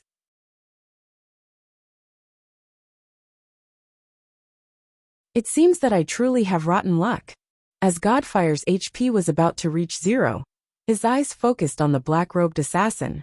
As far as he could remember, only Zero Wings Fire Dance possessed this kind of ability. Smiling Angle, his dark guild, had even labeled Fire Dance as a unique combatant. Should any of the guild members encounter her in battle, they were warned against taking her on alone. They should enlist the help of 3 or more people to deal with her, at the very least. The group must have an expert member. As well, Big Sis Fire doesn't need to dirty her hands with the likes of you. I, Flying Shadow, am more than enough. You're 10 years too early to think of fighting Big Sis Fire. The black figure expressed its disdain in response to Purgatory Godfire's words. However, Flying Shadow had not lied. Despite having reached the half-step refinement realm after much difficulty, when he had sparred with Fire Dance, he had not even had a chance to retaliate. Meanwhile, Purgatory Godfire had not even reached the half-step refinement realm. He was nowhere near good enough to be Fire Dance's opponent. Although Godfire wanted to say something, his vision began to gray. In the end, none of his words left his mouth. Godfire is dead. How can he be dead? The other Dark Guild members were stupefied when they watched the expert die. They had all witnessed Purgatory Godfire's strength personally. Even their Dark Guild's top experts were no match for him. Yet against Flying Shadow, Godfire had stood like a child before a master. These players even wondered if they were dreaming. Although they had heard rumors of Zero Wings' many powerful experts, Flying Shadow's strength was insane. While these Dark Guild members struggled to recover from their daze, dozens of arrows and spells bombarded them. In the blink of an eye, another 7 died. Damn it. We've encountered some troublesome experts. Retreat, the leading berserker commanded. After examining the situation on the battlefield, he understood the difference between their teams. Although they had a numerical advantage, it was only temporary. If the battle dragged on, more Zero Wing members would arrive. This was an extremely unfavorable situation. However, as soon as he issued his command, Minor Wind fired 9 blue arrows from a distance, sealing his path of retreat. Don't even think about killing me that easily. As one of the Dark Guild's team leaders, he had the strength to earn the position. Immediately, he activated Whirlwind Slash to block the incoming arrows. Pung, pung, pung. However, when the berserker's battle axe collided with the 4th arrow, the weapon was repelled. The remaining arrows then struck this team leader, eliminating his HP. Without a leader, the surviving Dark Guild members fell into chaos. After all, most of them were from different Dark Guilds. They were barely familiar with each other, much less in sync. Not that the lacked someone in command. Zero Wing's members swept them down like flies. Although some had tried to escape, none could outrun Flying Shadow and Minor Wind after a short moment. The Dark Guild team consisting of nearly 50 players died at the hands of Zero Wing's team at the same time. Inside Snowy Forest, a large number of teams formed by the various Dark Guilds were also being ambushed by Zero Wing's Dark Gods Legion and main force as the Dark Guild members died. Shifeng posted their death count on the official forums in less than an hour. A total of 3,586 Dark Guild members operating near White River City died. Moreover, this number continued to climb by the minute.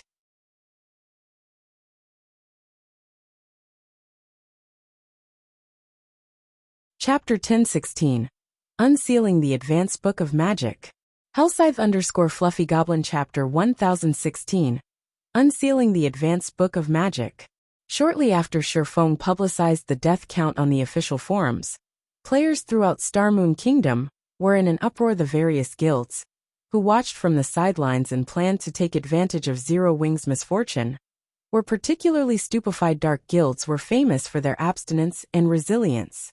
Although they had few members, taking down a dark guild in a field battle was extremely difficult for regular guilds, unless they wanted to invest far more players and resources into the endeavor. Unfortunately, that was just too costly. Furthermore, on the off chance that the operation failed, the guild would suffer.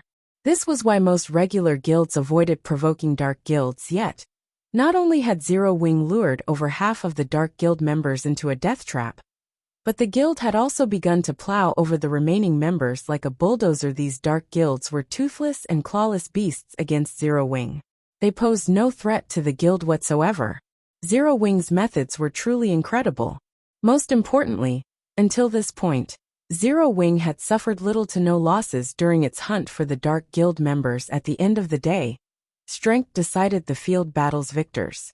If the teams Zero Wing had dispatched were not strong enough, they would never achieve such frightening results. This development inspired the various large guilds to re-evaluate their opinions of the strength of Zero Wing's Dark Gods Legion and main force. However, compared to Starmoon Kingdom's various large guilds and players, the Dark Guild's upper echelons were fighting a headache over this situation. They could not understand how this had happened. They were famous for their stealth and evasion techniques in the fields, yet Zero Wing had arbitrarily slaughtered their forces. Moreover, according to the reports they received from their subordinates, Zero Wing's members moved like ghosts, capable of approaching. Giving away their presence. Zero Wing must have possessed some sort of tool that could target them. Anyone that said otherwise was lying. If this were the only problem, they could deal with it. The crucial issue was how few members Zero Wing had dispatched. The guild had accomplished this terrifying win with only a fraction of its power.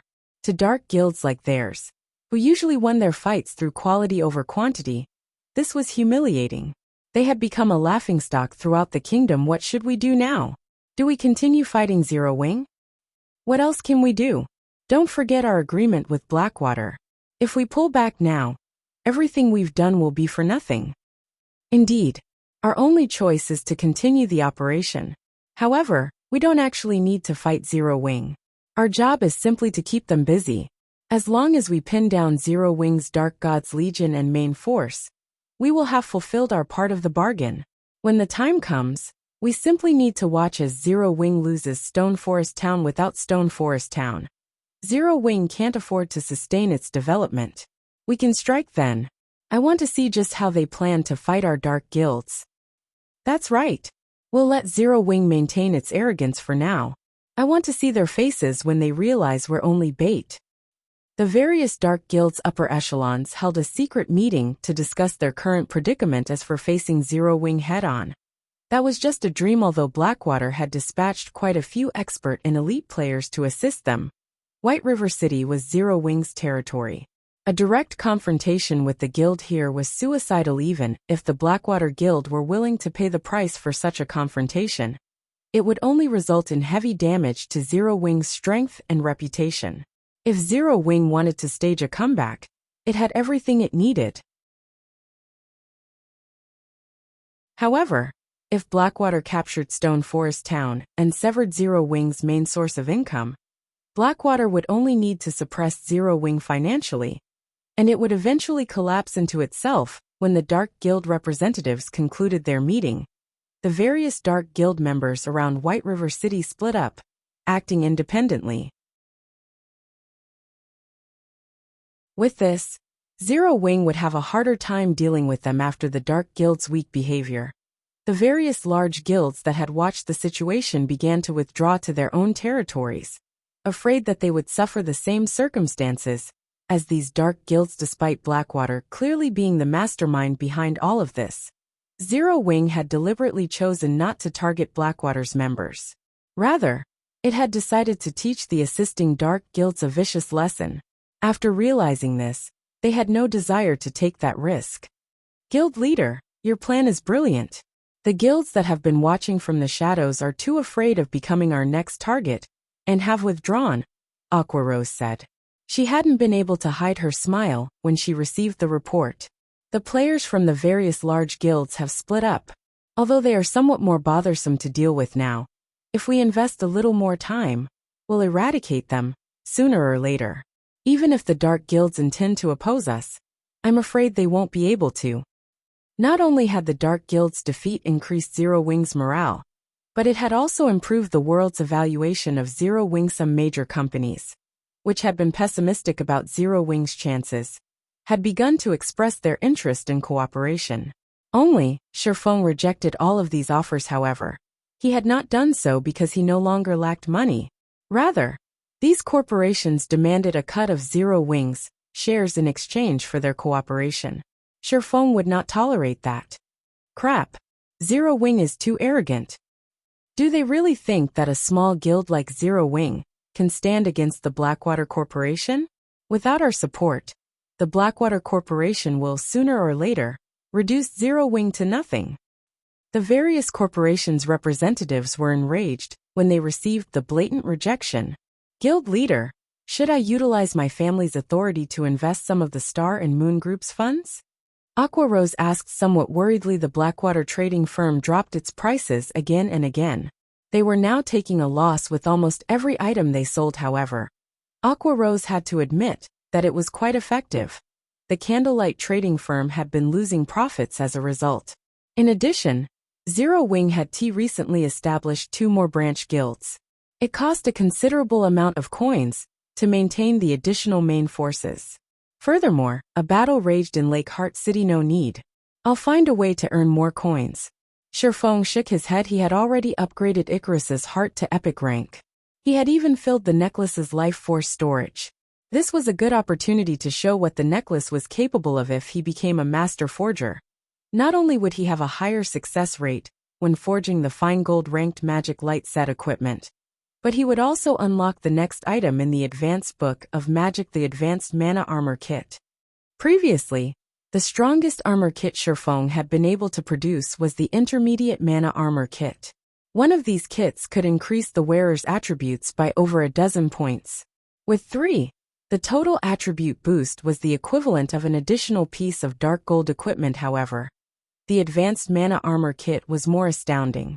It was also the strongest item one could learn from the Advanced Book of Magic. In the past, countless players had gone crazy over the Advanced Mana Armor Kit. This kit was precisely the reason that a small guild had risen in the massive world of God's domain.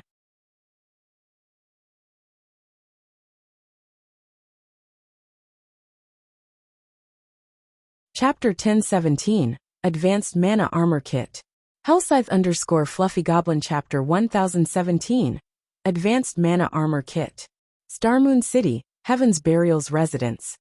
Although the Dark Guild's defeat had significantly increased Zero Wing's prestige in Starmoon Kingdom, this outcome had not affected Heaven's Burial in the slightest. There was still a long line of players queued up outside the guild's residence.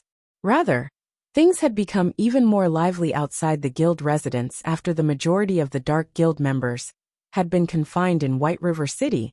Heaven's Burial announced its recruitment for a large number of lifestyle players. It had even publicly announced that lifestyle players who joined the guild could receive guidance from a few of the virtual gaming world's well-known lifestyle masters, easing the difficulty of reaching the master rank. In the future, the master rank was every lifestyle player's goal. It was also an opportunity for countless lifestyle players to get rich overnight after God's domain joined the virtual gaming world. The various large guilds had begun to place greater importance on lifestyle players. After all, many things in God's domain required lifestyle players. This increased the value of well-known lifestyle players in the virtual gaming world. In God's domain, some lifestyle players' status could even rival that of top-tier experts. Many super guilds even began to compete to recruit lifestyle players who had a list of achievements in previous virtual reality games among them. The Super Guild Battle Wolves had paid an astronomical price to recruit one player who had been known as one of the top 5 Grandmaster lifestyle players in the virtual gaming world. Moreover, the Battle Wolves had made this Grandmaster their chief forger. Becoming one of a Super Guild's forgers was already quite difficult, much less becoming the chief forger. A chief forger's status was the equivalent of the vice guild leaderess, although they did not dream of such a lofty position. If they could become master lifestyle players in God's domain, they would be set for life. However, reaching the master rank in God's domain was easier said than done. If they were guided by someone with experience, though, it would be easier to become masters in the future. This was precisely the reason that Starmoon Kingdom's lifestyle players had flocked to join Heaven's Burial. Not only that, but other kingdoms' lifestyle players also began to rush towards the guild after hearing about its recruitment. Uncle 7, why are you in such a hurry to meet me? If you had something urgent to say, couldn't you have just called me? Why make the trip back? Singular Burial asked, chuckling as he looked at the 50-plus-year-old man, as he frantically rushed into the guild leader's office. If this were something that could have been conveyed in a call, I would have done so. This is important enough to make the trip. I also have a surprise for you, 7 Treasures said, laughing. A surprise? Singular Burial responded skeptically. I knew you wouldn't believe me. Here, take a look. What do you think this is? 7 Treasures retrieved a design from his bag and placed it on the table. This is... Singular Burial was stunned after reading the design's introduction. Although the design was very common, the words Lightstone attracted Singular Burial's attention. As the guild leader of Heaven's Burial, not much surprised him. Even an epic weapon wouldn't faze him. However, he had to admit that the Lightstone forging design that 7 Treasures had laid before him had been a surprise. The Lightstone was practically the candlelight trading firm's symbol. Despite Heaven's Burial and Blackwater working together, neither of their guilds had been able to damage the candlelight trading firm overmuch. This was due to the Lightstones, who in God's domain did not want to level up faster. However, when darkness fell over God's domain, the fields became much more dangerous. If one were not an elite or expert player, they would struggle. And if one were unfortunate enough to lose their life, their progress would go to waste. Hence, Lightstones were a must-have item to level up at night in God's domain. In addition, as the Lightstone's price was quite low, it became a must-have tool for ordinary players. This secured the candlelight trading firm's position, leaving no room for competition. However, now that Heaven's Burial had the Lightstone forging design, the candlelight trading firm would no longer hold the monopoly over the Lightstones. Uncle 7, where did you find these? Singular Burial asked. Only one forging player could learn from a single forging design, and the number of Lightstones one person could produce was limited. The heavenly trading firm still wasn't a threat to the candlelight trading firm. This would barely impact Candlelight's business in the Towers of Death. One of our guild's teams obtained one by accident while grinding monsters there, 7 Treasures said, laughing merrily. After obtaining this design, I immediately notified the guild's elite teams to grind in the Towers of Death. Soon, we'll have far more Lightstone forging designs. Wonderful. This is simply wonderful. Uncle 7, I'll leave the rest for you. If you lack manpower, just say the word. Singular Burial was ecstatic. As long as they knew which monsters dropped the design, with Heaven's Burial's strength, it would only be a matter of time before they had a stockpile. Once we have enough designs, we will extinguish Candlelight. Without the financial support from both the Candlelight trading firm and Stone Forest Town, Zero Wing will be finished. MHM. Isn't that why I'm here? Trying to borrow some of the Funeral Legion's members? The monsters are too high-leveled. Our ordinary elite's grinding speed is too slow. They need experts to lead them, Seven Treasures explained. Nodding, the Funeral Legion was Heaven's Burial's strongest player force. It was similar to Zero Wing's Dark God's Legion. Heaven's Burial had invested the majority of its resources into nurturing this legion, and every member was extremely powerful. In the eyes of ordinary players, they were definitely experts. However, only the guild leader could command the Funeral Legion. They would ignore anyone else's orders. Sure, no problem. I'll give you command of 400 members. Without hesitation, Singular Burial notified the Funeral Legion's commander, instructing him to dispatch 400 members to the Towers of Death immediately. Inside one of the Candlelight Trading Firm's special forging rooms in White River City, after sacrificing 500 units of life force to activate Icarus's Heart's God's Blessing skill, Shifeng began forging advanced mana armor kits. One after another. Not only had Shifeng forcefully raised his forging standard to master rank, but the effect also lasted 3 full hours. Meanwhile, God's Blessing's cooldown was only 4 hours. With this buff, he was practically a bona fide master lifestyle player. The only downside was that God's Blessing cost too much life force to sustain regardless. Shifeng was satisfied with this result. As a master forger, he could learn the advanced mana armor kit's production method.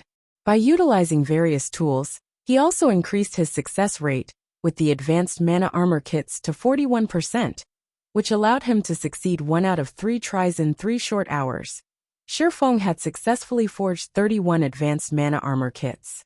Although the production volume could not compare to the intermediate mana armor kits, the advanced version's attributes trampled over the intermediate versions.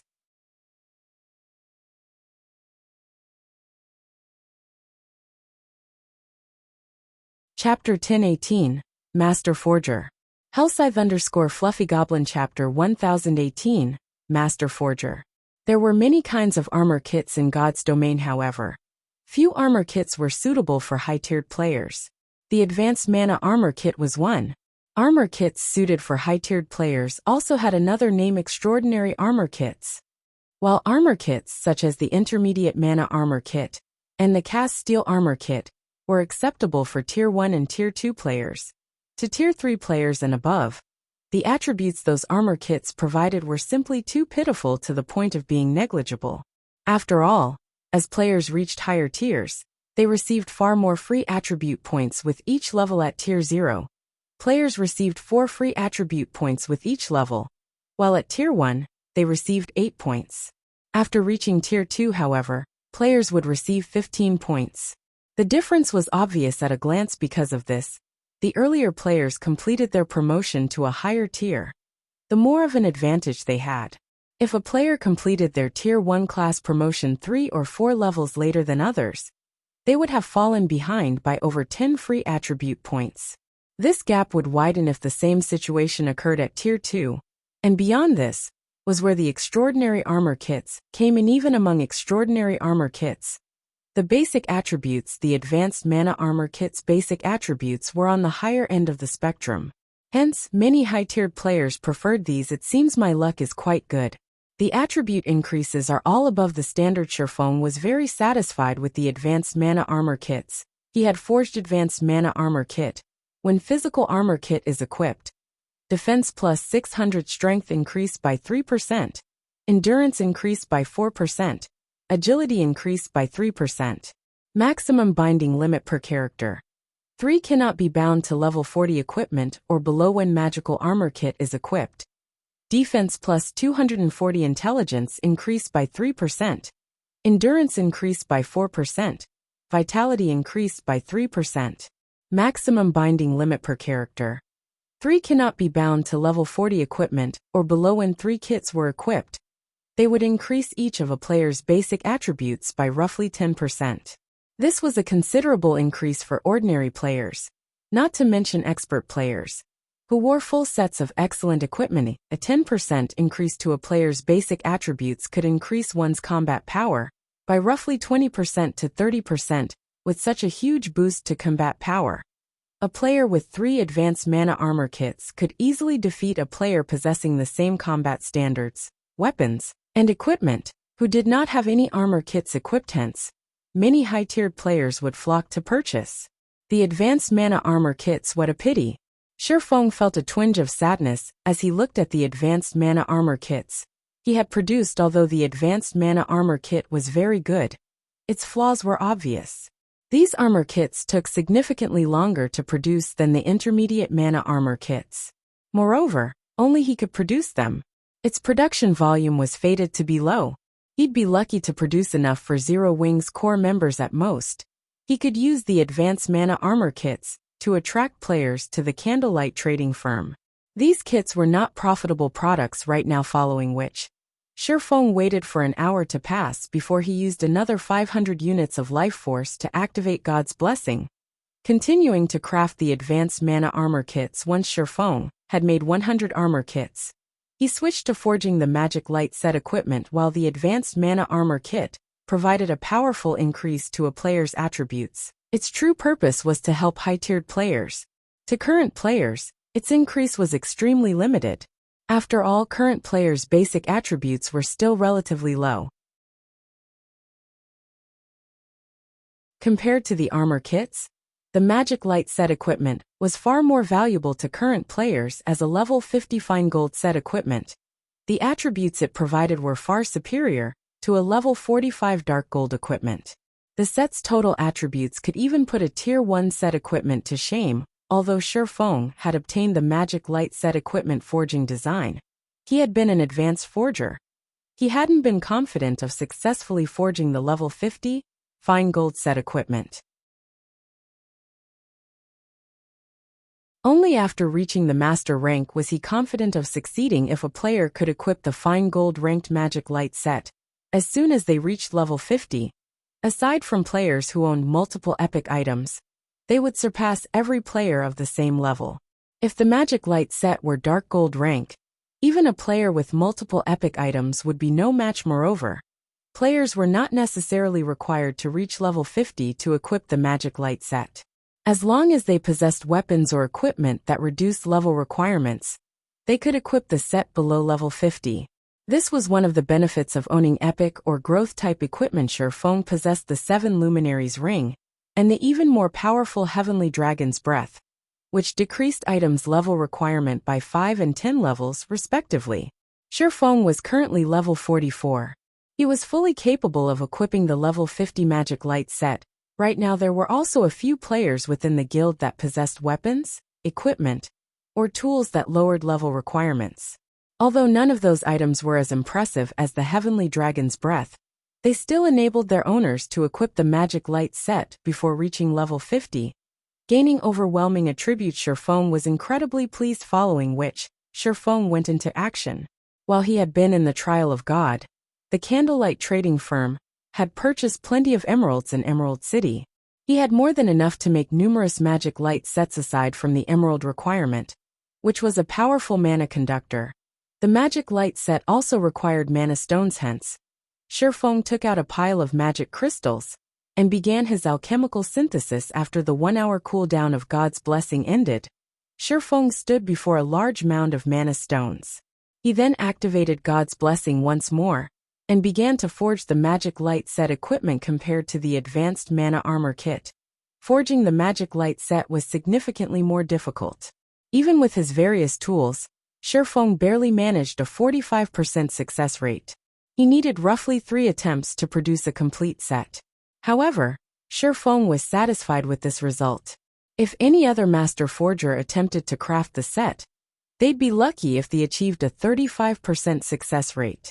Rather than producing 1 set out of 3 tries, they should thank the high heavens if they produced 1 set out of 5 tries. Forging 1 complete fine gold ranked magic light set required 18 mana stones.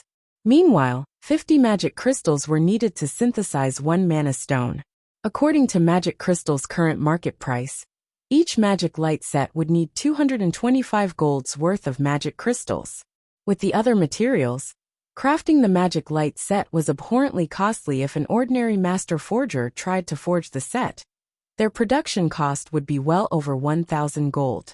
There were not many guilds throughout God's domain who could afford such a steep price. Fortunately, Shifeng had a sufficiently high success rate. When he was lucky, he could forge one set every 2 tries. With his normal luck, he produced one set in 3 tries. By crafting these himself, Shifeng saved hundreds of gold after 3 hours. Maybe due to his high luck attribute, he produced a total of 5 magic light sets with his 9 attempts. As for the remaining 4 sets, they were defective products at secret silver rank. Even so, he could still make decent money from these defective products. After all, once players reached level 50, secret silver set equipment would still be relatively rare. Even guild elites would generally wear level 50 mysterious iron equipment, as Shifeng had nothing better to do while he waited for God's blessings cool down. He took out the epic treasure chest he had obtained from the trial of God. He hadn't carried any mana stones on him while he had been in the trial. Now that he had a pile of them, he could use this opportunity to open the treasure chest. The last epic treasure chest Shifeng had opened had surprised him. It was especially true for the Beastmaster's Compendium. Now that he had obtained another epic treasure chest, Shifeng grew nervous. Silently, he began to pray, please don't be an epic item. Please don't be an epic item. Epic items were the most worthless items one could obtain from an epic treasure chest. The truly valuable items were designs and recipes. Following which, Shifeng sacrificed 200 units of life force and activated Divine Providence, instantly increasing his luck by 70 points. He then activated the epic treasure chest.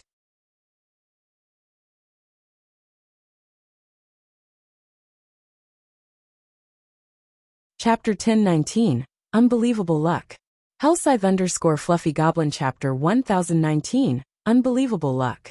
When Shifeng opened the epic treasure chest, a purple radiance enveloped the forging room. Had he opened the chest in the middle of White River City, he would have attracted everyone's attention. As the purple light faded, the room's mana density increased significantly, and remained that way for quite some time. There were a total of 3 items in the epic treasure chest. One item was luxurious red armor, fashioned with white detailing. The armor was encrusted with 7 gemstones, neatly arranged to form a miniature magic array. The surrounding mana gathered around this magic array, condensing into a thin layer of 7-colored mist, which made the armor extraordinarily eye-catching. When he saw the finished product, even Shifeng was shocked. This was definitely the most visually appealing armor he had ever seen. What kind of armor is this? Shifeng wondered. This was the first time he had seen equipment that could increase the surrounding mana density. Despite not wearing the armor, his mind felt much clearer than before.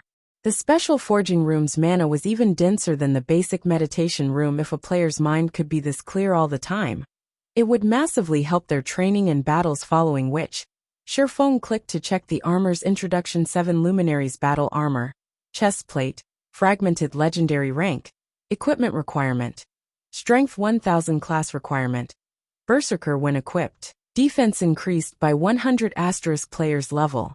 All attributes increased by 3 player's level. Strength increased by 60%. Agility increased by 40%. Endurance increased by 60%. Magic resistance increased by 30%. Ignore levels plus 20. All berserker skills plus 5 levels.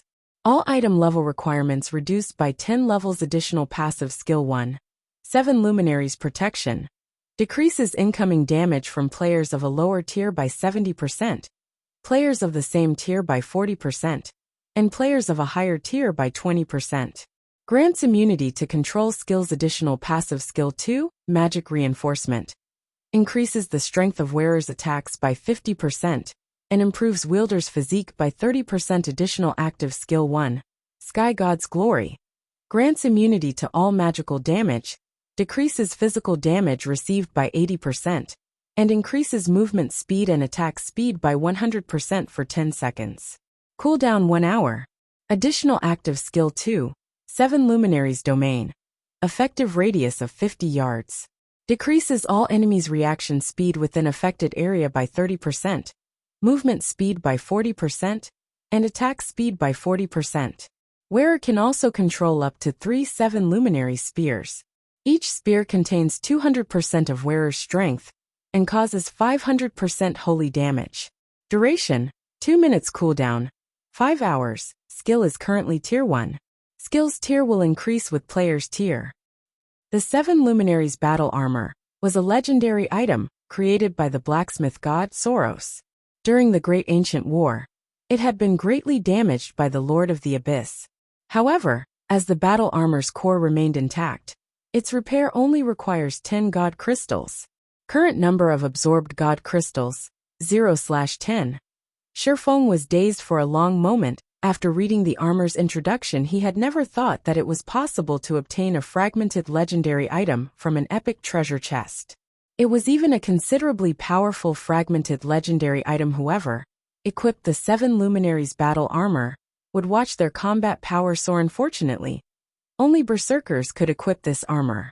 If he could equip it, it was very likely that he wouldn't find a single player throughout God's domain that could match him.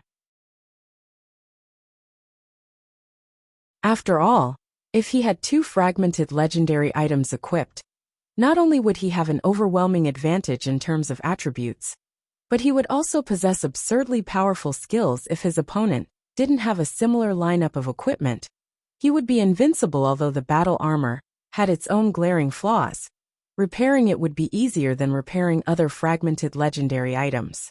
There was a much higher chance that he could repair it and transform it into a true legendary item. Aside from the battle armor, 2 plain old books lay within the epic treasure chest.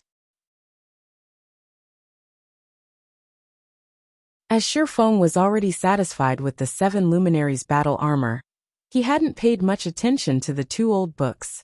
However, when Shifeng read their introductory texts, he was shocked once more. Icarus's heart's effects are unbelievable. Shifeng was speechless as he held the 2 books. Of the 2 books, one was an alchemy secret journal, while the other was the design for the magic tower in God's domain. Both books were treasures that could only be obtained with luck. Among the 2 books, the alchemy secret journal recorded the recipe for an exotic potion.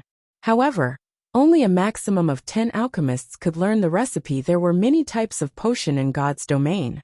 Most generally lasted only 1 or 2 hours. Moreover, the effects would disappear upon death. However, exotic potions were different. Not only did they have long durations, but their buffs would remain after the player died and resurrected. Furthermore, these were only exotic potions. Side effects: exotic potions were the product of the hard work of God's domain's craftsmen alchemists. Every exotic potion was extremely powerful. The secret journal Shifeng held contained the recipe to produce an exotic potion named Exotic Stamina Potion.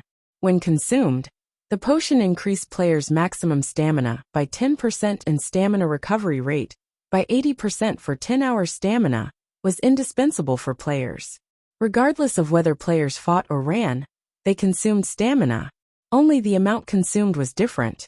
If players ran out of stamina, even if their HP were full, they would lose the ability to move.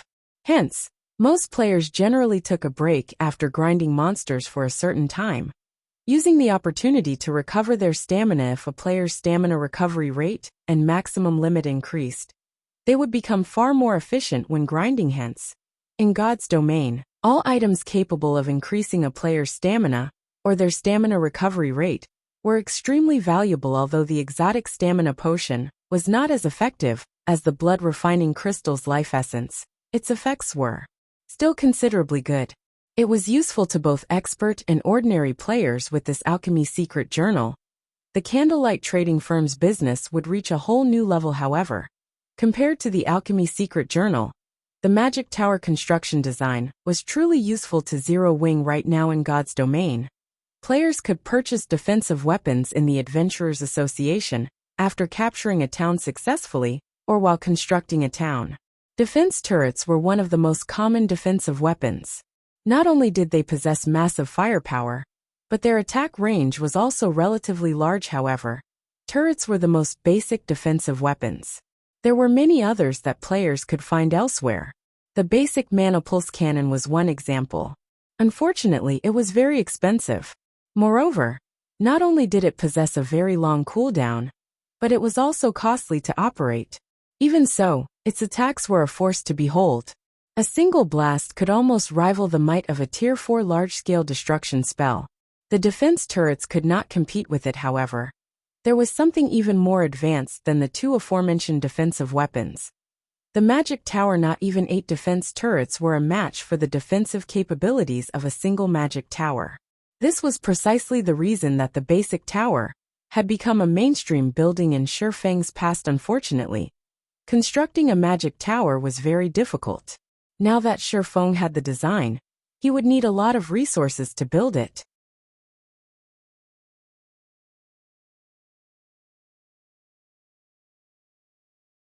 Chapter 1020, Soaring Attributes. Hellscythe_Fluffy Goblin Chapter 1020, Soaring Attributes. Shi Feng looked at the tattered magic tower construction design in his hands. He would be lying if he said he wasn't excited right now. In reality, the magic tower was not very valuable to God's Domain's current guilds. It wasn't even worth as much as the Alchemy Secret Journal. To Shi Feng, however, its value far surpassed that of a fragmented legendary item. If he constructed a city in Starmoon Kingdom, the city's potential profits would even be enough to tempt super guilds to strike against them, disregarding all costs to themselves. After all, a city was much larger than a town. No measly town could compare to the population a city could hold. One could also construct a larger variety of buildings in a city. Most importantly, players seeking entertainment would flock to the city, which could impact its economy in a massive way. Then there was the Mana Tower, which would allow resident players within the city to accumulate the double EXP buff with Zero Wing's current strength. Going up against super guilds was suicidal. Once the city's protection period ended, Zero Wing wouldn't be able to defend the city with its own strength. When the time came, others would take the city from them. Shi Feng didn't want to see that happen. That was the reason that Shi Feng wouldn't construct the city right now. Regardless of whether or not he could afford to without sufficient strength, excessive wealth only invited disaster. He would not naively believe that those super guilds would kindly offer to cooperate with Zero Wing. To begin with, these existences were playing virtual reality games to earn money, not to have fun. If they were fully capable of reaping the benefits by themselves, why would they share? If Zero Wing wanted to cooperate with super guilds, there was a precondition. The guild needed to be able to protect the city it constructed. Otherwise, there was no point. It was similar to the encounter with the Dragon Phoenix Pavilion. Shi Feng had been worried about his city's defense. Acquiring the magic tower design was undoubtedly good news. Once he constructed his city, he simply needed to construct a few magic towers to protect it. At that time, with Zero Wing's constantly rising strength, defending a single city should not be a problem. However, like a teleportation magic array forging design, the magic tower design had limited uses. Up to 5 magic towers could be constructed with one design. This was enough for Shi Feng. I had planned to add several more turrets to stabilize Stone Forest Town's safety. It seems that won't be necessary now. Shi Feng smiled. He then contacted Aqua Rose, instructing her to collect the necessary materials and lifestyle players to construct the magic tower in Stone Forest Town. Unlike other items production, the magic tower's construction did not require specific lifestyle classes. In fact, any player could construct the magic tower. It was only a matter of speed and efficiency. However, to construct the magic tower's core, players needed to be capable of drawing an intermediate magic array. After all, the tower's most important components were the magic array and the mana circuit. For Shi Feng, who was capable of manufacturing intermediate magic arrays, constructing the magic tower's mana circuit would be a piece of cake. As for the magic light set equipment, Shi Feng put the project on a temporary hold. In any case, no one else in the guild could equip the set right now. The number of sets he had already produced was more than enough for the moment. Shi Feng then replaced his Tier 1 set equipment with the fine gold ranked magic light set equipment.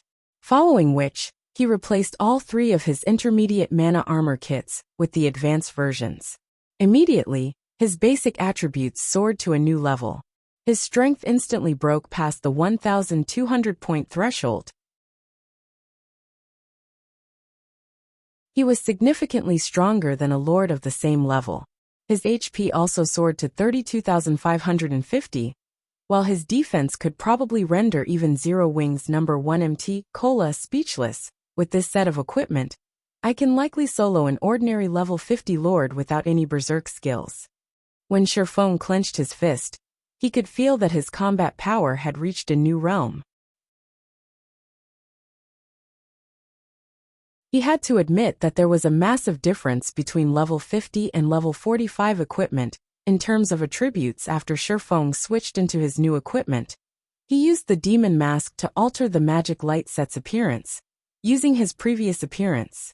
This way, outsiders would not notice any changes to his weapons or equipment, and they would not be able to gauge his strength without fighting him. As Shifeng arrived downstairs and was about to rearrange the counters in the Candlelight Trading Firm's first-floor hall, he noticed that the number of players in the hall had decreased significantly. Moreover, a few of the players here scoffed at the trading firm's products. The Candlelight Trading Firm is unreasonable. Both the Heavenly Trading Firm and the Blackwater Trading Firm are selling their lightstones for 80 copper each, yet Candlelight is still selling them for a silver each. I think I'll be better off shopping at the other two trading firms. Isn't the lightstone supposed to be the Candlelight's specialty product? What? You don't know? Not long ago, both the Heavenly Trading Firm and the Blackwater Trading Firm announced that they are selling lightstones. Moreover, they're selling each stone for only 80 copper, and have declared that they will never raise its price, unlike a certain Blackheart Trading Firm, who only wants to wring us dry. What? They're so cheap. If I had known, I wouldn't have purchased so many lightstones from Candlelight. While these several players chatted loudly, the surrounding players that overheard their conversation promptly changed their minds about purchasing lightstones from the shop. They began to filter out of the Candlelight Trading Firm in search of a better deal. It was obvious that they were going to investigate the Heavenly Trading Firm and Blackwater Trading Firm's new products. Even 20 copper coins was a significant sum of money to ordinary players. If they use 5 lightstones in a day, they could save up to 1 silver coin each day. That was enough money for independent players to buy themselves several drinks at the bar. If they saved up for a few days, they could also afford a nice piece of bronze or mysterious iron equipment. They sure are quick to extend their hands. Shifeng glanced at the several independent players who conversed with each other. He then called up the shop's system interface and teleported these players out of the shop. He banned them permanently from all of Candlelight's shops. It was very obvious that these people had no intentions of purchasing anything from Candlelight. They were either hired by Heaven's Burial or Blackwater to come here and steal customers. Otherwise, why would these people bother coming to Candlelight if they knew that the Heavenly Trading Firm and Blackwater Trading Firm sold lightstones? Instead of blabbering on in the shop, showing no signs of leaving, anyone who heard the news would likely rush out of the shop, as the previous customers had crap. Why can't I enter the shop? What kind of trading firm is this? They dare to chase away their customers. I'm never coming back. After Shifeng banished several independent players from the Candlelight Trading Firm, those players stood outside the shop, cursing in indignation. Very quickly, they attracted passers-by's attention. The Candlelight Trading Firm is outrageous. How can they randomly kick people out of their shop? Isn't there some saying stating that customers are akin to God? They dare to kick God out of their shop. They must want to go out of business. In my opinion, Candlelight is no longer a friend to players. Hearing those words, the crowd on the street began to discuss the Candlelight Trading Firm, their discontent rising as the discussion stretched on. However, Shifeng didn't pay any attention to the situation outside of the shop. Instead, he opened a new counter in the first-floor hall. He then placed 10 advanced mana armor kits on display inside the counter's cabinet.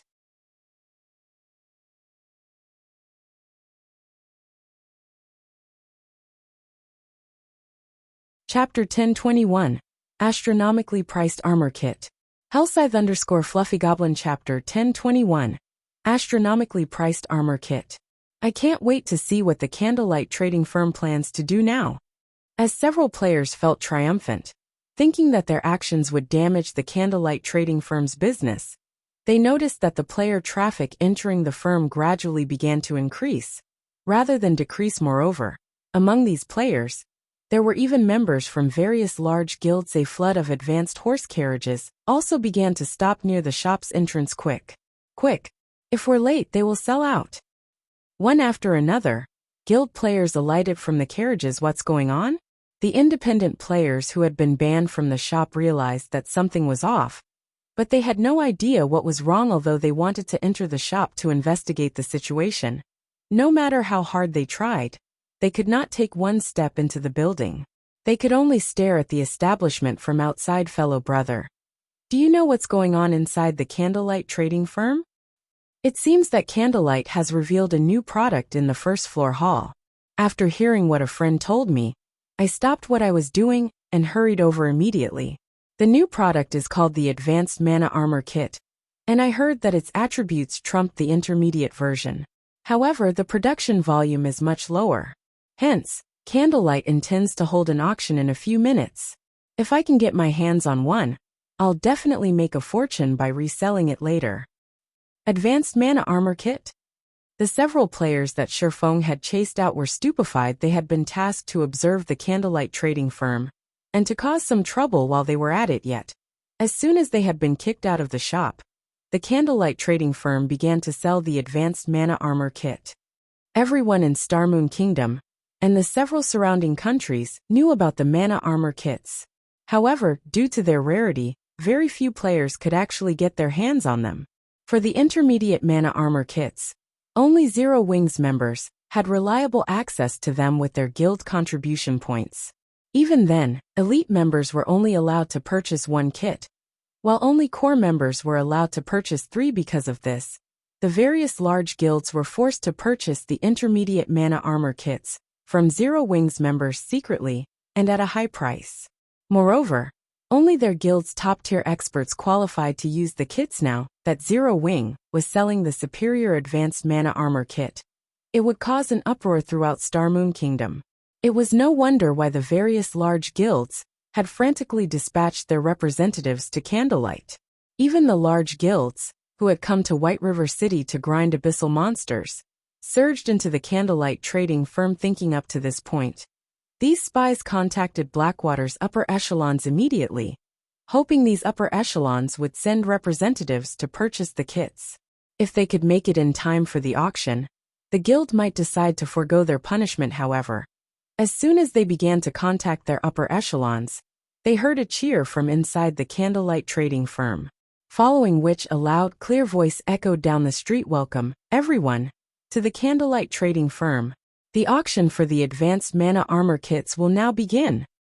When the announcement ended, some new arrivals rushed into the shop with eager smiles upon hearing news of the Advanced Mana Armor Kits auction. They immediately teleported to White River City and rushed over in an advanced horse carriage.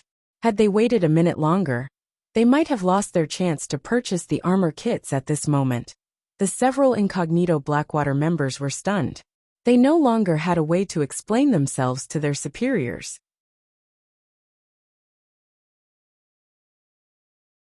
Even if someone from White River City's Blackwater trading firm headed this way now, they wouldn't arrive for at least another 10 minutes. By then, the auction would be over. As for having their guild send them money, although the funds would arrive in time, they couldn't enter the Candlelight trading firm. Meanwhile, inside the Candlelight trading firm, the various guild members and independent players began to yell out their bids. The Advanced Mana Armor Kits starting bid was 10 gold. Everyone was surprised. No one had expected the Candlelight to sell these kits so cheaply. Even the intermediate Mana Armor Kits cost more than 10 gold per piece. Every player here had seen the Advanced Mana Armor Kits attributes for themselves. If a player equipped 3 of the kits could increase their basic attributes by roughly 10%. This might not be a lot to Tier 1 players, but once players reached Tier 2 or above, the boost would be massive. When everyone thought about how they could use the Advanced Mana Armor Kit after reaching their Tier 4 and Tier 5 classes, the passionate light in their eyes blazed as they looked upon the kits. This time, a total of 10 armor kits were up for auction, with each lot containing 1 kit. The various large guilds inwardly cursed the candlelight trading firm for this despicable decision. The benefits of a single advanced mana armor kit were barely noticeable. If one wanted the most benefits out of the kits, they had to collect 3 of them. In other words, if one managed to obtain 2 kits in this auction, they would have to purchase the 3rd kit, regardless of the cost. The competition in this auction would be fierce, although the starting price of a single kit was 10 gold. Shortly after the auction began, the price quickly soared, surpassing everyone's imaginations. 50 gold. The 100 Flowers Palace wants it. Cleansed Rue, who wore vermilion red mage robes, declared softly. Everyone instantly shifted their gaze towards Cleansed Rue. Gasping, however, their shock was not due to Cleansed Rue's beauty or elegance, but her bid. With 50 gold coins, one could purchase a relatively valuable piece of level 35 dark gold equipment. Suddenly, an indifferent youth emerged from the crowd and said, "What arrogance from the 100 Flowers Palace! Isn't your offer just a measly 50 gold? The secret pavilion bids 100 gold." This youth was none other than the secret pavilion's genius newcomer, Cold Autumn. The youth had already reached level 40 and was fully geared in level 40 dark gold equipment. Many guild members were stunned when they saw Cold Autumn 110 gold. Cleansed Rue unhurriedly announced she must obtain the advanced mana armor kit. If Zero Wing had only held the auction after some promotion, the 100 Flowers Palace might not have had a chance to purchase the armor kit. This auction was too sudden. As a result, not many guilds had made it in time. She, on the other hand, just happened to be in White River City to purchase land for a guild residence. Hence, she had plenty of coins on hand. She definitely had what it took to compete with the secret pavilion. However, Cold Autumn did not give up as he shouted his next bid. Within a short moment, the advanced mana armor kit's price rose to 150 gold, causing most players to give up on the item. Although the advanced mana armor kit was impressive, one would only have around a 10% increase to their basic attributes after gathering 3 kits. It was not worth that much money. Just as everyone thought that the advanced mana armor kit would go to the 100 Flowers Palace, a woman wearing green mage robes raised her hand and called out, "I bid 200 gold. That you're tuning in to the Li Mei's Wuxia Whispers YouTube channel. We're so grateful for your support, and don't forget to subscribe to join us on this incredible journey through captivating stories. Your generosity through donations truly makes a world of difference, as it's the primary source of revenue that allows me to expand and enhance this channel for you. Thank you from the bottom of my heart for being a part of this adventure."